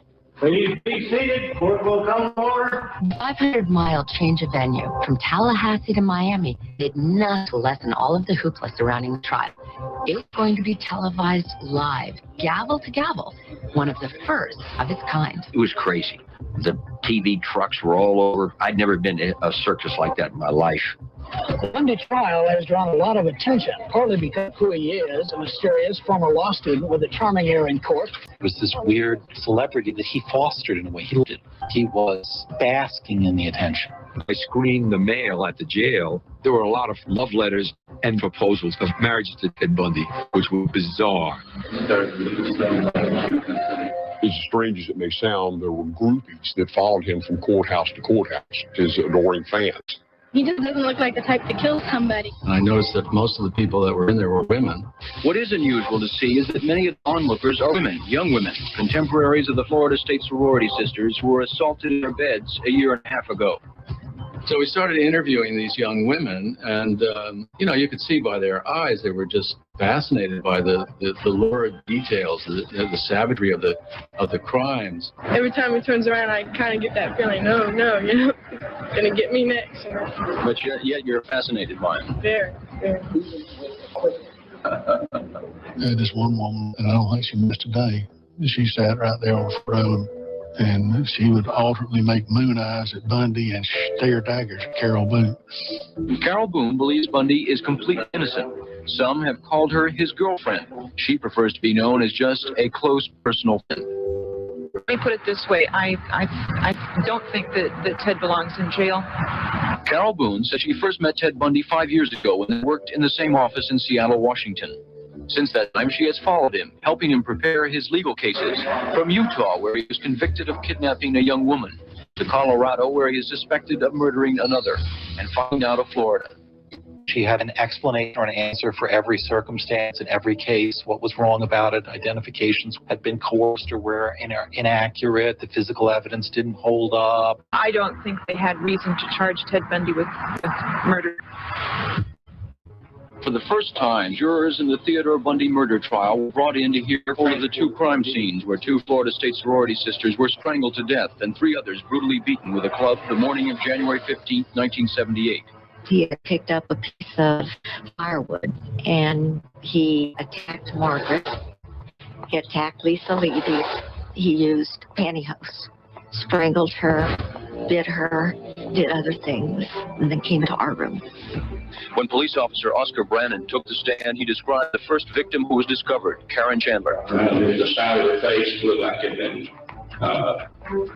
littered with birds, sharp blows, pointing from a stick, all it was dark, tangled in her hair and blood on the side of her face. Sir Brannon said it was shortly afterwards that the bodies of the two murdered co-eds were found. One of the young women had a stocking wrapped tightly around her throat. He strangled her with a pair of pantyhose that he had brought with him. Now, we know that because the brand of pantyhose was not one either used by Margaret or any of the young women in the Calmega sorority house. Some of the first witnesses who are expected to testify this week are Chi Omega co-eds who were there when the killings occurred. I just prayed mightily ahead of time that I would be calm and that I'd be not react, knowing, of course, that he'd probably take some kind of pleasure in scaring people or scaring us. That was really nervous walking in. When the two who survived were brought in to testify, first Karen Chandler and then Kathy Kleiner, both said they had no recollection of what had happened to them. At that point, Bundy was serving as his own lawyer. And then he got up and asked me questions. Did you see my face? You know, how do you know it was me? Cheryl Ann Thomas told the court she only remembers coming home after a night of disco dancing, going to bed, and then waking up in the hospital. I had 5 skull fractures and multiple contusions in my head, and I had a broken jaw, and my left shoulder was pulled out of joint. It was odd because he was right across from me, and he looked at me as if he didn't know me at all. It's unbelievable. Judge Coward has said he expects the trial to last from 30 to 45 days. I don't think I really had made up my mind until about halfway through the trial when, during the courtroom recess, I came face to face with Bundy himself. And that encounter was unbelievable. His eyes turned like laser beams. It was sheer hostility, anger, hostility, viciousness that I saw in that face. He took his mask off at that moment, and I saw something that you never saw in the courtroom. That told me he was a killer.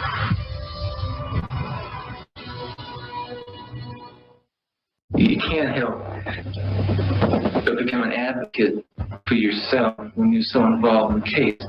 I'm being a good defense attorney, and I'm not pretending I'm an attorney, but I thought it was right. I want to get involved. The prosecuting attorneys have told the jurors that they believe one man on the morning of January 15th, 1978, walked into the Florida State Cuyahoga house, strangled 2 young co-eds, brutally beat 2 others, and then struck again 4 blocks away, nearly killing a 5th young woman. That man, the prosecutors say, is the defendant, Theodore Bundy. Due to the television coverage, key players in this case were becoming household names. One of them was Neetza Neary, prosecution witness who said that she saw Ted Bundy leaving that sorority house just minutes after the attacks. Could you describe the man that you saw at the door? Had a very prominent nose, a straight bridge that almost came to a point. He was slightly dark complected. And is that man in the courtroom today? Yes, he is. Would you point him out for us, please? That morning that the murders occurred, she sat down with an artist and described the person that she saw. And this was at a time before anybody in Tallahassee had ever heard of Mr. Bundy. So it was not a sketch that had been influenced in any way by pre-trial publicity or media coverage or anything else like that. Defense, however, says the eyewitness, Neetza Neary, caught only a fleeting glimpse of the man, and they argue that her story is unreliable. She had very little time to see the person different than what she described. Because after his arrest, he was on video, he was on TV, he was in the newspapers all the time. He became a very well-known face. So for her to sit in a trial and say, yeah, that's the guy, not surprising. Step up the witness box and raise your right hand. The defense would also attack the testimony of Dr. Richard Souveron, the forensic dentist who says that the bite marks left on victim Lisa Levy were definitely matched by Ted Bundy. I had a board and I pointed out all the areas of comparison, his teeth and this and this and this. And then the jury took the one-to-one photographs and was. We as reporters, were spellbound just sitting there watching these graphics of flesh that had been macerated and Bundy's teeth. The prosecution asked Souveron if he could scientifically match up the teeth marks with Bundy's teeth. There's no question that the teeth fit the bite mark. They made the mark. Now, there's obviously something wrong with the observations made by the state's odontologists. Our contention all along, Your Honor, has been that they have taken my teeth and twisted them every which way but loose to fit. Ted Bundy was not shy about sharing his opinions in court, especially when he got to play the role of his own defense attorney. The defendant, Theodore Bundy, dressed in a tweed coat and a Seattle Mariners t-shirt, became the attorney today, acting directly in his own defense. Since he was co-counsel, he could decide what direction the defense would go. We were unable to make decisions independent of him. He, through the force of his personality, kind of controlled how things went. Bundy has said he feels impelled to take a leading role in his own defense. It is not known what his own attorneys think of this, but there is no evidence as yet that they are trying to dissuade him from taking the floor. Most of Ted Bundy's time in the courtroom was spent conferring with his co-counsel, but he decided to take the lead when the time came to cross-examine the police officer about what exactly he saw when he responded to the Cuyahoga murder scene. And that move may have cost the defense this case. I called to the stand one of the first officers on the scene at the Kyle Mega house that morning. You know, just kind of a basic overview of what he found whenever he first got there. And I was to question that officer. When I stand up, Ted stands up beside me and reaches for the file. Now I'm acting like this is what planned. At one point, when a university police officer was on the stand, Bundy himself, not his attorneys, did the cross-examining. The first victim you saw. He asked a few peremptory questions, and then he says, describe in great detail what you saw when you pulled back the covers. And I felt like that was just about the worst thing that anybody could have ever done. I remember that cross-examination, and it seemed sort of weirdly like time almost stopped, and it was a way for him to get to relive those crimes. It was offensive. You have to understand, at that point, Mr. Bundy had vehemently denied any involvement in any of this stuff. It was very disheartening, incredibly disheartening. It was exactly 3 hours ago that Judge Edward Cowart gave the case to the jury. They are now deliberating behind closed doors. Bundy has said in court that he expects to win this case. Last night, he told two reporters, I've never been convicted of murder before, and I hope and pray I won't be. But if it happens, then I have an excellent case for appeal. Lynn. What we see going on here today is something that I have no responsibility for. Just 6.5 hours after Judge Edward Cowart handed the case to the jury, the 12-member panel returned with a... Are you confident that he will be acquitted here? I hope he will be acquitted. I can't say I'm confident, but I believe he should be on the basis of the non-evidence. Ladies and jury, have you reached a verdict? Yes, we have. The jury was out, I want to say, a little over 6 hours before they returned a verdict, and nobody knew what the answer was going to be. You get a not guilty, you get a guilty. There's really nothing in between. Feel you're going to win the case? I believe we will, yes. We were thinking that the appropriate verdict was not guilty. We, the jury, find the defendant, Theodore Robert Bundy, guilty as charged. So say we all. Bundy said he was hopeful and optimistic jurors would see things his way. They did not. After years of being suspected in more than a dozen deaths, Ted Bundy was now a convicted murderer. And there was a kind of a collective gasp in the courtroom, but I think it was one of largely of resolution. All guilty verdicts on all of the counts. It was just a huge sigh of relief. We're very satisfied with what verdict we did get in this case. We couldn't have expected it to be any better than it was. The verdict came through, and it was like a relief. What was your first reaction when you heard that verdict? Thank God it's over. It was kind of a deep sigh and a terrible feeling for Margaret and Lisa. It was like they can't see this, and they can't go on. I never had any doubt, almost from the beginning, that was gut. And of course, you don't go to court with gut. That's why we work so hard in the case. He was so arrogant. He thought he was smarter than everybody else, and probably figured that, we would never be able to convict him. It just was a relief to me. He was off the streets. He would still be killing people. Throughout clerk's reading of the verdict, Bundy showed a reaction. I didn't show any emotion because, what am I supposed to do? Am I going to jump up on the table? Am I going to scream? That's what I felt like doing. I heard my mother crying.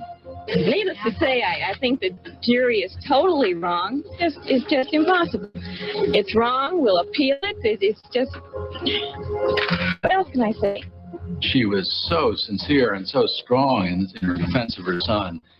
She said he couldn't have done it. I'm innocent of the charges of which I've been convicted.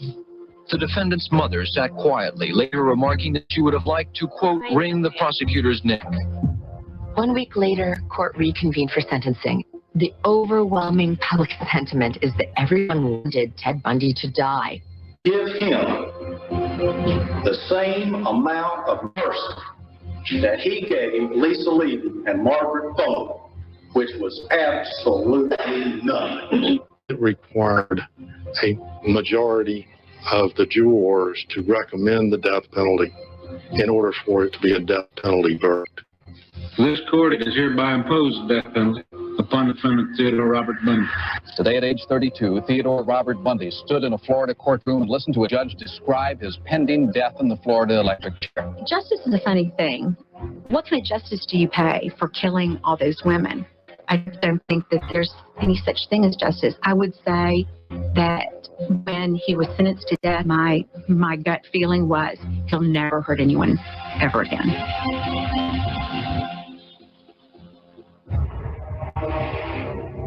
Ted Bundy was already looking at the death penalty when he faced another possible death penalty for the murder of 12-year-old Kimberly Leach. She was the middle school student who was abducted right outside of her school just 3 weeks after the Chi Omega murders. Ted was completely disinterested in the Lake City case. The pressure that he put on us in defense in the Tallahassee case was gone. He was there. He didn't want to do anything. He just, whatever happens, happens. Sure, I've been through this before, but it doesn't matter. From a trial standpoint, that case was much stronger.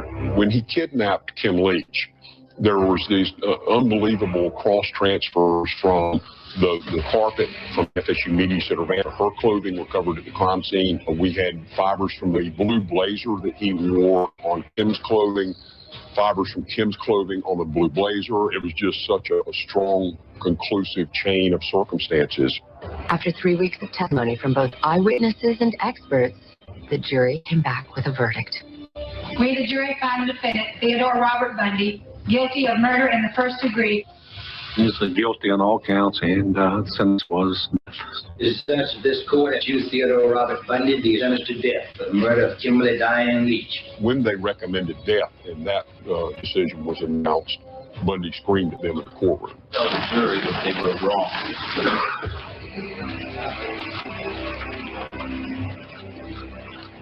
Ted Bundy sits on Florida's death row. I stand about the chance of dying in front of a firing squad or in a gas chamber as you do being killed on a plane flight home. Because it's not going to happen. His lawyers claim Bundy is mentally incompetent and therefore cannot be executed under Florida law. Time to end it now. He took their life. Shouldn't he give his? I kept thinking of Margaret and Lisa, how their lives could have been wonderful. It upset me that he took that away. And he kept getting stays. Different judges gave him stays for a number of years. The U.S. Appellate Court ruling marks the second time Florida's tried to execute Ted Bundy, and the second time it's been blocked. I was just feeling, well, the judges that give him stays should have their daughter date him. Ted realized that he had information that law enforcement wanted. That's when we received a call that he wanted to talk to us. Bundy has the past few days confessing to up to 20 murders in several states. We have enough information to know that it was pure evil. Now he was bargaining for his life. He also threatened to withhold information. Time and patience. I think that those are two good words. You can't hope to drag it out of a guy overnight. Ted Bundy was now a resident of Florida's death row. Despite being convicted of 3 murders and suspected in dozens more, he continued to proclaim his innocence. Then, after nearly 10 years of appeals, Ted Bundy began to talk. His death row confessions next time on How It Really Happened. I'm Hill Harper. Thanks for watching. I'm satisfied with my blanket statement that I'm innocent. No man is truly innocent. We all have transgressed somewhere in our lives. And as I say, I've been impolite, and there are things I regret having done in my life. But nothing like the things I think that you're referring to.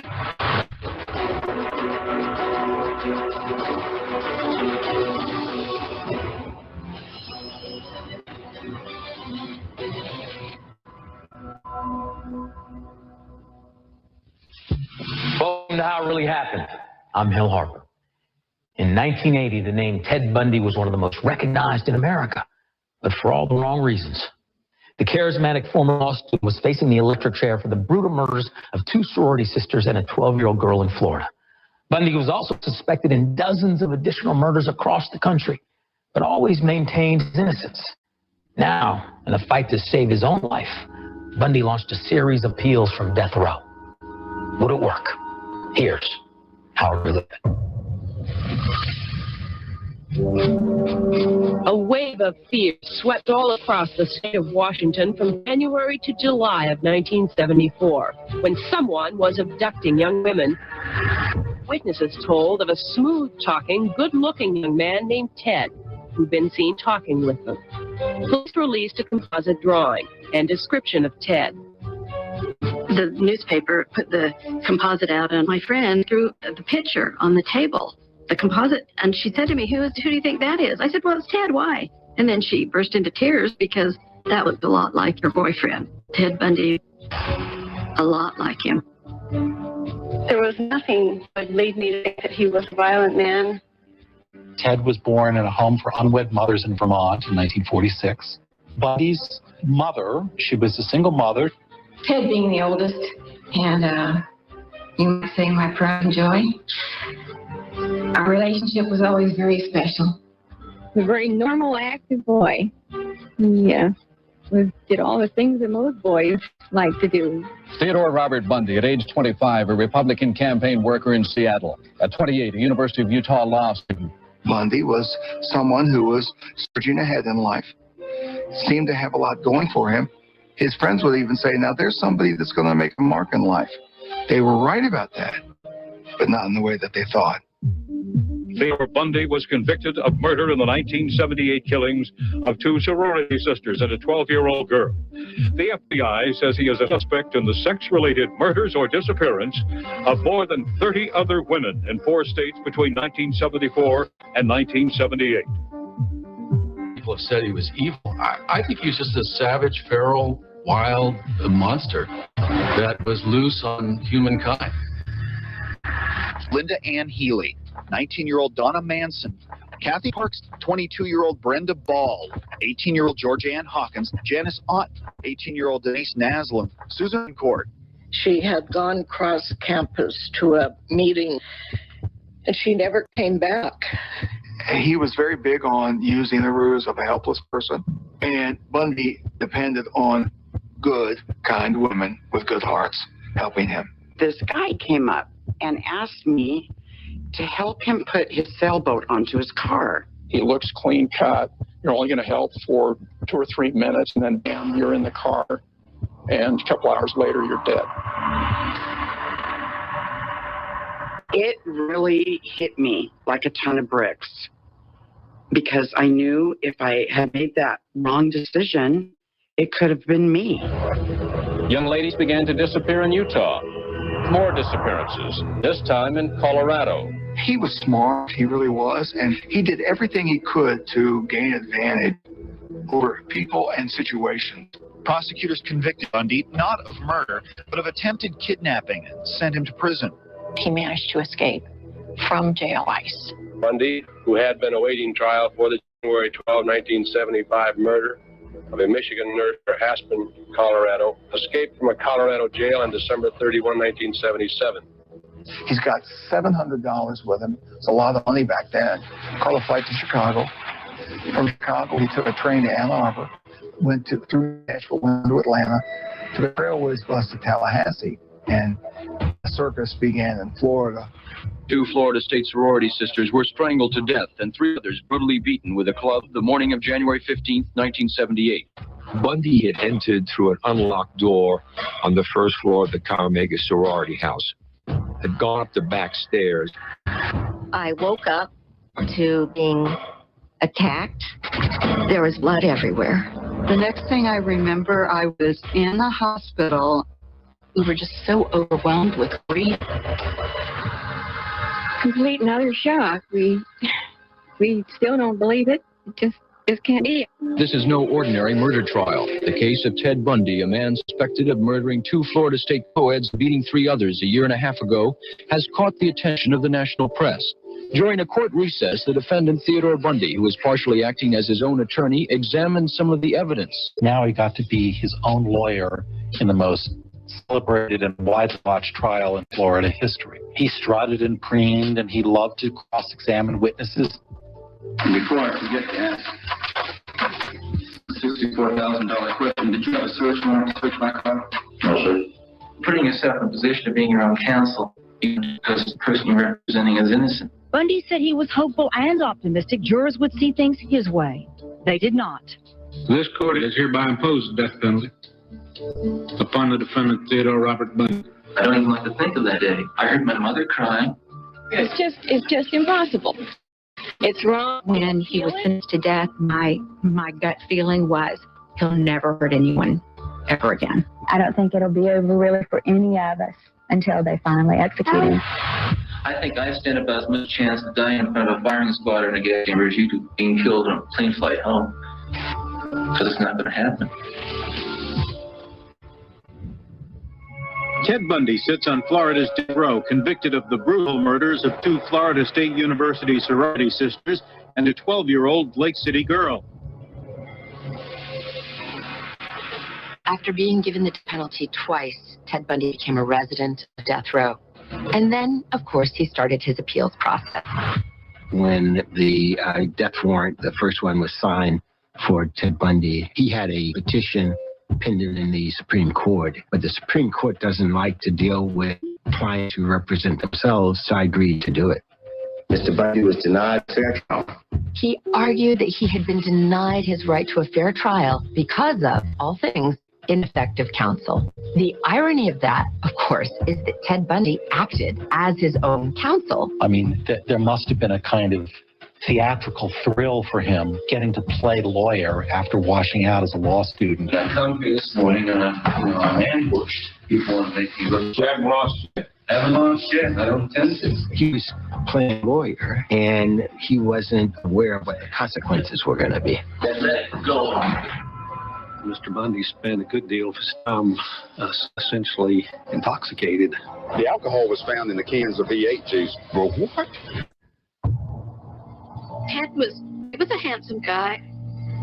I kind of found it interesting to watch him litigate. It was Ted, typical Ted. His movements, the way he looked, he always would look sort of like this when he was in the thing. It was Ted, the Ted I knew anyway.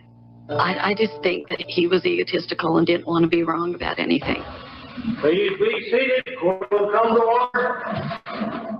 He just felt like no attorney was as good as he was. Bundy employed as many as 14 defense attorneys and even represented himself at times. His attorneys now say that representation was ineffective and are asking for a new trial. The ineffective counsel claim was rejected by the higher courts. So Ted's lawyers brought a claim of mental incompetence. I'm not going through this. You knew that. You said that. Don't know how far you push me. His lawyers claim Bundy is mentally incompetent and therefore cannot be executed under Florida law. And this was something that Ted Bundy had absolutely fought against and rejected in his first 2 trials. Because Bundy had an ego and it had some legal training, he would not allow his defense attorney to do that. But now that his life was on the line, he was willing to offer it. Mr. Bundy, do you believe you were competent during your trial? Ted Bundy's behavior had become increasingly bizarre in the Kimberly Leach trial. Mr. Bundy spent a good deal of his time essentially intoxicated. The alcohol was found in the can of V8 juice, resealable 16-ounce cans of V8 juice. There were several small containers we found out later were mixed with vodka. I'll be darned. I didn't know that.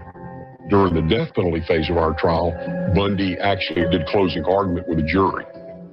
The most baffling moment was when Ted questioned Carol Boone, and he called her as a character witness. Carol Boone says she first met Ted Bundy 5 years ago when they worked in the same office in Seattle, Washington. Some have called her his girlfriend.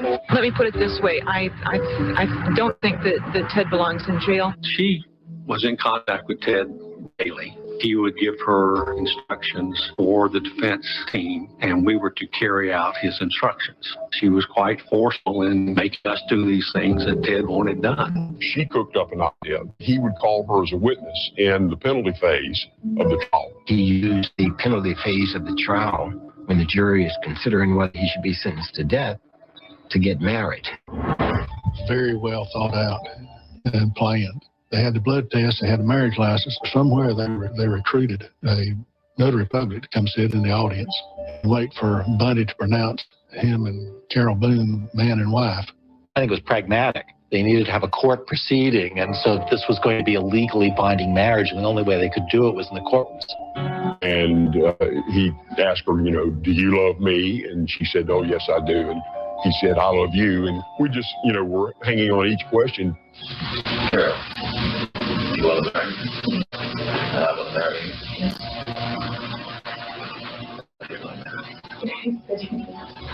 He said, will you marry me? And she said, yes, I will.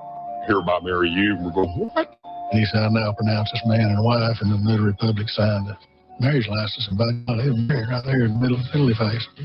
His attorneys claim that in itself should have raised a red flag about his mental condition. They agreed with us that there was sufficient evidence of Bundy's incompetence that we were entitled to a hearing.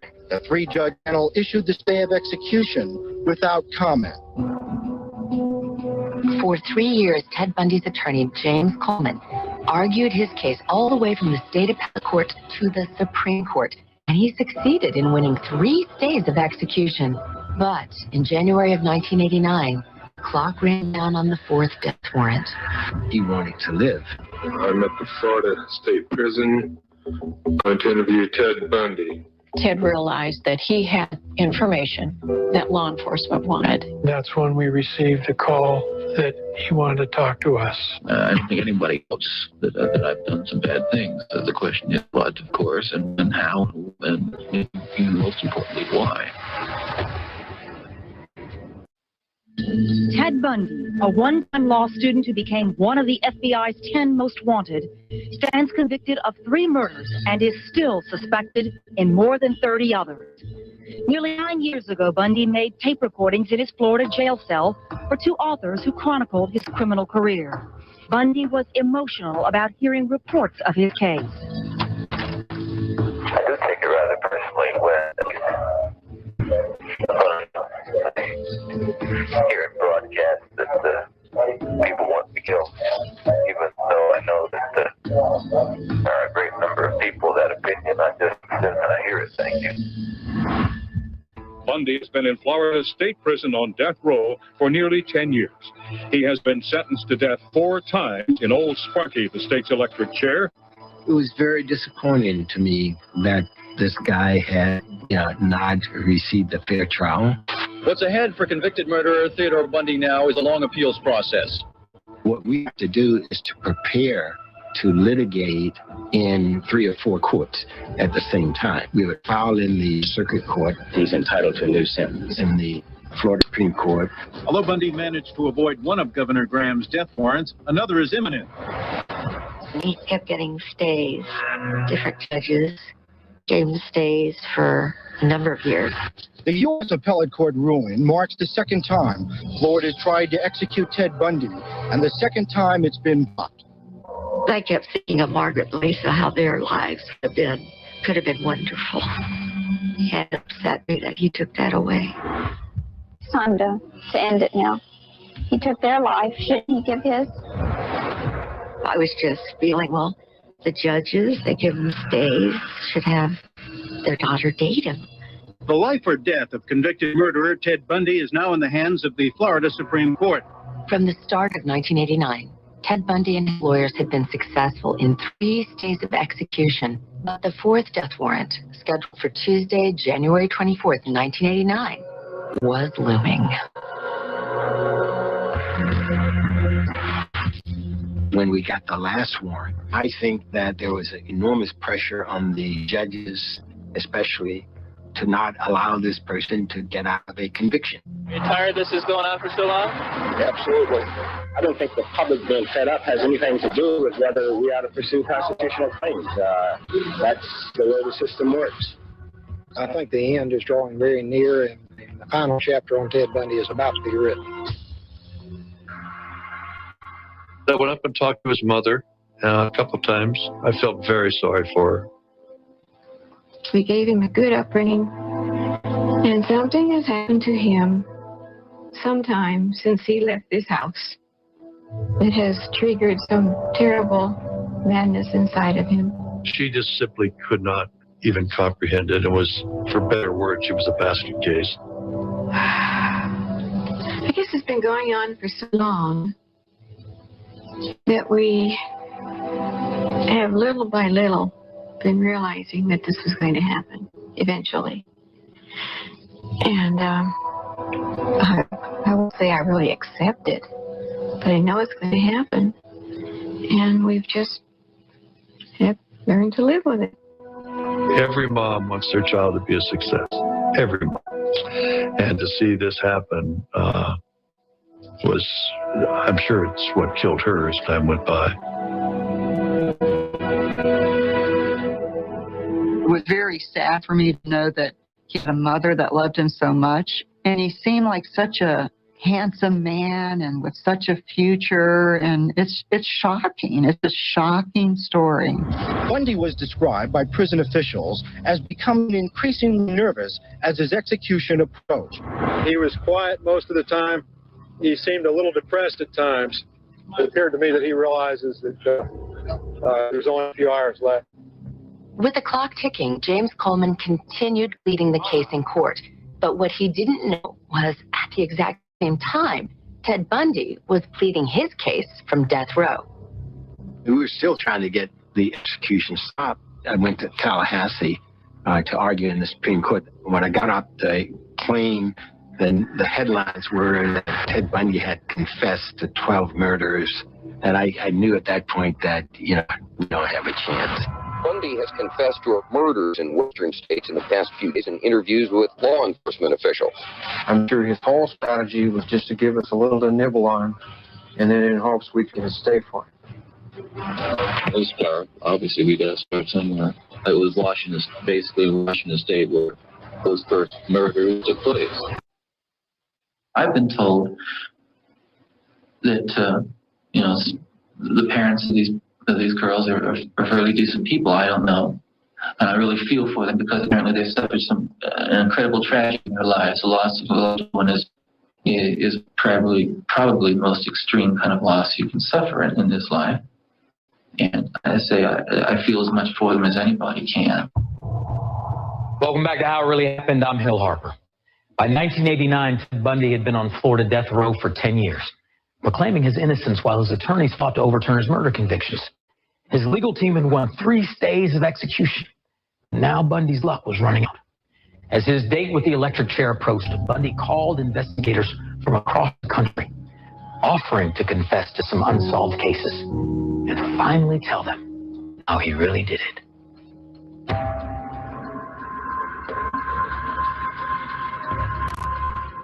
He started to meet with the police, and he was doing it in secret. My view was if he wanted to disclose where bodies were buried, then he should do that and not place any conditions on it. I think that he saw a way to possibly try to save his life. Bob Keppel worked at getting a confession from Ted Bundy for years. I went down to Florida to interview him on 3 separate occasions, and we used the interviews in 1984 as a way for him to talk about what he would do if he were the killer. My feeling about the guy is he's very low-key and inoffensive. And he has a approach. He has a lure or a ruse. Obviously, he's very aware how it picks up his victim. He's waiting for the right time to approach. He doesn't want anybody around. He doesn't want anybody to overhear what he says to the girl. He doesn't want anybody to see him if at all possible. And he certainly doesn't want anybody to see him getting in the car. And then in '88, it was more like getting him ready to talk to us again. When Keppel went to Florida nearly 1 year ago, he was still playing Bundy's game, trying to get any information on the Washington murders. We'd already come to the conclusion a long time ago that he was the one that did them. You're leaving the area pretty well bare and not leaving any clothing on the victims. I mean, is there any number of ways to dispose of the clothing? He could be burying it. He could be burning it at home if he has a fireplace. He might be simply throwing the shit out the window of the car and just driving along. The last interview with him was the most telling. He was supposed to have had some spiritual change. I'm very skeptical of that. I don't buy that at all. But to all the investigators, he did give it up. That was the first time that I know of that he's admitted any murders to anyone. And after hearing some of the details of what he's done, I can understand why it's difficult. Because they're not particularly pleasant. Bundy, delivering tales about the murder of George Ann Hawkins. The night of June 10th, 18-year-old George Ann Hawkins left a fraternity to make this walk just 90 feet down a well-lit alley back to her sorority at the University of Washington. Bundy told Keppel he found Hawkins walking in a U District alley about midnight. Using a briefcase and some crutches.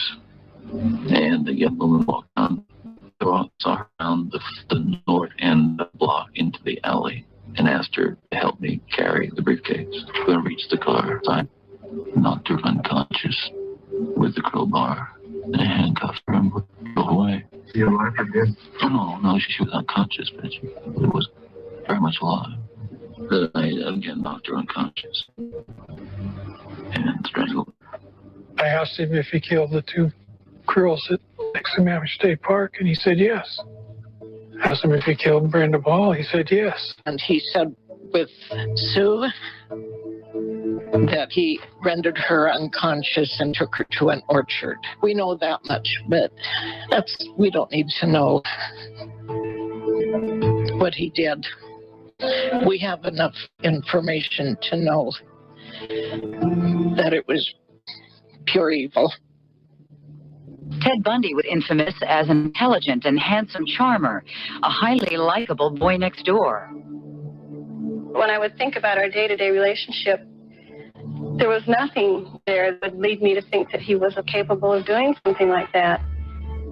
And that's the split that I think had everybody baffled. He confessed to my friend and told her all the stuff outright. And he mentioned the day, July 14th, when two women were abducted from Lake-Sammamish, and we went out to eat that night about 5, and he was saying that he remembered that he ate 2 hamburgers and that he enjoyed every bite of it. He said it wasn't that he'd forgotten what he had done that day, or that he didn't remember, but just that it was over. And then he said, "It's pretty scary, isn't it?" And then, a day later, he calls her back and said, "What you think you heard, you didn't hear right." This man felt nothing. And with all the people he'd done in, with all the harm he'd done, he still felt nothing. So there's nothing to say sorry for because he didn't feel sorry. Bundy lived in Washington until late 1974, building a promising career in politics. At the same time he came to law school in Salt Lake City, young ladies began to disappear in Utah. Bundy admitted to the homicide and kidnapping of the Kent girl from up in Bountiful. Debbie was attending a play with her family at Dumont High School on the night of November 8, 1974. She left the play early to pick up her brother at an ice rink. Well, there was Debbie Kent up in Bountiful High School. Was she killed right there at the school? No. But you are responsible for her death, though? Yes. He said he dumped Debbie Kent's body off at Fairview, Utah. He did find a patella portion, I guess, of the kneecap. They turned it over to the Kent family. You know, as a mother, I don't think until you lose a child you ever know the pain and the hurt that it is. When he murdered these women, sometimes he would rape them before, but a lot of times he would like to have sex with them after they were dead. So he was a necrophile, but he never liked talking about that.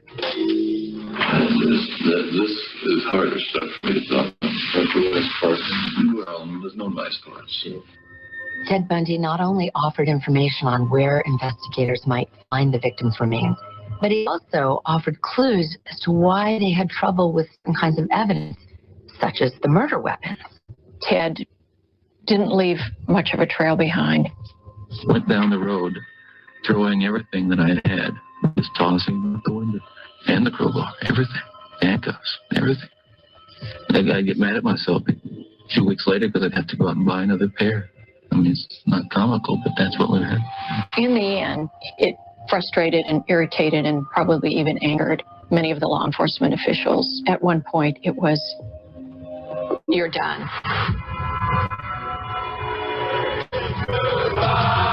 They started to prepare him for the execution. He was, I think, quite terrified when he came in. Ted Bundy may finally die Tuesday morning after over 10 years on death row. Ted Bundy reached out to investigators in Colorado, Utah, and Washington state, offering them information on those open, unsolved cases as a bargaining chip, trying to save his own life. Bundy confessed to around 20 murders. He was linked to dozens more.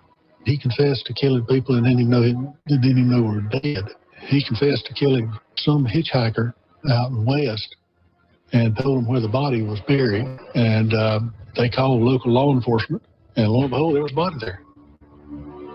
He was coming clean, and he was also very tired.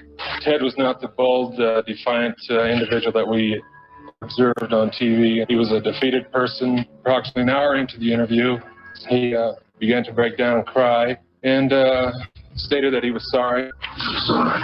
That doesn't care to think, but I understand that all that stuff. About myself, that I could just have that, the senselessness of it. It appalls me, although I'm sure not as much as those who are so close to it. But he also threatened to withhold information. Bundy's attorneys were notifying the parents that if we could write a letter to the governor and ask, like, for a stay, of execution, would tell everything. And I remember thinking, if I do write to the governor, Bundy might lie about everything. For him to be negotiating for his life over the bodies of victims is despicable. The risk of that sort of a bargain with the devil, if you will, is that they're going to give you false information. They're going to send you on tangents. They're going to just mislead you in 100 ways, only so that they can benefit by postponing the inevitable, in his case, which was execution. He was hoping that it would create more time in Bundy's mind, 3 months, 6 months. He just wanted to hold on to his life. That's all he had left was the bargain. He tried to blame it on pornography, for example. California religious broadcaster and psychologist Dr. James Hobson interviewed Bundy Monday afternoon. You were with Ted Bundy before he was electrocuted by the state of Florida, were you not? I was. He wanted me to have the last interview. What was that like? And he wanted to confess and explain why he felt he got into trouble. And he wanted to talk about pornography and what it had done in his life. Like an addiction, you keep craving something which is harder, something which gives you a greater sense of excitement. Until you reach the point where the pornography goes so far.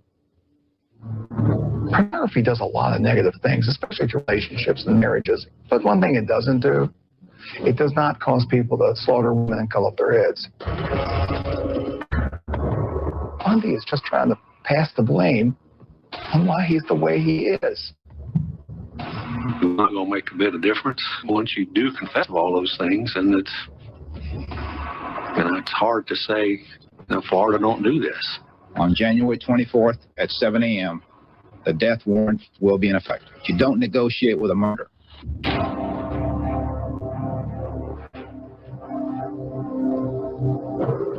Attorney General called and said, it's going to happen this time. Execution is, going to happen. Ted Bundy sits in this wing of the Florida State Prison, 30 feet from the electric chair where he's scheduled to die. I had worked a long, hard time seeing to it that he got executed.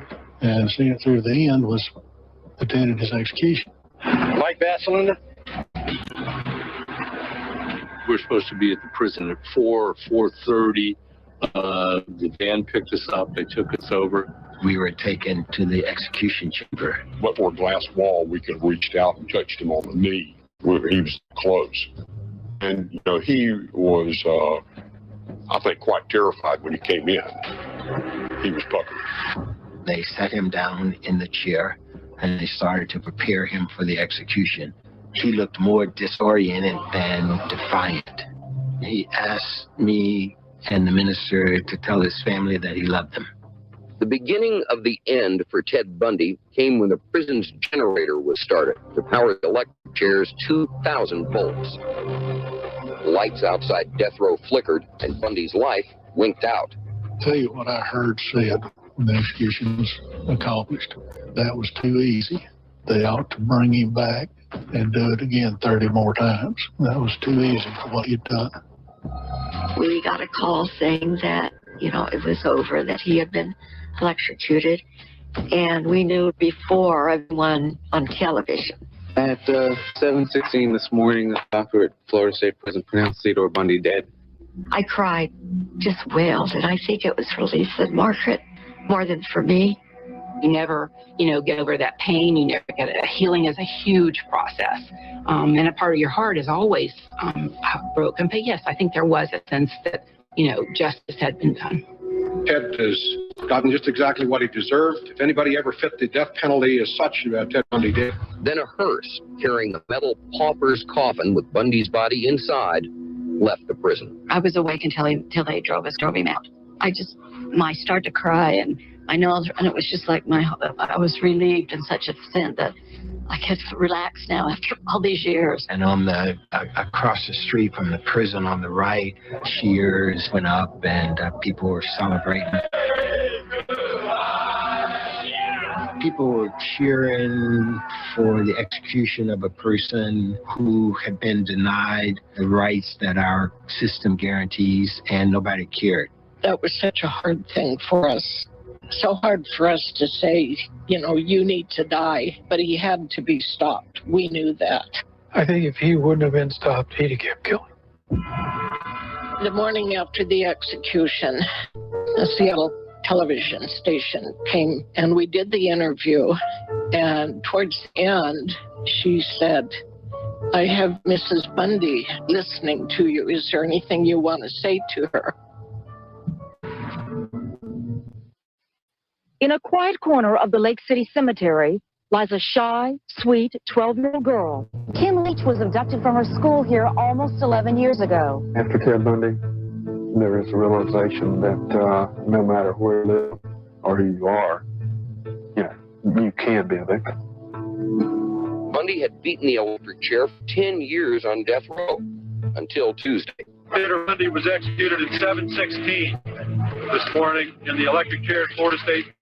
When Ted Bundy got executed, I, as well as many others, thought, hooray, he got what he deserved. The fact that he could kill these innocent young women just is so far beyond even one's imagination. I think he got the justice that he deserved. Not that I'm advocating for the death penalty, but there didn't seem to be any alternative for someone who'd done such horrific things to so many people, and especially to my friend. A federal judge called Bundy the most competent serial killer in the country, a diabolical genius. A life of brutality, murder, and deceit, a life that ended this morning as an unsolved mystery. The morning after the execution, a Seattle television station came and we did the interview, and towards the end she said, "I have Mrs. Bundy listening to you. Is there anything you want to say to her?"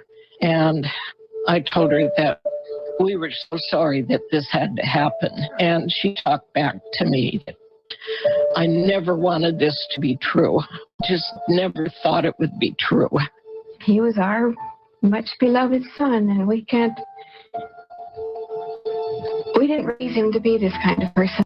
She was hurting. Oh my goodness. I had a daughter like Sue, and I have all those golden memories. And what did she have? What did she take to her grave? Shame and disappointment, guilt, heartache. We all share in the shame of Ted Bundy. Tacoma is the University District, the east side of Lake Sammamish, where he conducted a couple of the murders. Olympia, Ellensburg, Utah, Colorado, Florida. I think there was a determination to not be a victim, to not let an individual strip you of that kind of future. I try not to ever let it define me, but it's still a part of me. There was nothing that he did that was going to stop any part of my life. I had much to go for. Too many things I wanted to do. I didn't want to be held back. You just got to keep going because there's going to be another hurdle in front of you, and you can't let any one of them keep you down. Your best revenge is a life well lived. So go for it. Be your best self and make your life wonderful. I just want to be sure the women are not forgotten that did die. It's sad that they never had the opportunity to live their life. Sister Sue, people knew her. When she was alive and pretty and healthy, and that's what I want her to be remembered as. You don't ever put those you love out of your heart and your mind. They're there. I don't believe in the word closure for victims' families. There isn't any closure. It's an open wound that scars over, but it's there. And she'll always be in our life.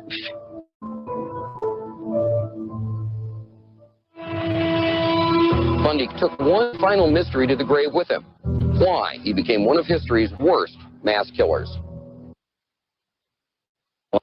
What shocked Florida, what shocked the nation, was the boy next door was a monster, and nobody knew it. He told me that he was sick, that there was a force within him that he tried to fight and tried to contain, but that it just kept building and building, and it made him do the things that he did. I'm not sure exactly how many actually confessed to. The FBI has figured around 35. There is some hint that there might have been a lot more. To him, it's a big hunt and chase game.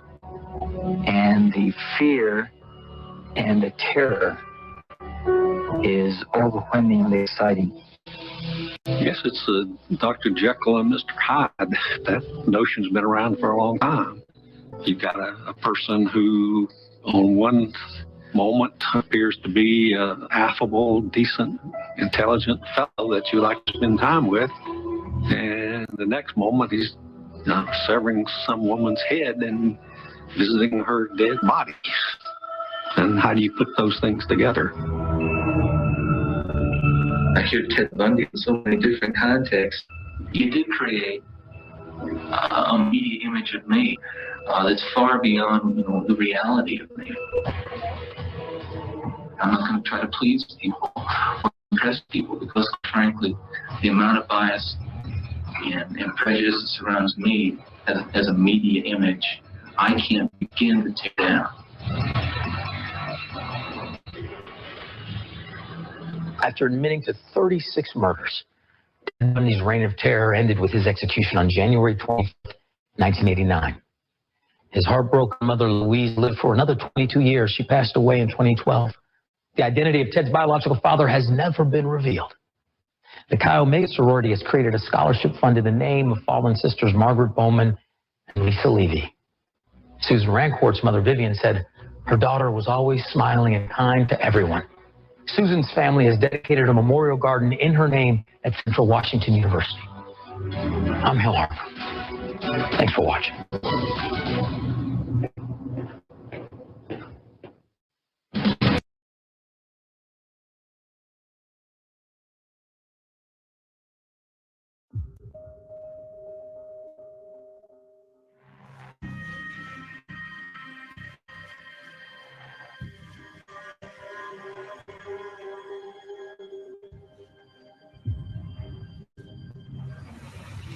said, kids are going to come back. They just ran away.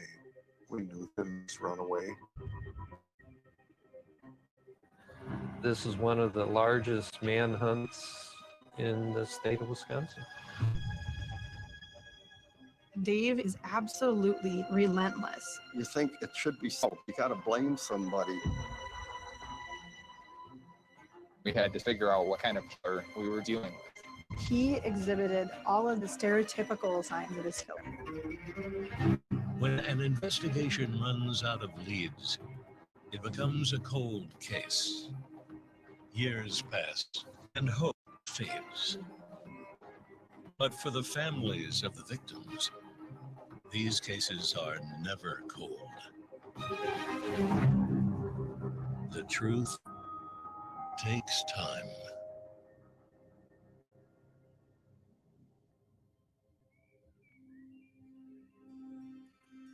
This is Farm Country, Wisconsin. High school sweethearts Tim Hack and Kelly Drew are at the wedding of a friend. The couple has plans to go to a carnival, so they don't stay long.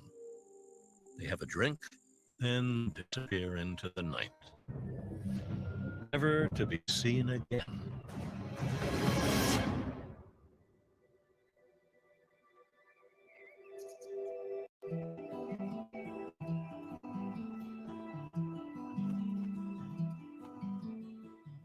We do take this part of Wisconsin for granted.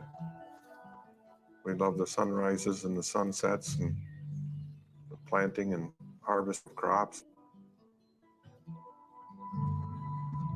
Some of us are lucky enough to meet our high school sweetheart and get married.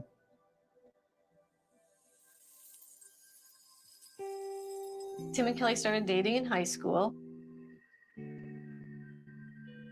Tim would bring Kelly out to the farm.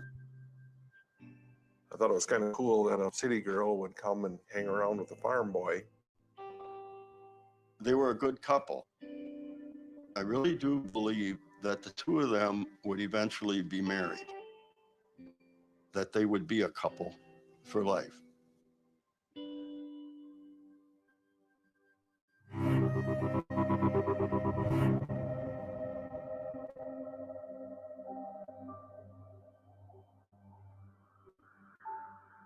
Tim and Kelly were going to go to a wedding reception at the Concord House.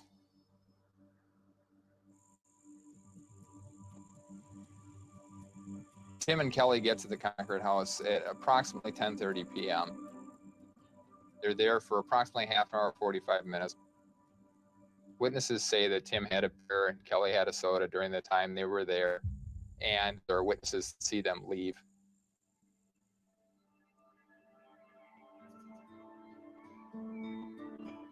The next morning, get up and get work done. Except when you got up in the morning and Tim wasn't there, instantly there was a level of concern. If he wasn't going to come home, he's going to stay with a friend, he'd call. We called Kelly's mom and said, did they stay there? She said no.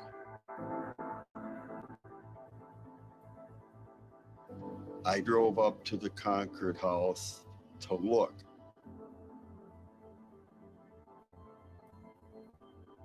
Tim's car was still there. The door wasn't quite shut, and his wallet was still in the car. And that was not like him to do stuff like that. From there on, we finally realized Tim and Kelly are gone.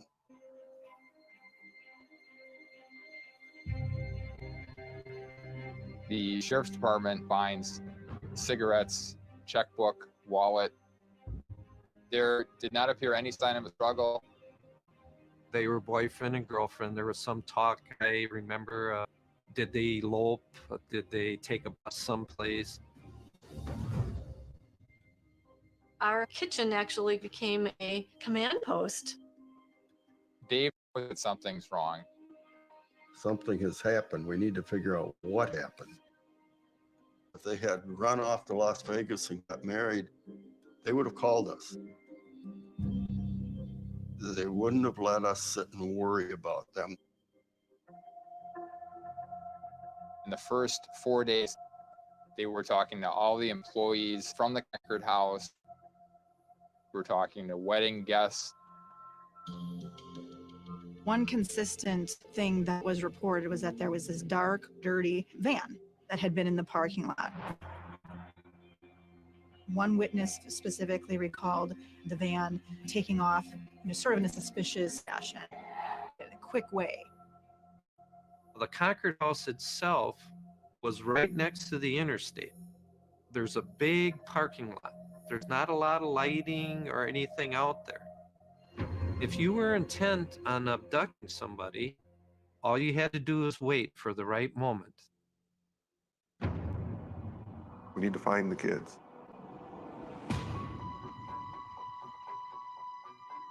The community stepped up.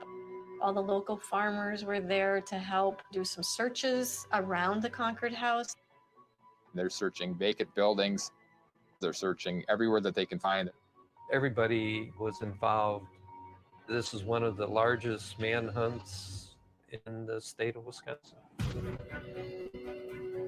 Didn't seem real. Nothing seemed real.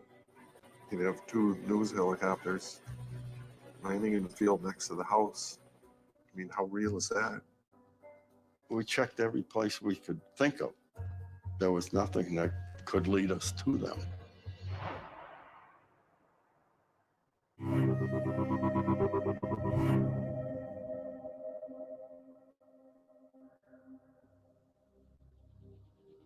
A teenager on his tractor had seen something as he was driving that caught his eye.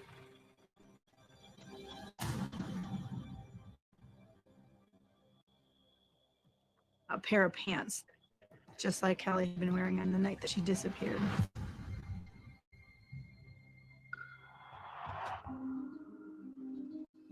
Both the left and the right leg are completely cut from the ankle all the way up to the waist.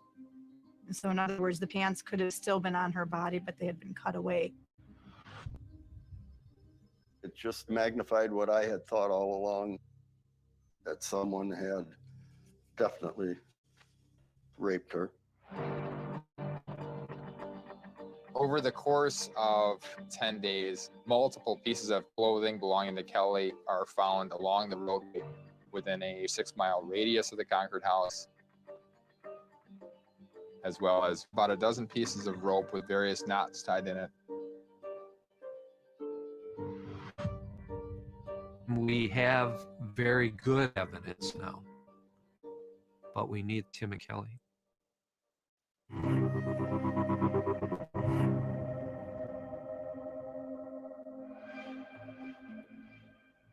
Squirrel hunters from Milwaukee are out in the Ixonia, Wisconsin area, which is approximately 10 miles from the Concord House.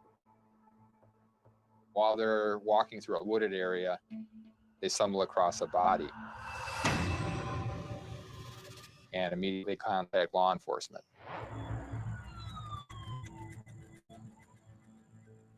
The body was badly decomposed. It's dark out, it's nighttime, so law enforcement sets up a perimeter around this area until daylight.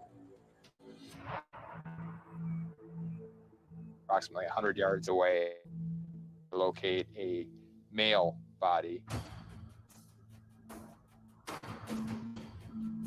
that's fully clothed and appears to be the same clothing that Tim was reported to have been wearing on August 9th, 1980. The manner of death for both of them was homicide. I had the radio on, and they announced over the radio that they had indeed found both bodies. And so I'm going to tear up. So I remember walking in the kitchen, and the detective is there with my parents, telling them that they did indeed find McKelly. There were ligature marks on Kelly's ankles and wrists that were consistent with having been bound. Kelly was most possibly strangled based on damage and insect activity around the throat area. So then these pieces of rope we're finding along the roadsides become extremely significant. There's the regular square knot, but there's also half hitches, clove hitches, bowline knots. This is somebody with knowledge of knot tying, somebody that's been in the Navy or the military or in the trades, like a carpenter, maybe a painter. It's not going to just be your everyday person that's going to tie these types of knots. This is a tight-knit community, so the phone calls are coming in, the tips are coming in. There's a tip that comes in from a woman who believes that her husband may have been involved in the murders of Tim and Kelly. This suspect, Mr. James, lived in the area where the bodies were found. He does roofing work, works with ropes. He's known to carry a knife on his belt. He has a van. And on August 10th of 1980, shortly after the disappearance of Tim and Kelly, he has his wife, stepdaughters completely clean out the van. A lot of things are adding up here. This could be the guy that took Tim and Kelly.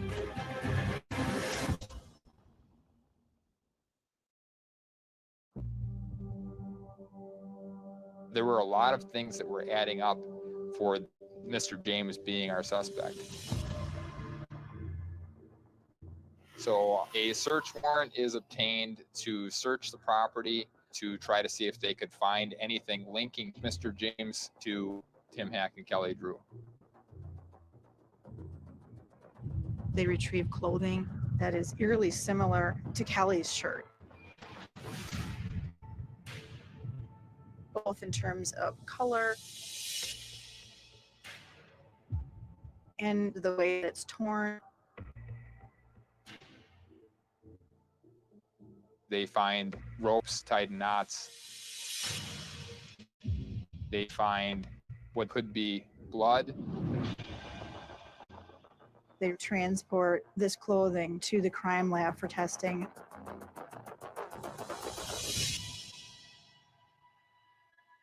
As they're conducting a search, they received information from his wife.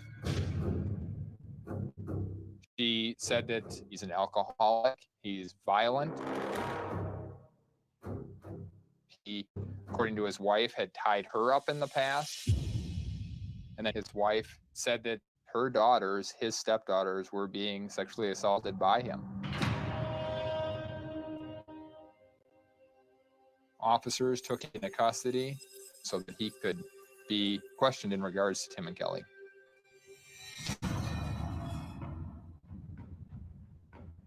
He was questioned at length. He denied any involvement, and a polygraph or lie detector test was used on him. Polygraphs aren't admissible at trial, but they do give investigators at least some guidance as to whether a suspect is being truthful. He admits to the sexual assault of his stepdaughters, but denies any knowledge of Tim or Kelly, denies ever meeting them, abducting them, ever being at the Concord house.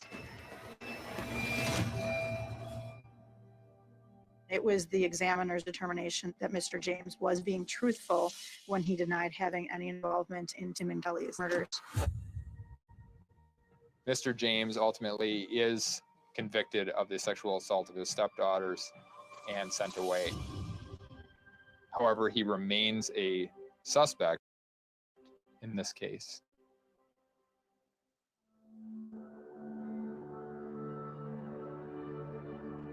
I know that my parents and Kelly's parents worked together on funerals.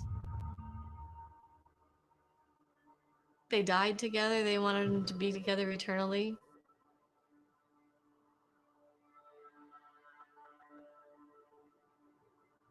Dave never let it go because Dave was always searching for justice for Tim. You think it should be solved. You got to blame somebody. We were looking at anything that was going to help solve it.